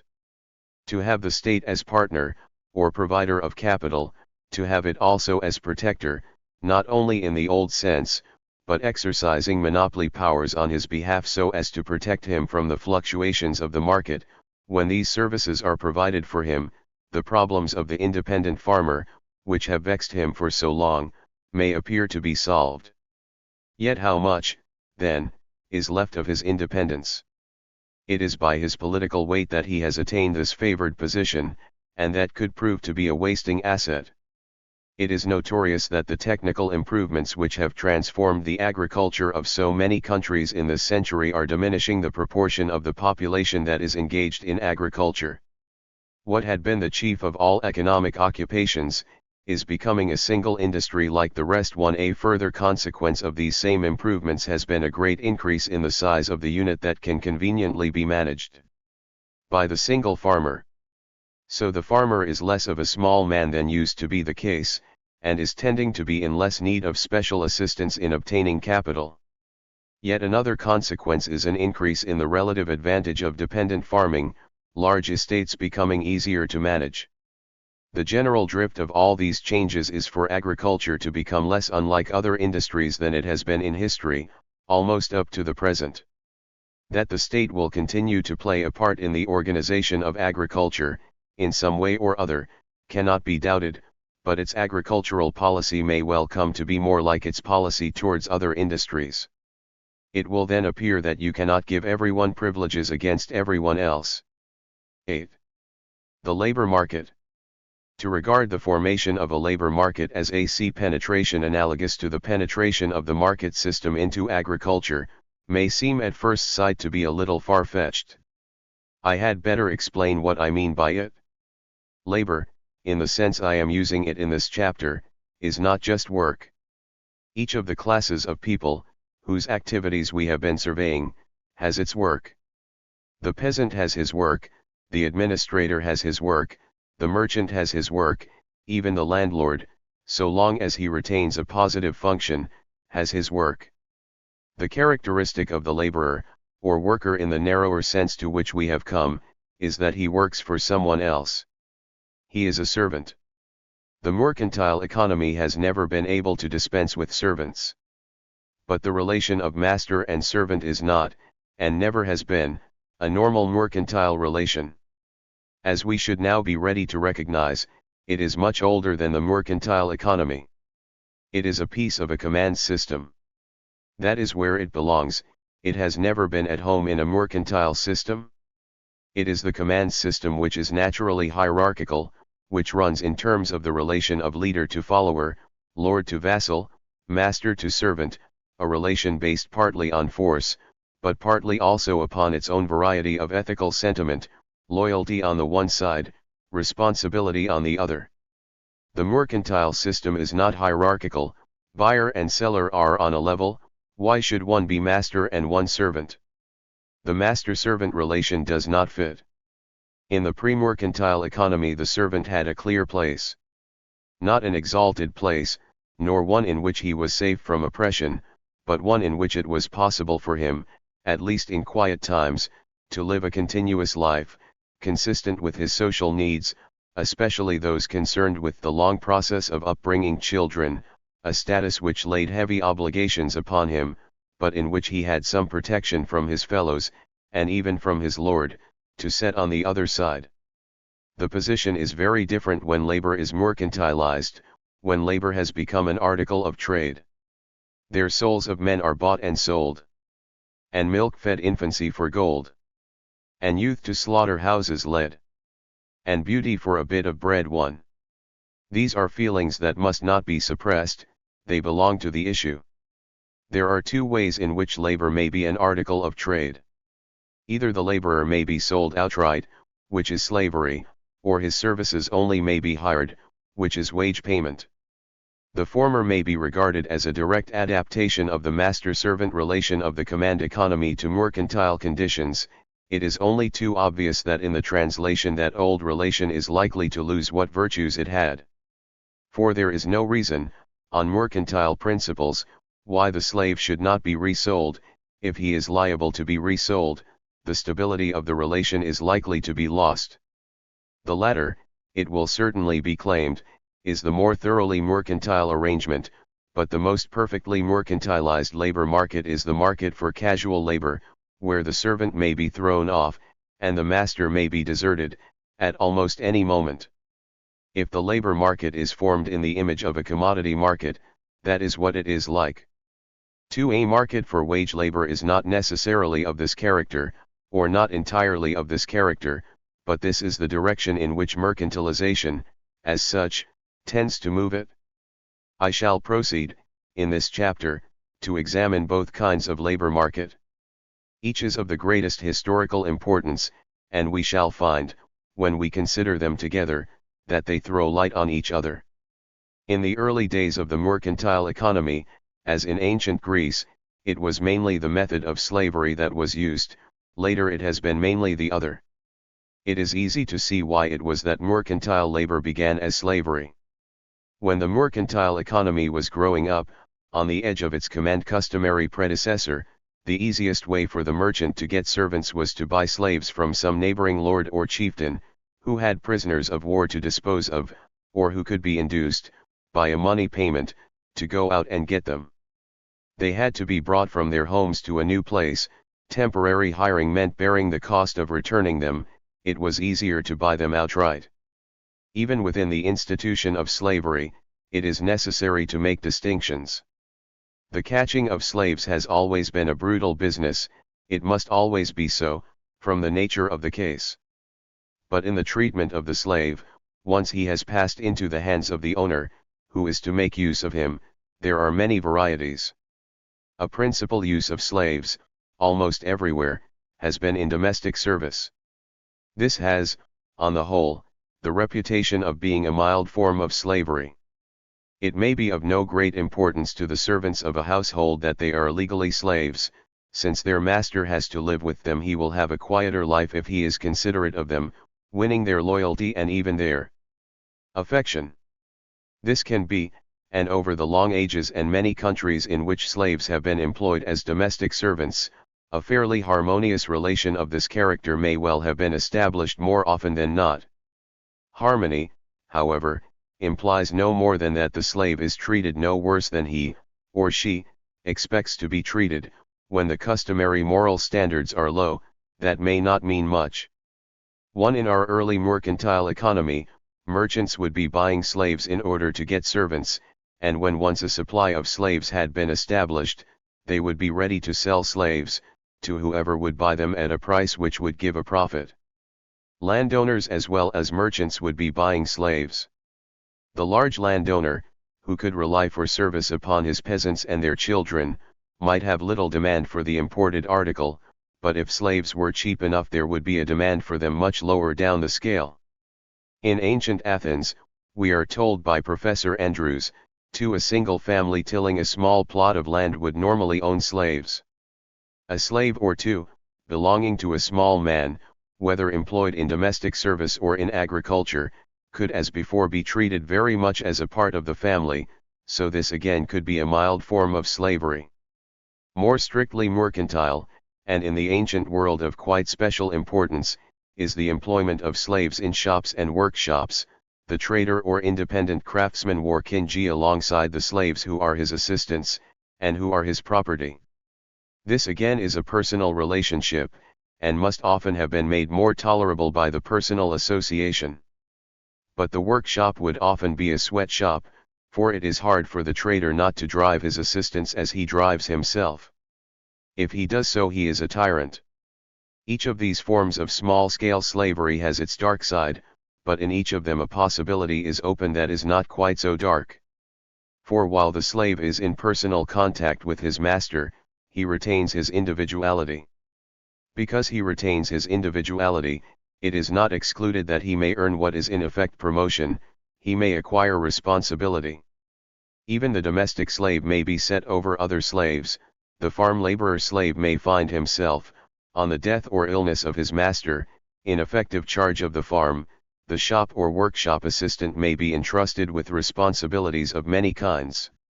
It seems indeed to have been by no means uncommon for a trader to retire, at the end of his working life, and to leave his business to be carried on by his slaves. One small-scale slavery, of which these relatively good things might be said, must surely have been the way in which mercantile slavery began, but having gone so far, it would go further. The darkest episodes in the history of mercantile slavery are a matter of the large-scale employment of slaves, the employment of slaves in gangs, on plantations, in mines, and as galley slaves on ships. I am acquainted with sad misery, as the tanned galley slave is with his oar. Says the Duchess of Malfi, in a comparison that cuts both ways. The gang slave is hardly a man, he is undifferentiated labor. Even here, however, there are distinctions. They are recognizable in the history, and there is an economic logic behind them. To the slave owner, operating a fairly large-scale enterprise with slave labor, the slave is an instrument of production, entering into his calculations in the same way as any other instrument of production, in the same way, that is, as a machine is regarded by a modern manufacturer. The profitability of the use of a machine depends upon the relation between its purchase price and the value of the net product that is expected from it, net product being gross product less maintenance. Maintenance, however, is not a fixed sum.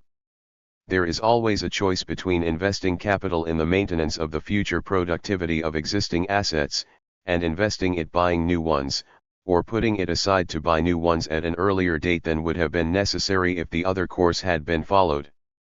The lower the price of new machines, the more likely it is that frequent replacement will be preferred. In a slave establishment, operating on strict business lines, the same principle applies.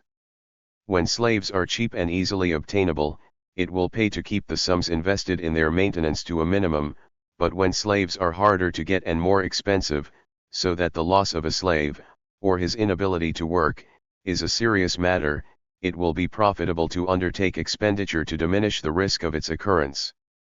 It is evident that in this latter case the treatment of the slave is likely to be better. It is to the advantage of the slave that the sums spent upon his maintenance should be as large as possible, for they are the nearest thing that he gets to a wage. 1. There is indeed a distinction, sufficiently recognizable in historical examples, between the kind of gang or mass slavery which occurs when slaves are cheap when it pays to work them literally to death, and then to replace them on the market, and the appreciably milder kind which is found when replacement through the market is more difficult. When the loss of a slave is a serious matter to the owner, it pays to give some attention to his welfare. Quite as important is the fact that it is profitable, in the same conditions, to maintain the supply of slaves by natural reproduction. It is profitable to the slave owner, in the latter case but not in the former, for his slaves to have children.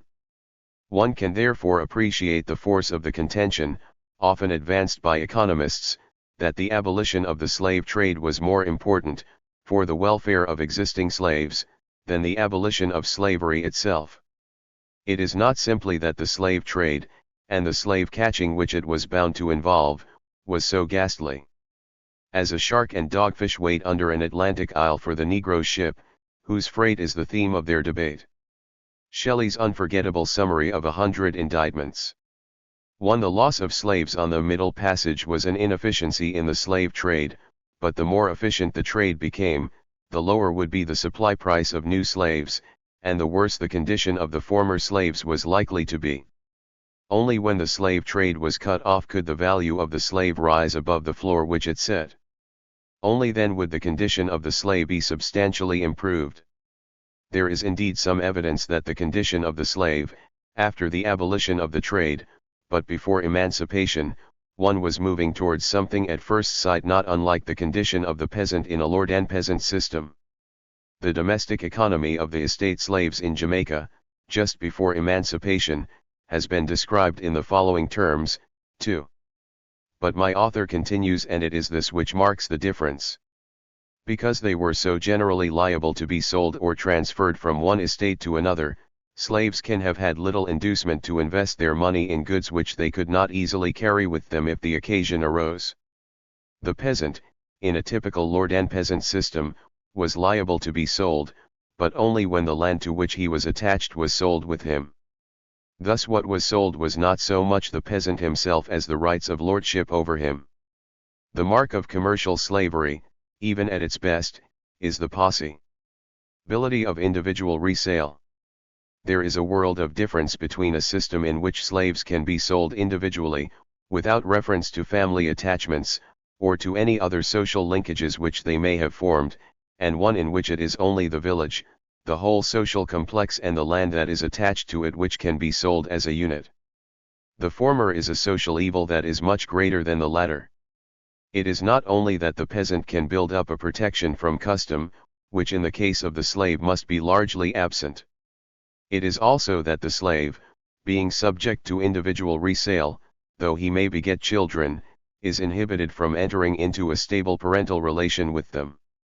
Slavery, in almost every form, is an enemy of the family. 1. I pass to the consideration of the free labor market, the labor market of the second kind.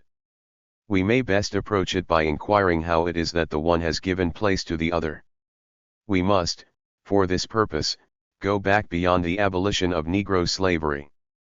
That is a story which can well be told, in its main outline, in legal, moral, and political terms, too, but the antecedent question why it was that Europe, many centuries earlier, had gone over almost entirely to the free labor system must have an answer that is mainly economic. 3. Ancient slavery was not rooted out, as Negro slavery may be held to have been in the 19th century, by an upsurge of moral feeling. Though the centuries during which it declined were the centuries in which Europe became Christian, there is little evidence that the Church was greatly concerned with the question of slavery. It was concerned with the soul of the slave but not with his status. The principal reason why free labor displaced slave labor was that in the conditions when the change occurred, free labor was cheaper. One kind of labor may be cheaper than another, to the employer, because it is more efficient, but I do not think it was only by that kind of cheapness that free labor displaced the slave. For the relative efficiency of free labor and slave labor is not as simple a matter as it looks at first. A free laborer, paid on piecework, will certainly tend to be more efficient than a slave, when the slave is given no such incentive, but when the work to be done is such that payment in relation to output is easy, there is really no reason why the slave should not be given a bonus, in some form or other. It is by no means clear that free labor, on time work, is necessarily more efficient than slave labor. The free laborer, if he slacks, may be dismissed, but the slave, if he slacks, may be sold. When the issue is put between the employment of slaves, on a fairly small scale, and the employment of free labor on a similar scale, a scale that is small enough for individual performance to be recognized by the employer, it is by no means clear that there is any considerable difference. Assume that efficiency is equal. The question is then of the cost of labor, on the one method and on the other, per unit of time. The cost of slave labor to the slave owner, per unit of time, consists of maintenance plus interest on capital cost. Maintenance is compounded of short-term maintenance and longer-term maintenance, which can to some extent be avoided when capital cost is low, but can be substituted for capital cost when the latter is higher. The cost per period must therefore be greater than short-term maintenance for the period, the difference consisting either of interest and depreciation on capital cost or of longer-term maintenance. Whichever way is adopted, the difference will be greater when slaves are scarce than when they are abundant. It is a difference which cannot fall to zero, since if it did the supply of slaves would dry up. What is the corresponding calculation in the case of free labor? The employer of free labor, on a free market, has no responsibility for his employee beyond the period for which the contract of employment runs, thus the wage which he has to pay is the whole of the cost, and that is simply determined by what the worker is willing to accept, which in turn is a matter of the availability of alternative opportunities. If labor is scarce, the wage may rise very high, but if labor is abundant it can fall very low, to something which corresponds to no more than the maintenance of the slave even to the short period, or nearly short period maintenance of the slave. In each case, therefore, the cost of labor is a matter of the scarcity or abundance of labor, expressed as a supply price. There is no inevitability about the supply price of the one sort of labor being higher or lower than the other. If slave labor is plentiful, it will drive out free labor, but if free labor is relatively plentiful, it will drive out slavery. They are competing sources. When both are used, the availability of one affects the value of the other. Most of what happened can, I believe, be explained in these terms, provided that we add the point that there is usually a certain reluctance to make slaves of those who are recognized as belonging, in some way or another, to one's own people. This is partly a matter of morals, not necessarily very elevated morals, but it has a practical basis from which it probably has its origin, and which makes it more dependable. It is not easy to enforce a system of slavery unless the slave is distinguishable by some mark that is readily recognizable. It may be his appearance, it may be, and originally I expect it mainly was, his speech.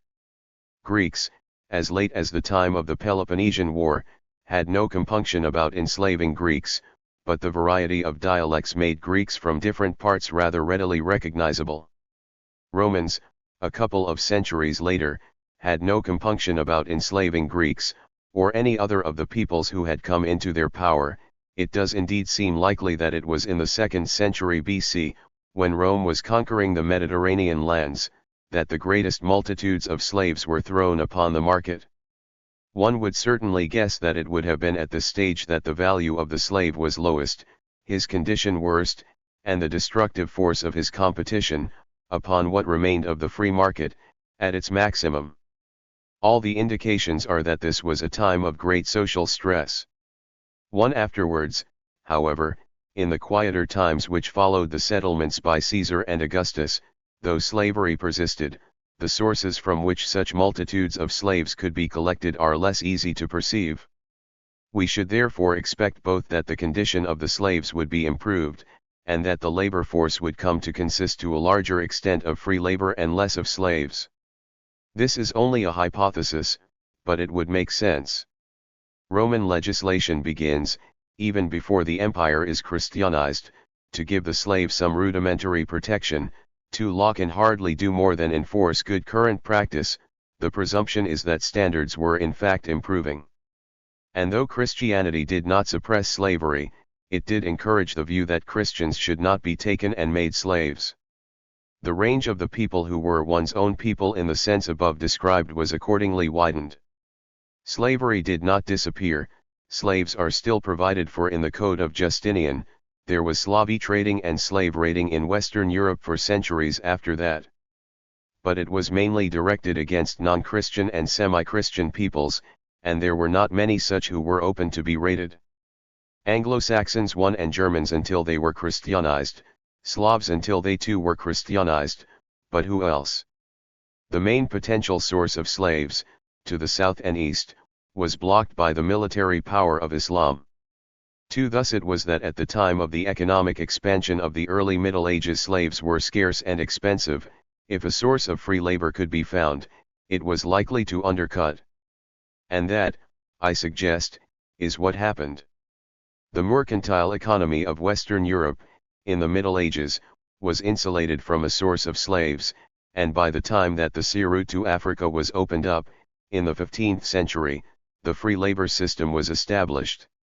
Once a free labor system is established, it is likely to be cheaper. The slave must be brought to the market, so that the cost of bringing him to the market is a component part of his price. The free laborer does not have to be brought, he brings himself.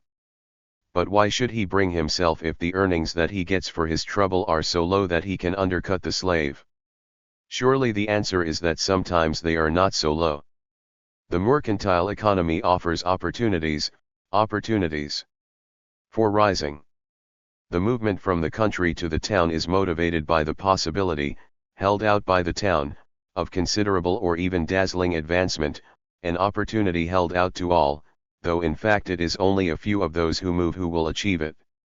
The call of Bow Bells to Dick Whittington, Lord Mayor of London. In their sound we have a symbol of the enchantment which called into being the urban proletariat. One, population pressure, of course, has something to do with it. I make no question that the flow to the town will be greater when the pressure on the land is greater than when it is less. It is now believed that in the early Middle Ages there was a rapid increase in population over most of Western Europe. This should certainly have helped to get the movement started. Even under a Lord and Peasant system, when population is increasing, there will be little objection if those for whom a place cannot readily be found just go away. 2. But it is not necessary that there should be population pressure. It is perfectly possible that there may be a persistence of proletarian equilibrium, even though there is no great land shortage, and even though the town population and the country population, taken separately, are each remaining stationary. This can happen if the country population is more than reproducing itself, while the town population is less than reproducing itself, the excess population in the country moving to the town, so as to keep the number in the town, and the number who remain in the country, substantially unaltered. Some of those who move will do well, moving into the ranks of the merchant class, at higher or lower levels, replacing the failures which the merchant class will itself breed in every generation. But most of those who move will fail to make the grade, drifting into casual employment and semi-employment. Half workers and half beggars, a condition in which they are unable to maintain a family life, so that the urban proletariat which they form will diminish over the generations if it is not reinforced by newcomers, the products themselves of the same process. This, of course, is only a model, but it is a model which, when adjusted in each case for differences in geography and other such influences, seems to fit the condition of many great cities, over many centuries. With a free labor market one now, it will be noticed that an essential condition for the maintenance of this proletarian equilibrium is that those who are disappointed are unable to go back. The more easily they can go back, the higher will be the supply price of labor in the town, the more likely, therefore, that the town will be in a condition of labor scarcity, not labor abundance. In most cases, surely, it will not be easy to go back. The immigrant has given up his place in the country, and it will not be kept for him. Nevertheless, there is one important case in which it is easy. This is the case of a new country, in which land is to be had for the taking, land which is good enough for a farmer, or squatter, to make a living on it. When this condition is satisfied, as it was, almost from the first, in the settlement of North America, urban wages are bound to respond. The urban worker has to be paid a high wage, what would elsewhere be regarded as an extraordinarily high wage even for unskilled labor, for if he was not paid a high wage he would go away. Wages in America have in fact been higher than wages in Europe, almost from the time of the first settlements. Here at least we seem to have a case in which the free market fulfills its promise and provides, even for labor, an all-round advantage. But again there is a qualification, a formidable qualification. For it was a consequence of this Special condition that the slave system became, once again, cheaper than the free labor system. The same discoveries which were to open up the land of America had begun by giving access to a source of slaves in Africa. There was no demand for slaves in Europe, but there was in America. So it came about that at so late a stage in the evolution of the mercantile economy, there was a relapse into slavery. 1. Is there not another, more regular, case in which the mercantile economy should fulfill its promise? Our proletarian equilibrium has been a stationary equilibrium, which could maintain itself, with its parts numerically unchanged, from year to year and from generation to generation. What happens if we superpose upon it, as we are surely entitled to do, a growth of the mercantile economy? Even in the pre-industrial revolution conditions, a growth in trade, including handicraft industry in trade, should surely imply an increase in the demand for labor. If this increase continues, and is not matched by an increase in supply, from rising population or accelerated influx from the country, must not the time come when the surplus of labor is absorbed, so that there is a general rise in wages? This is what, in terms of modern economics, we should expect. With sufficient expansion, labor abundance should give place to labor scarcity. One's impression is, nevertheless, that in pre-industrial conditions this rarely happened. Part of the explanation must be that the expansion that occurred was so limited and so localized. The agricultural sector of the economy was so vast, the opportunities for commercial employment, even when rising, were still so small. We are acquainted with this kind of situation in the development of underdeveloped countries in our own day. There can be little doubt that the analogy holds. But there is another reason for the failure to absorb, which is also suggested by that analogy.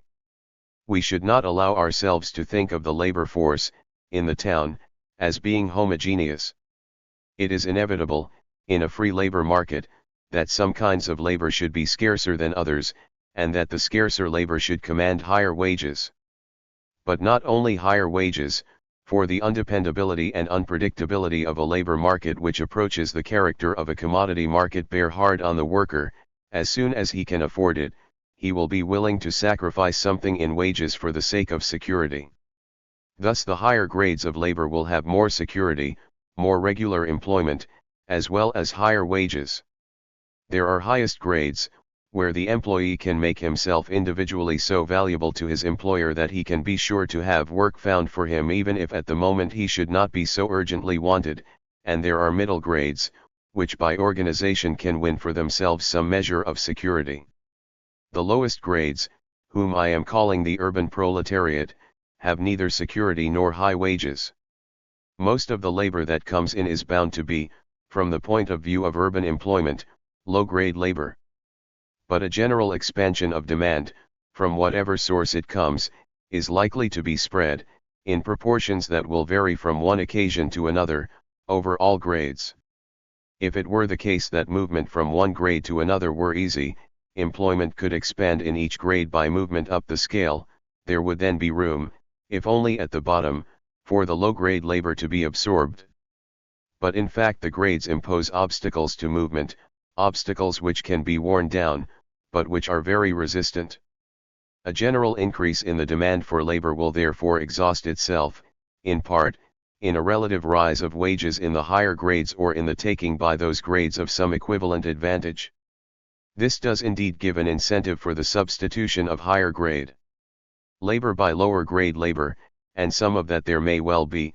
The more there is, the more of the demand will flow over to the lower grade labor. But neither along this route, nor along the other, is the way easy. The general effect of the grading is that the expansion of demand for the lower grade labor, which might in the end have absorbed the urban proletariat, is damped down. The passage from one grade to another is largely a matter of training, and training is a process with which the free labor market does not readily cope. Education is a service which the market will provide for those who are willing to pay for it, but education, provided in that way, simply acts as a means by which those who are in the higher grades hand on their privileges to their children. Training on the job, to which one might have supposed that access would be easier, shares in fact, at least to some extent, the same defect.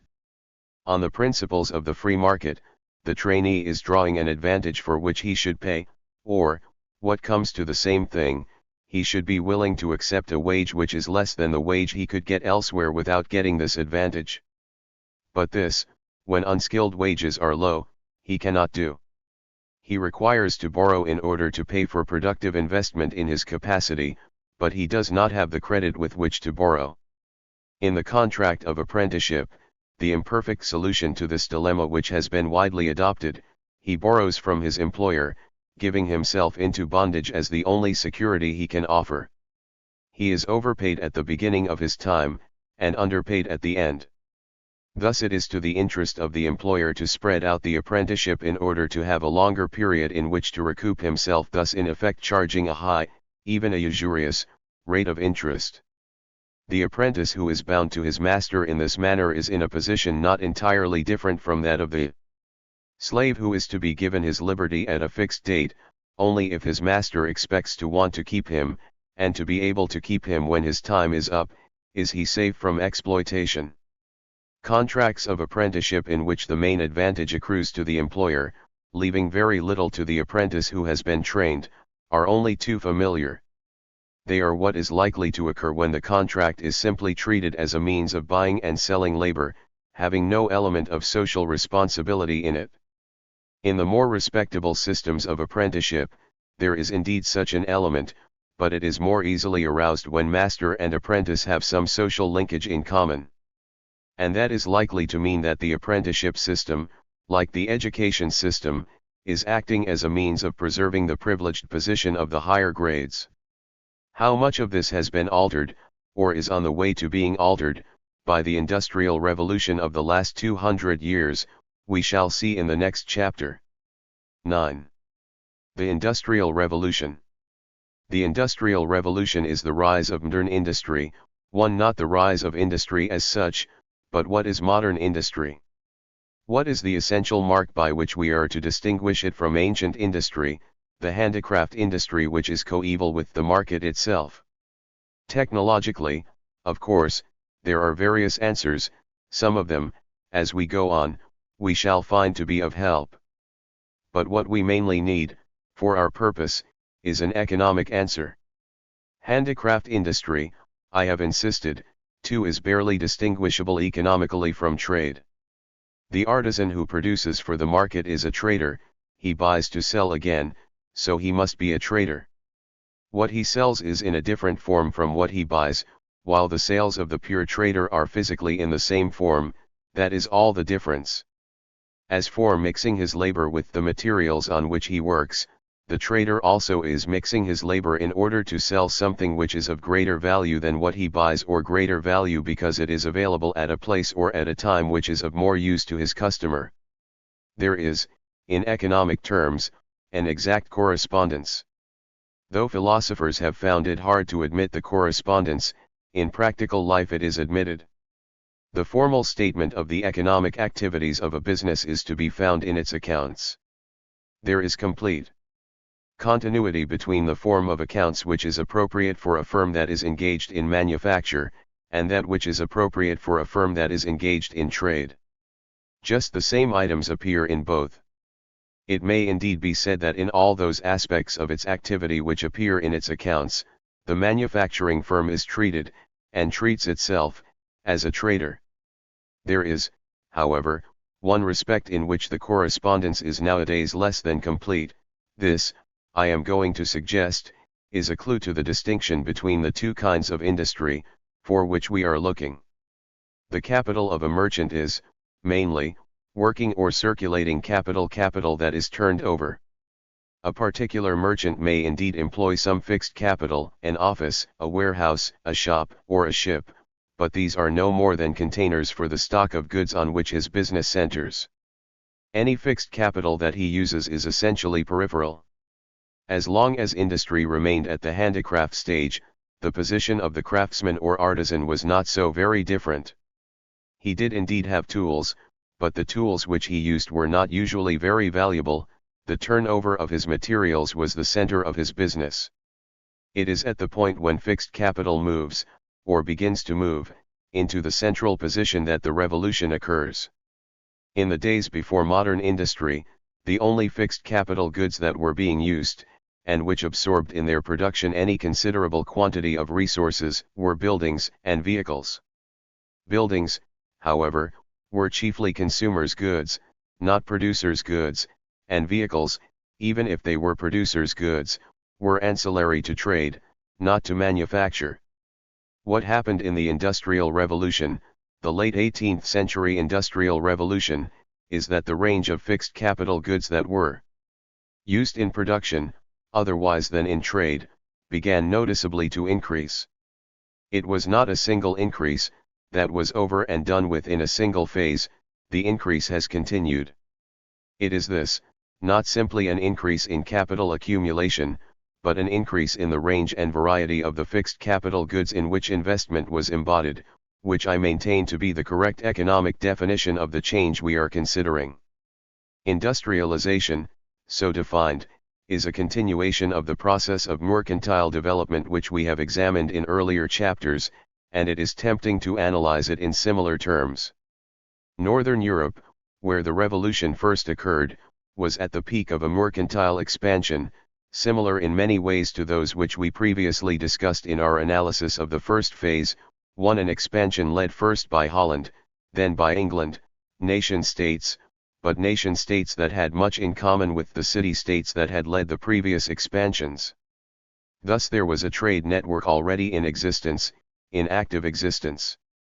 Like its predecessors, it would be endeavoring to expand; like them, it could only maintain expansion by the continual discovery of new opportunities. The expansion of trade, developing the opportunities offered by geographical exploration, had long sufficed, but there is evidence that these opportunities, which in the early 17th century had been amply sufficient, were in the 18th closing up.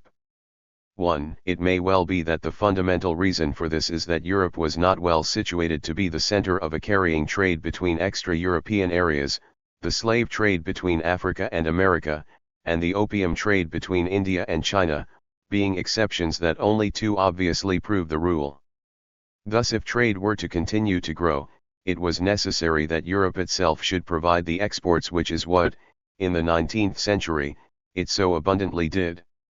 One can therefore see an incentive for a change in direction. Something like this had happened before in the development of the ceramics trade of Athens, and of the woolen industry of Florence. A stimulus to industrial development, from this cause, would not have been surprising. But why should it have been anything more than old-style industry? Why should the development have taken the form of investment in fixed capital? A possible answer, following the same line of thought, is to be found in the financial development which too had been occurring at the same time, at more or less the right time.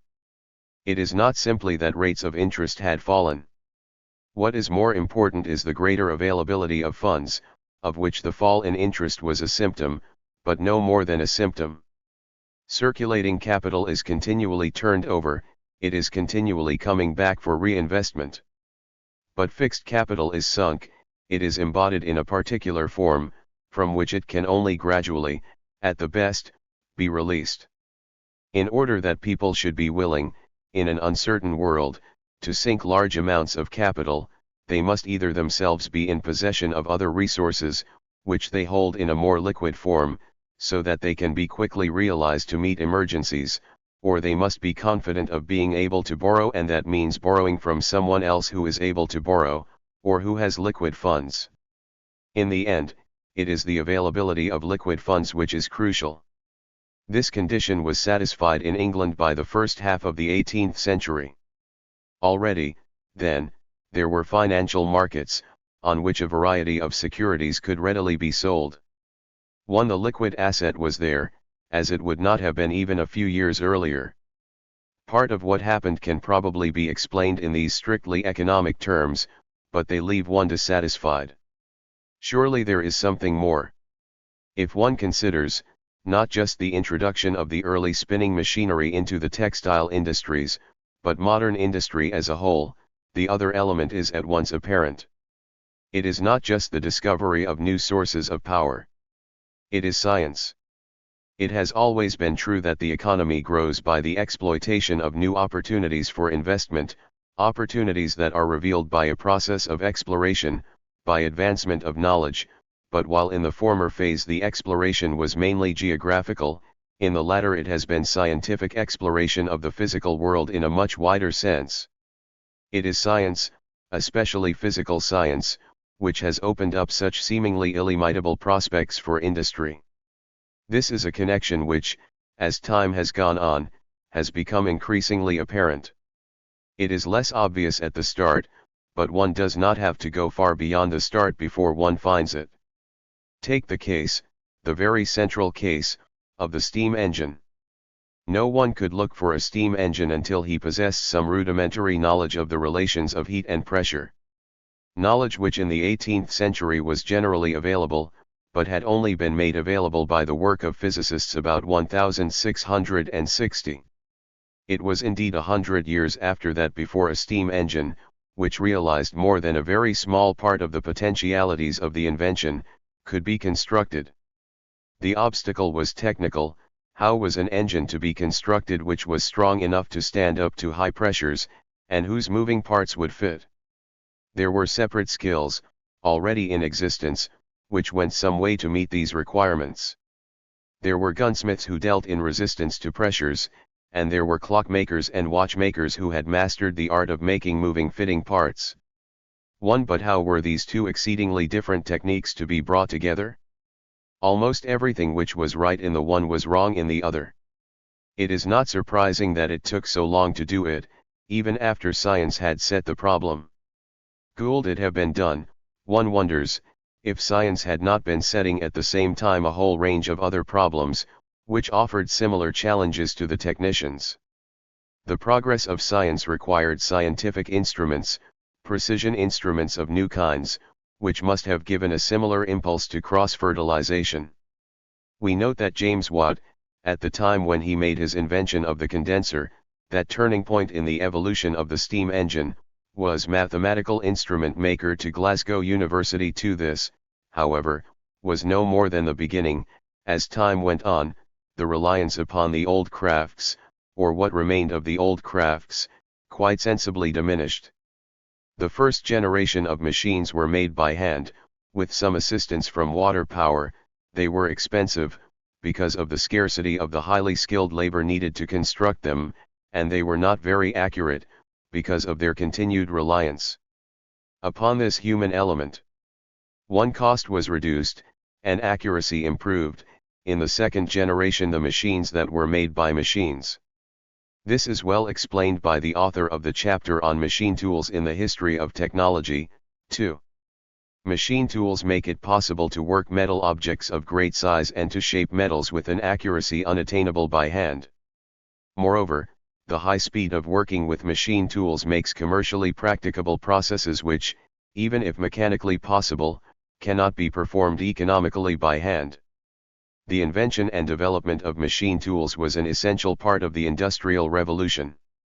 It may indeed be that we should be right to recognize it as the essential part. One has a feeling that our view of what happened is pulled out of shape by that early textile machinery, an episode which must be granted to be of major importance in the economic history of England, but which when more widely considered is revealed to be something of a sideline. Or perhaps one should say that it fits better as an appendage to the evolution of the old industry than in the way it is usually presented as the beginning of the new. Certainly it marked a turn to fixed capital investment, though fixed capital investment that was not yet upon any great scale. The greater mobility of capital was thus a condition for it, but not much else. Would it have been impossible, if capital could have been raised, and if the regular water power of Lancashire had been available, for something very like it to have occurred in 15th century Florence? There is continuity between the 18th century development of Lancashire and the West Riding and the things we have been surveying in the pre-industrial revolution world. There might have been no Crompton and Arkwright, and still there could have been an industrial revolution. In its later stages it would have been much the same. The impact of science, stimulating the technicians, developing new sources of power, using power to create more than human accuracy, reducing the cost of machines until they were available for a multitude of purposes. This surely is the essential novelty, the essential revolution, working so vast a transformation because it can be repeated. One might almost say it repeats itself over and over again. It is a switch to fixed capital, but it only becomes a major switch to fixed capital at the point when this development has made the new fixed capital goods quite reasonably cheap. 1. Now at last we are in a position to tackle the question that was left over at the end of the last chapter, and to which this chapter is leading up, the question of the impact of industrialization on the labor market. The effect of the English Industrial Revolution on the real wage of labor is a question which historians have long been discussing, with results that even now give no very decisive answer. It is fortunately unnecessary for me to enter upon these controversies, for they hardly touch on what, from my viewpoint, is the essential issue. There is no doubt at all that industrialism, in the end, has been highly favorable to the real wage of labor. Real wages have risen enormously, in all industrialized countries, over the last century, and it is surely evident that without the increase in productive power that is due to industrialization, the rise in real wages could not possibly have occurred. The important question is why it was so long delayed. There is no doubt at all that it was delayed.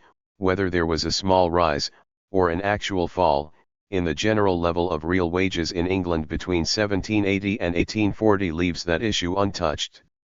It is the lag of wages behind industrialization which is the thing that has to be explained. Part of the explanation, in view of what I have said about the previous condition of the labor market, is easy enough.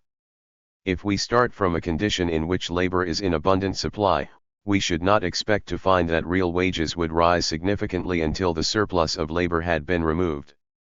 It is not surprising that it took a long time before this happened. Population, we know, was increasing rapidly.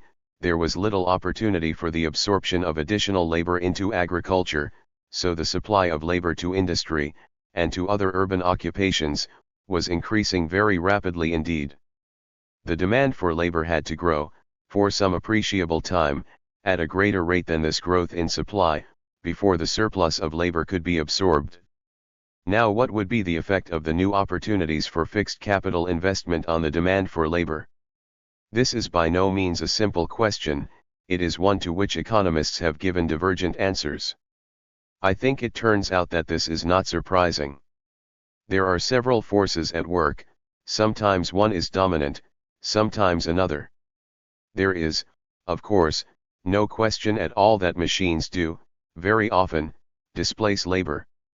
It may be worthwhile to quote an outstanding example from the early 19th century: Maudslay's block-making machinery, introduced into Portsmouth dockyard in 1801, by which 10 unskilled men did the work of no skilled man. No wonder there were Luddites. Economists have throughout been aware of these facts, but they could always be dismissed as consequences of labor immobility. New techniques are bound to diminish the demands for some sorts of labor, and to increase the demands for others, but what is the balance? What is the net effect on the demand for labor as a whole? A simple application of Keynesian analysis would fix attention on the rise in the marginal efficiency of capital, which is implied in the inventions. This, in the Keynesian model, would be favorable, on balance, to an increase in employment, that is to say, it would increase the demand for labor. There is indeed no question that this is the effect which we should expect in the first phase. While the machines are being built, there will be a tendency towards an expansion of credit, so that the demand for labor, in money terms, will rise. But it is after the machines have been built that they will, on the other view, displace labor. The Keynesian theory, taken in this way, is no more than a short period theory. It gives no guidance, or at least no direct guidance, on what is to be expected over the span of a couple of generations, the point which is here in question. There is, however, a long period theory, due originally to the classical economists, Adam Smith and his followers, the economists of the time of which I am writing. It does direct itself at the issue with which we are concerned, and it would seem at first sight to give a similarly optimistic answer. If one looks across the booms and slumps, the expansions and contractions of credit, and fixed one's attention on the trend, it is the demand for labor at a given rate of real wages which becomes the essential issue. It is plausible to argue that this will expand more rapidly the faster is the general growth of the economy, that the economy cannot grow without capital investment, that from the long period point of view discrepancies between saving and investment can be neglected, so that saving and investment are the same, and that therefore the rate of growth depends upon the rate of saving. If one adds the assumption that profits are the main source of saving, it becomes likely that there will be more saving the higher are profits. Inventions will not be adopted unless they raise profits. Higher profits means more saving, a higher rate of saving means a higher rate of growth for the economy as a whole, and this, at least on the average over a fairly long period, and on the average over labor as a whole, should imply a more rapid growth in the demand for labor. As we shall see, this is indeed a part of the truth, but it is not the whole truth. It was already perceived by the greatest of the classical economists that it was not. I do not think that Ricardo, in the first edition of his Principles, goes any deeper than what has just been summarized. It was the optimistic conclusion which apparently results from this that was seized upon by his popularizers, the prophets of the new capitalism. It was what suited them, and it was of course what they took. But Ricardo had candor and courage.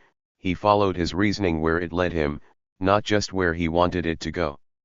In the last edition of his book that was published in his lifetime, he added a chapter on machinery, much less agreeable to his followers, which goes far to supply what was lacking. It is not the whole capital employed in industry, but only the circulating capital part of it, which is strongly correlated with the demand for labor from industry. Once so long as the proportion of fixed to circulating capital remains constant, this of course does not matter, the growth rate of each will be the same, and will be the same as the growth rate of the capital stock as a whole. It will then be true that anything which increases the growth rate of the capital stock as a whole will be inclined to increase the rate of growth of the demand for labor. But this was not the problem as Ricardo came to see it.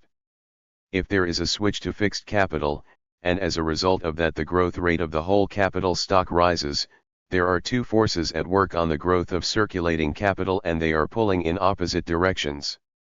It is perfectly possible, if there is a strong switch to fixed capital, that the growth rate of the whole capital stock may rise, while that of the circulating capital component actually falls. The expansion of the demand for labor may thus be slowed up by the inventions, which have indeed been labor-saving, not only with respect to the labor most immediately affected, but over the economy as a whole. It is not at all unreasonable to suppose that something of this kind did indeed happen in England, during the first quarter, or even the first third, of the 19th century, though doubtless there were other complications not here taken into account. Even a moderate swing in this direction, coupled with the fact of increasing population, would be sufficient to explain the general absence of labor shortage and the consequent failure of real wages to rise. It was nevertheless to be expected that the time would come when the adverse effect of the swing to fixed capital would be exhausted, so that the favorable effect of the higher growth rate would alone survive. This is valid, when correctly understood, but it is not quite the whole story. Ricardo is assuming that there is just a single switch to fixed capital, but why? Why should it not continue? There is a reason, which he did not give, but which should be added. As we have seen, the impulse to the introduction of the new fixed capital, or machinery, was the reduction in the costs of producing it. As a result of that reduction, it became advantageous to use mechanical methods instead of the handicraft methods previously employed. But this cheapening was not once for all, it went on. One of the results of that would indeed be the application of mechanical methods to new uses. A continuation of what had happened in the first round. But another would be the replacement of the first generation of fixed capital goods by a new generation that was cheaper and more efficient. This would further increase profits without any additional saving being required. Once the initial fixed capital stock has been accumulated, it will itself, by further technical progress, gain in productive power. This later growth imposes no strain upon savings, so that it has a purely favorable effect upon the demand for labor. This is the point we shall now be able to understand why it took so long to reach it when the surplus of labor can be absorbed, and real wages can begin decisively to rise. This, I believe, is the root of the matter. It is the main thing which has to be said, so long as we are content to concern ourselves, in what would nowadays be called a macroeconomic manner, with the general level of wages. But as soon as we look, even a little, beyond that, there is another change in the labor market, of quite decisive importance, which must be added. Though labor was on the point of acquiring its class consciousness, different sections of what was soon to regard itself as the working class were affected in different ways. A new industrial working class was coming into existence, which was different from the old urban proletariat, one of the main differences being that it was more regularly employed. When one thinks of the fluctuations to which industry is subject, and has always been subject, this may seem to be a paradoxical statement, nonetheless it is true. The industrial worker was subject to unemployment, but when he was employed, he was regularly employed. He was not a casual worker, who never even thought he knew how he would be employed in a few weeks' time. It was casual labor that was the typical condition of the pre-industrial proletariat. The state of industrial labor was different. The long hours and miserable conditions of the early industrial worker are familiar, but there was this gain that went with them, which in the long run would be a decisive gain, the gain in regularity. Modern industry was bound to move in the direction of regularity, just because of the characteristic on which I have been insisting, its dependence upon the use of fixed capital. It could only be profitable to produce in the new way if the durable equipment could be kept in use. If it was to be kept in use, it must have a more or less permanent organization, with a more or less permanent labor force attached, to operate it. This had consequences of the first importance, both social and economic. The pre-industrial proletariat had been rootless, but the industrial worker was not rootless, he was a member of a group. It was a group that would soon be demanding a place in wider society, but even before that, its formation had deep effects upon the lives of those who composed it. The protection from association with one's fellows, which had been present to some extent in the old-style village, had come back again in a new form. Thus it was that the industrial worker was able to organize. He could do so, because he found himself in a situation in which the elements of organization were already present. Even without formal organization, he had a little more security from the industrial system itself. Only a little more, since he was exposed to personal injustice and to the effects of business upheavals, but enough to feel the shock of its deprivation when it failed, and to attempt, by combination with his fellows, to make it go further. He would then discover that he was in a position to exercise a bargaining power that had previously been lacking. The groups he had formed were essential to employers, he could therefore use the strike weapon, that was formerly unavailable. It is obvious that trade unions, and even labor parties, are among the consequences of industrialism. This is the reason why. So what was missing from our previous macroeconomic analysis was that it neglected the way in which industrial workers were enabled to make themselves, first in small groups, and gradually in wider groups, into a class that was somewhat better privileged than the casual workers who still remained outside. Thus their wages would rise, well before the point was reached when the general surplus of labor was removed. Then, as the surplus began to be removed, there could be spread of organization even among what was left of the casual workers through general workers' unions, trade boards, and so on. Thus it appeared that it was organization that led to the higher wages, though that, in fact, was no more than a part of the truth. I have so far been treating the impact of industrialism on the labor market in terms of British experience, but the experience which is relevant is not just British, it is worldwide. It is as a world phenomenon that we, in these days, most need to consider it.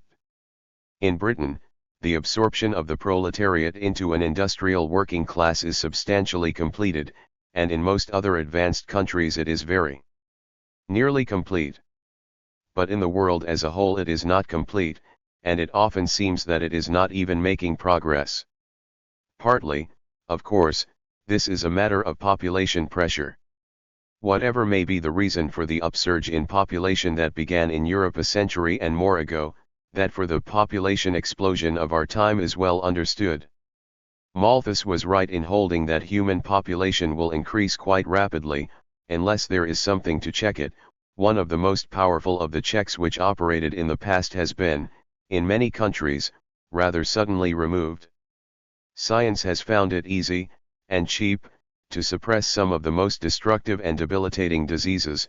One population has responded, as Malthus would have expected that it would. Nor has this increasing population been checked, in the other manner foreshadowed by Malthus, by pressure on the food supply, for science has come to the rescue thereto. There has been such an increase in agricultural output, over the world as a whole, that there has been no famine. But the increase in agricultural output has not been attended by a proportional increase in agricultural workers. The movement, at least so far, has been away from the land, not towards it. 2. In spite of that, the supply of food, in general throughout the world, has not failed to meet the need. The failure has been in the absorption of the growing population, which remains, in great part, a proletariat, a pre-industrial proletariat. As before, it is chiefly in the cities that one finds it. But not in London, or Paris, or Birmingham, the places where one would have found it in the 19th century. It is in the cities of the underdeveloped world, of Latin America and of Africa, in Bombay and Calcutta and Jakarta, and in Canton and Shanghai. 1. And now it is not only for the old reason that some are thought to be making fortunes, or just to be making good that a surplus of labor is being drawn into the cities, that demonstration effect has been reinforced by others. Education, which makes people expect jobs of the new kind, the propaganda of politicians, and of economists, which has promoted economic growth to be a human right, the installation of new national governments, looked on as job-providing agencies. These are the charmers who are swelling the crowds, who now wait at the gates to be brought in. Why, they ask, cannot the transformation which was accomplished in the advanced countries in the 19th and early 20th century be repeated for them? The expansion that is needed, in order that these millions should be absorbed, is indeed enormous, but the expansive power of modern industry, the fully science-based industry of the 20th century, is also enormous. Is it impossible that it could cope? After all, enormous though the task may appear, it is not really so out of scale. When we look at the matter in world terms, and consider what has been done, it looks far from impossible. 200 years ago the industrial working class was hardly in existence, anywhere. 100 years ago it can have numbered no more than quite a few millions. Today it is vastly larger. In order to calculate the total number of those who are now inside, we should add to the manufacturing populations of the advanced countries the white-collar workers who are their necessary helpers, together with the farmers whose productive activities have been transformed by industrialization. We should take all these and not forget to include the by no means negligible number of those who are in corresponding sectors of the less developed countries. It is outside all these that the line should be drawn. No exact, or nearly exact, figure for their total could possibly be given, but it is quite safe to say that it could not be less than 500 millions. That is less than the population of China alone, about the same as the population of India, probably something less than 1/6 of the population of the world. The number to be absorbed is therefore vast, but the number that has been absorbed is also very large.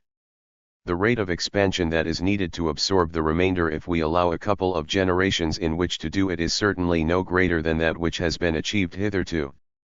Further population increase will indeed make it more difficult, but even so, when the task is measured in this way, it does not look impossible. God hath wrought things as incredible for his people of old, what hinders now? Says the chorus in Samson. I am afraid there are hindrances. X. Conclusion. It would be absurd, and out of proportion, to embark in a concluding chapter on any serious discussion of the modern phase, which is the state the world is in at the present day. All I shall do is to state my own opinion on the great question that was raised at the end of the preceding chapter. I believe that it is, in rather a deep sense, a political question. If there were no nations, if everyone could go where he liked, was just as acceptable wherever he went, and was willing to go wherever he was wanted, the absorption of the whole human race into the ranks of the developed would be relatively simple. Even so, it would take time, and it may well be that even in the century, or century and a half, that may be held to have elapsed since the beginning of the process we were considering, not enough time has been allowed.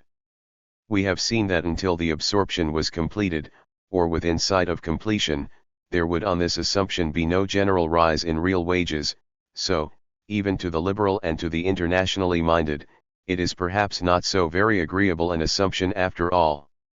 It is, in any case, not an assumption that we are entitled to make, and I, for my part, would not want to make it. The attachment to one's own people, and to the dwelling place of one's own people, has far too much that is good and lovely about it for one to wish it to disappear. The groups that have formed nations, and some of the groups within nations, are social units that have value. By putting them into a melting pot much is lost. When we examine our aspiration, it is for a development, an absorption, which is consistent with the maintenance of social identity. Even that, though economically more difficult, is in principle by no means unattainable. There was a time when a movement towards it seemed to be dominant, in the 19th century, in the era of free trade. What we might expect to have happened, if that movement had continued without interruption, was a gradual increase in the number of developed countries, and a consequential gradual decrease in the number of those who still remained behind, or outside.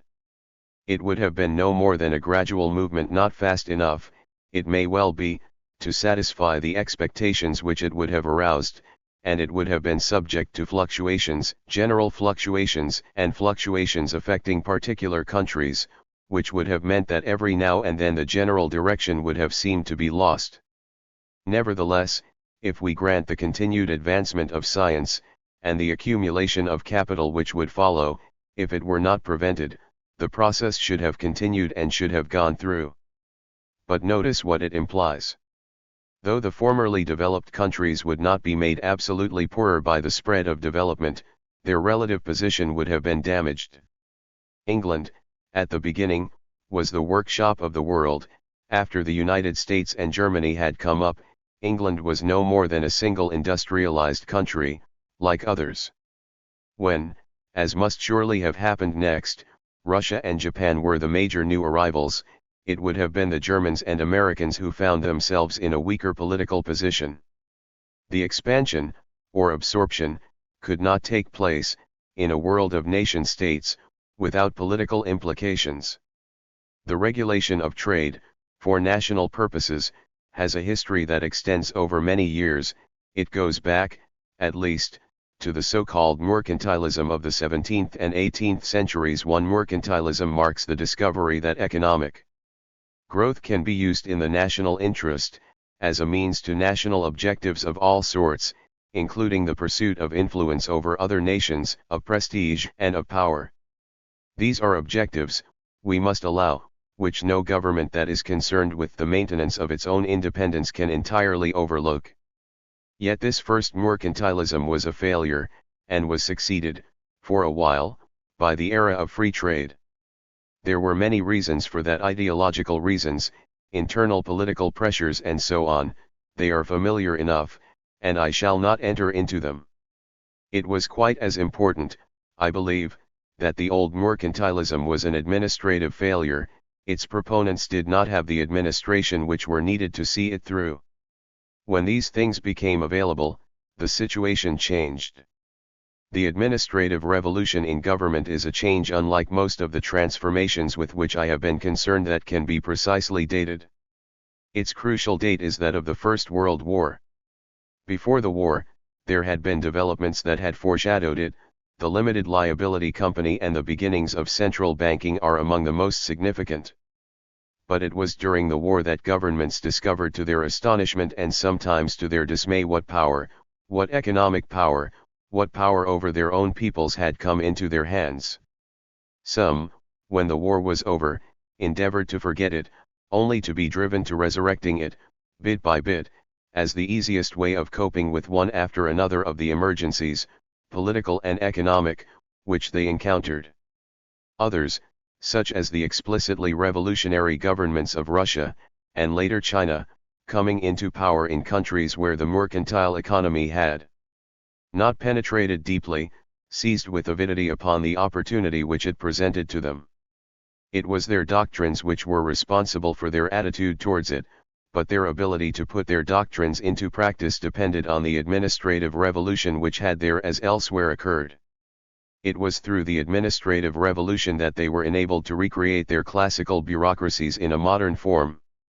The new techniques, and the institutions that embodied them, could be used in various ways and for various objectives.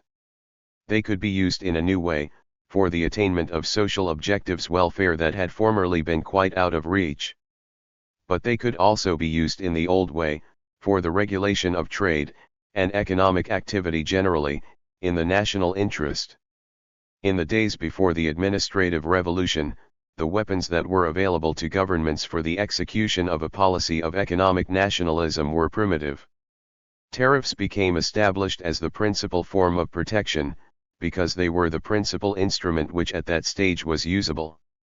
But far less could be done by simple import tariffs than by the more sophisticated means that were now at the government's disposal. Quantitative controls, import and export monopolies, controls over capital movements, manipulations of the tax system, new devices, that go the same way, are continually invented. The most thoroughgoing of all is the bringing of those who make the decisions about trade and investment under the direct control of government. Communism itself, in one of its aspects, is the extreme, the ultimate form of protection. It is curious, at first sight, that it is not the advanced countries, but the others, who have carried their protectionism furthest. For it is the underdeveloped world, taken as a whole, which in consequence of these tendencies suffers most. One can nevertheless understand why it happens. One of the vehicles of mercantile expansion, in the free trade era, was colonialism. From what was said about colonization in an earlier chapter, one that would be expected.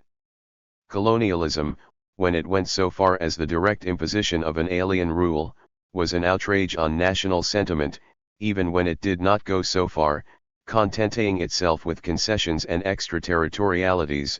The example of what had happened elsewhere aroused a fear that corresponded. The governments that were imposed upon the dependencies might be conducted on liberal principles, but that meant that they gave scope for opposition to themselves to build up.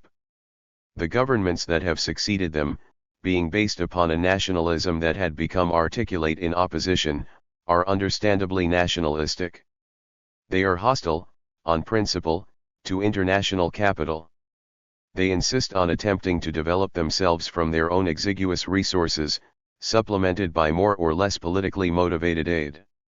This is not the spreading, and is much less effective than the spreading, which on the other plan should have occurred. Yet, strong as these political forces are, I am not suggesting that they are the only explanation. There is an economic reason which, in the light of what was said in the last chapter about the beginnings of industrialism, we should be able to see in perspective. Remember Ricardo on machinery. An improvement, he showed, was very liable at a first round to be labor-saving, but the accumulation of capital, out of the extra profits which were made in these early stages, should subsequently lead to an increase in the demand for labor. If one is confining one's attention to a single country in which labor is fairly mobile from one occupation to another, that makes sense, and agrees with experience. The labor that is thrown out will be reabsorbed, and as a shortage of labor appears, wages will rise. But in the international economy, even such as was created for a while by the dominance of free trade, though there is the same sequence, its implication is different. For the labor that is thrown out may be in one country, and the expansion in demand for labor, which is the effect of the accumulation of capital that results, may be in another. The English handloom weavers, who were displaced by textile machinery, could find re-employment in England, but what of the Indian weavers who were displaced by the same improvement? Even in their case there would be a favorable effect, somewhere, but it might be anywhere. There would be no particular reason why it should be in India. The poorer the country, the narrower will be its range of opportunities, the more likely, therefore, it is that it will suffer long-lasting damage, now and then, from a backwash of improvements that have occurred elsewhere. Even in already industrialized countries, mobility of labor is not perfect, so that they also, though to a lesser degree and more obviously temporarily, have their backward areas and their depressed industries.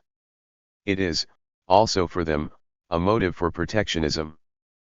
But one can understand that in the poorer countries there is an even greater desire to protect themselves from this sort of damage. It is damage which in some cases they have actually suffered, more often, it is damage that has not yet been suffered, but is feared. It is difficult to blame them. It must nevertheless be recognized that the high-cost industries that are set up behind these shields do not engender the profit to the national economy as a whole which would serve as a basis for further growth. Something can be done, by these methods, in the way of alleviation, but the expansion they permit is strictly limited. Whatever its motives, protectionism is an obstacle, but the protectionism that arises from the motives so far examined need not be an insuperable obstacle. As the epoch of colonialism recedes, its memory may fade, forms of international investment less wounding to national pride can be, and have been, discovered. It is beginning to be recognized, on the other side, that to keep a socially unprofitable industry in permanent existence by protecting it is foolish. Temporary use of such measures for the easing of transitions is defensible, their permanent use is not.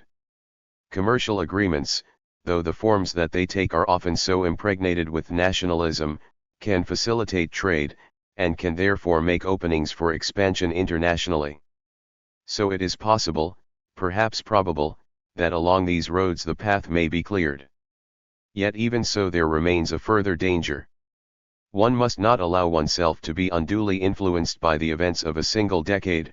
Recent experience is nevertheless suggestive, it seems to fit in. Though the administrative revolution has strengthened government in so many respects, there are others in which its effect has been the reverse. When it is known that governments have these powers, it is harder for them to say no to social expenditure, to prestige expenditure, or to any expenditure for which support can be whipped up. Economists have taught them how to do their accounts so as to accommodate these things. Far more has been accommodated than in earlier times would have been thought to be at all possible. But economic administrators, however ingenious, cannot stretch resources indefinitely. The point must be reached when there is a strain. The symptoms of the strain are familiar: inflation, balance of payments deficits, a variety of monetary and exchange disorders. But these are no more than symptoms, the cause lies deeper. The symptoms will not be removed, they will only change their forms by technical adjustments, purely monetary arrangements, changes in monetary policy.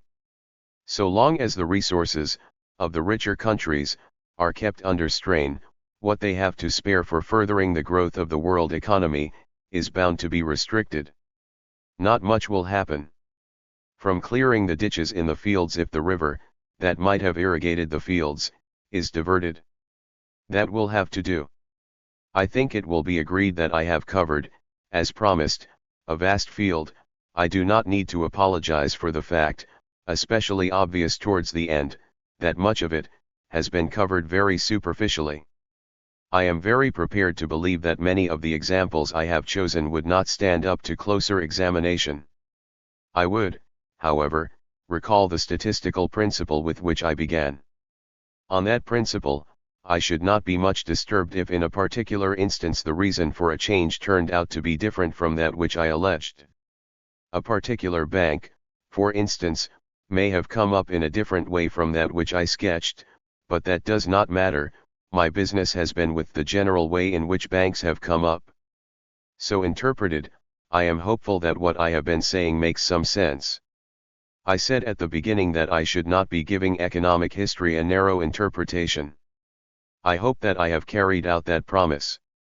I have tried to exhibit economic history, in the way that the great 18th century writers did, as part of a social evolution much more widely considered.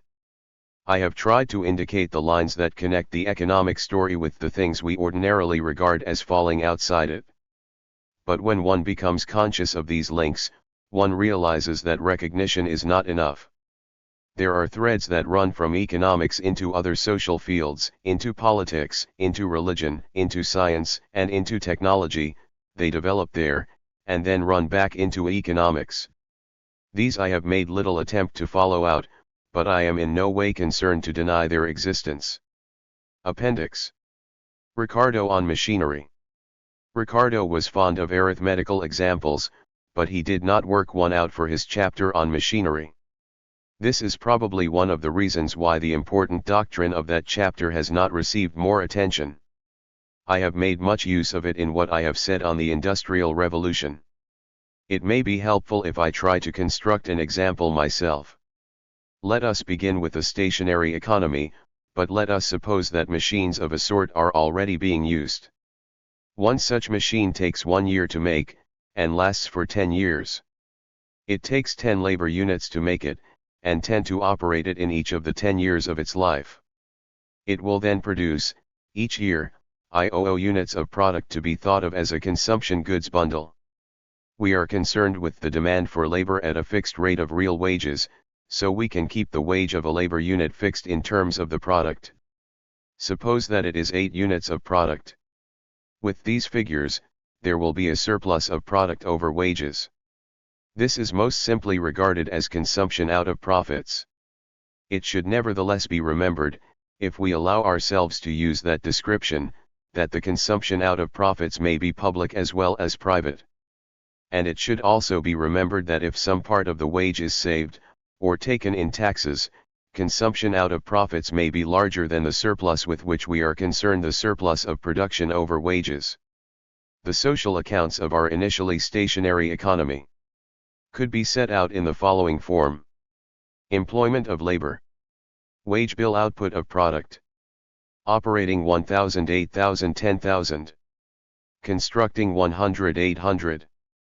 Total 1,100 8,800. Surplus 1,200. Initial stock added discarded final stock. Machines 100 10 10 100. With these figures, the gross rate of profit on a single machine is /80, that is to say, it is 25% per year.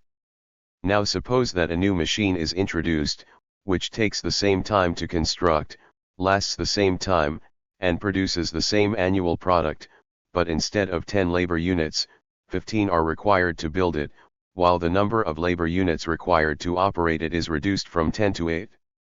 The gross rate of profit on the new machine, at the same rate of wages, is /120, which is 30%.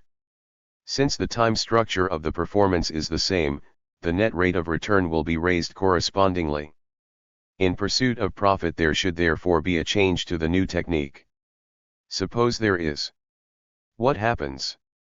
Prospective profit has risen, so it is natural to expect that there will be a rise in consumption out of profits. Any such rise, as will appear in what follows, makes the adjustment more difficult. So it will be interesting to see what happens if there is no such rise. Let us therefore assume that the surplus of product over wages remains constant, at its original 1,200 throughout.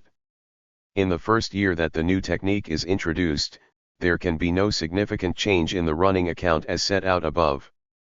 The same old machines are still there, producing the same product and employing the same labor to operate them. The same 100 labor units can still be employed in construction, consistently with a constant surplus. But the 100 labor units will now be employed in constructing new machines. So the difference comes at the end of the year, when the final stock is 90 old machines plus only 100/15 new machines. So in the second year employment in operating is reduced to 90 x 10 plus 6 to 67 x 8 equals 953. And the output of product is reduced to 90 x 100 plus 6 to 67 x 100 equals 9,667. The accounts of the second year will thus come out as follows. Employment wage bill product. Operating 953,762 9,667. Constructing 105,843. Total. Surplus 1,058 8,467. 1,200. Employment in constructing can only rise by 5% or if the surplus is to be kept the same. For the machines in the second year, we shall then have initial stock, added discarded final stock, old 90 10 80, new 6 to 67 7 to 0 13 to 67. Thus in the third year employment will contract still further, the very small increase in the number of new machines coming into operation being still far less than sufficient to balance the old machines that are wearing out. It is unnecessary to write out the rest of the sequence in detail. The results which I get by turning the handle may be summarized as follows. I reproduce. Year 1, when employment and output are the same as in the previously existing stationary state. I stop at the point at which the previous levels of output and employment of labor have been recovered. We began from a stationary state, but at the end, the very long end, the economy is set upon a course of expansion. This is bound to be so, in the end, so long as any part of the additional profits are saved. A single improvement in technique, with suitable saving propensities, can convert a stationary into an expanding economy. But the price, as we see, may be heavy. It could naturally be reduced by borrowing from abroad. It would also be reduced if it were possible to draw upon stocks of finished goods that had been previously accumulated. Temporary reductions in consumption, whether from profits or from wages, could also be an easement. These are the reasons why credit inflation can be an easement, though the problem with which we are here concerned is not Keynes's problem. It should be noticed, in conclusion, that a principal reason for the violence of the effect, as it has appeared in this numerical example, is the high cost, in terms of labor, which I have attributed to the construction of the new machine. A reduction in that cost would have made things much easier. I have suggested in the text that this may have been a main way in which, in the historical case of the British Industrial Revolution, the alleviation came.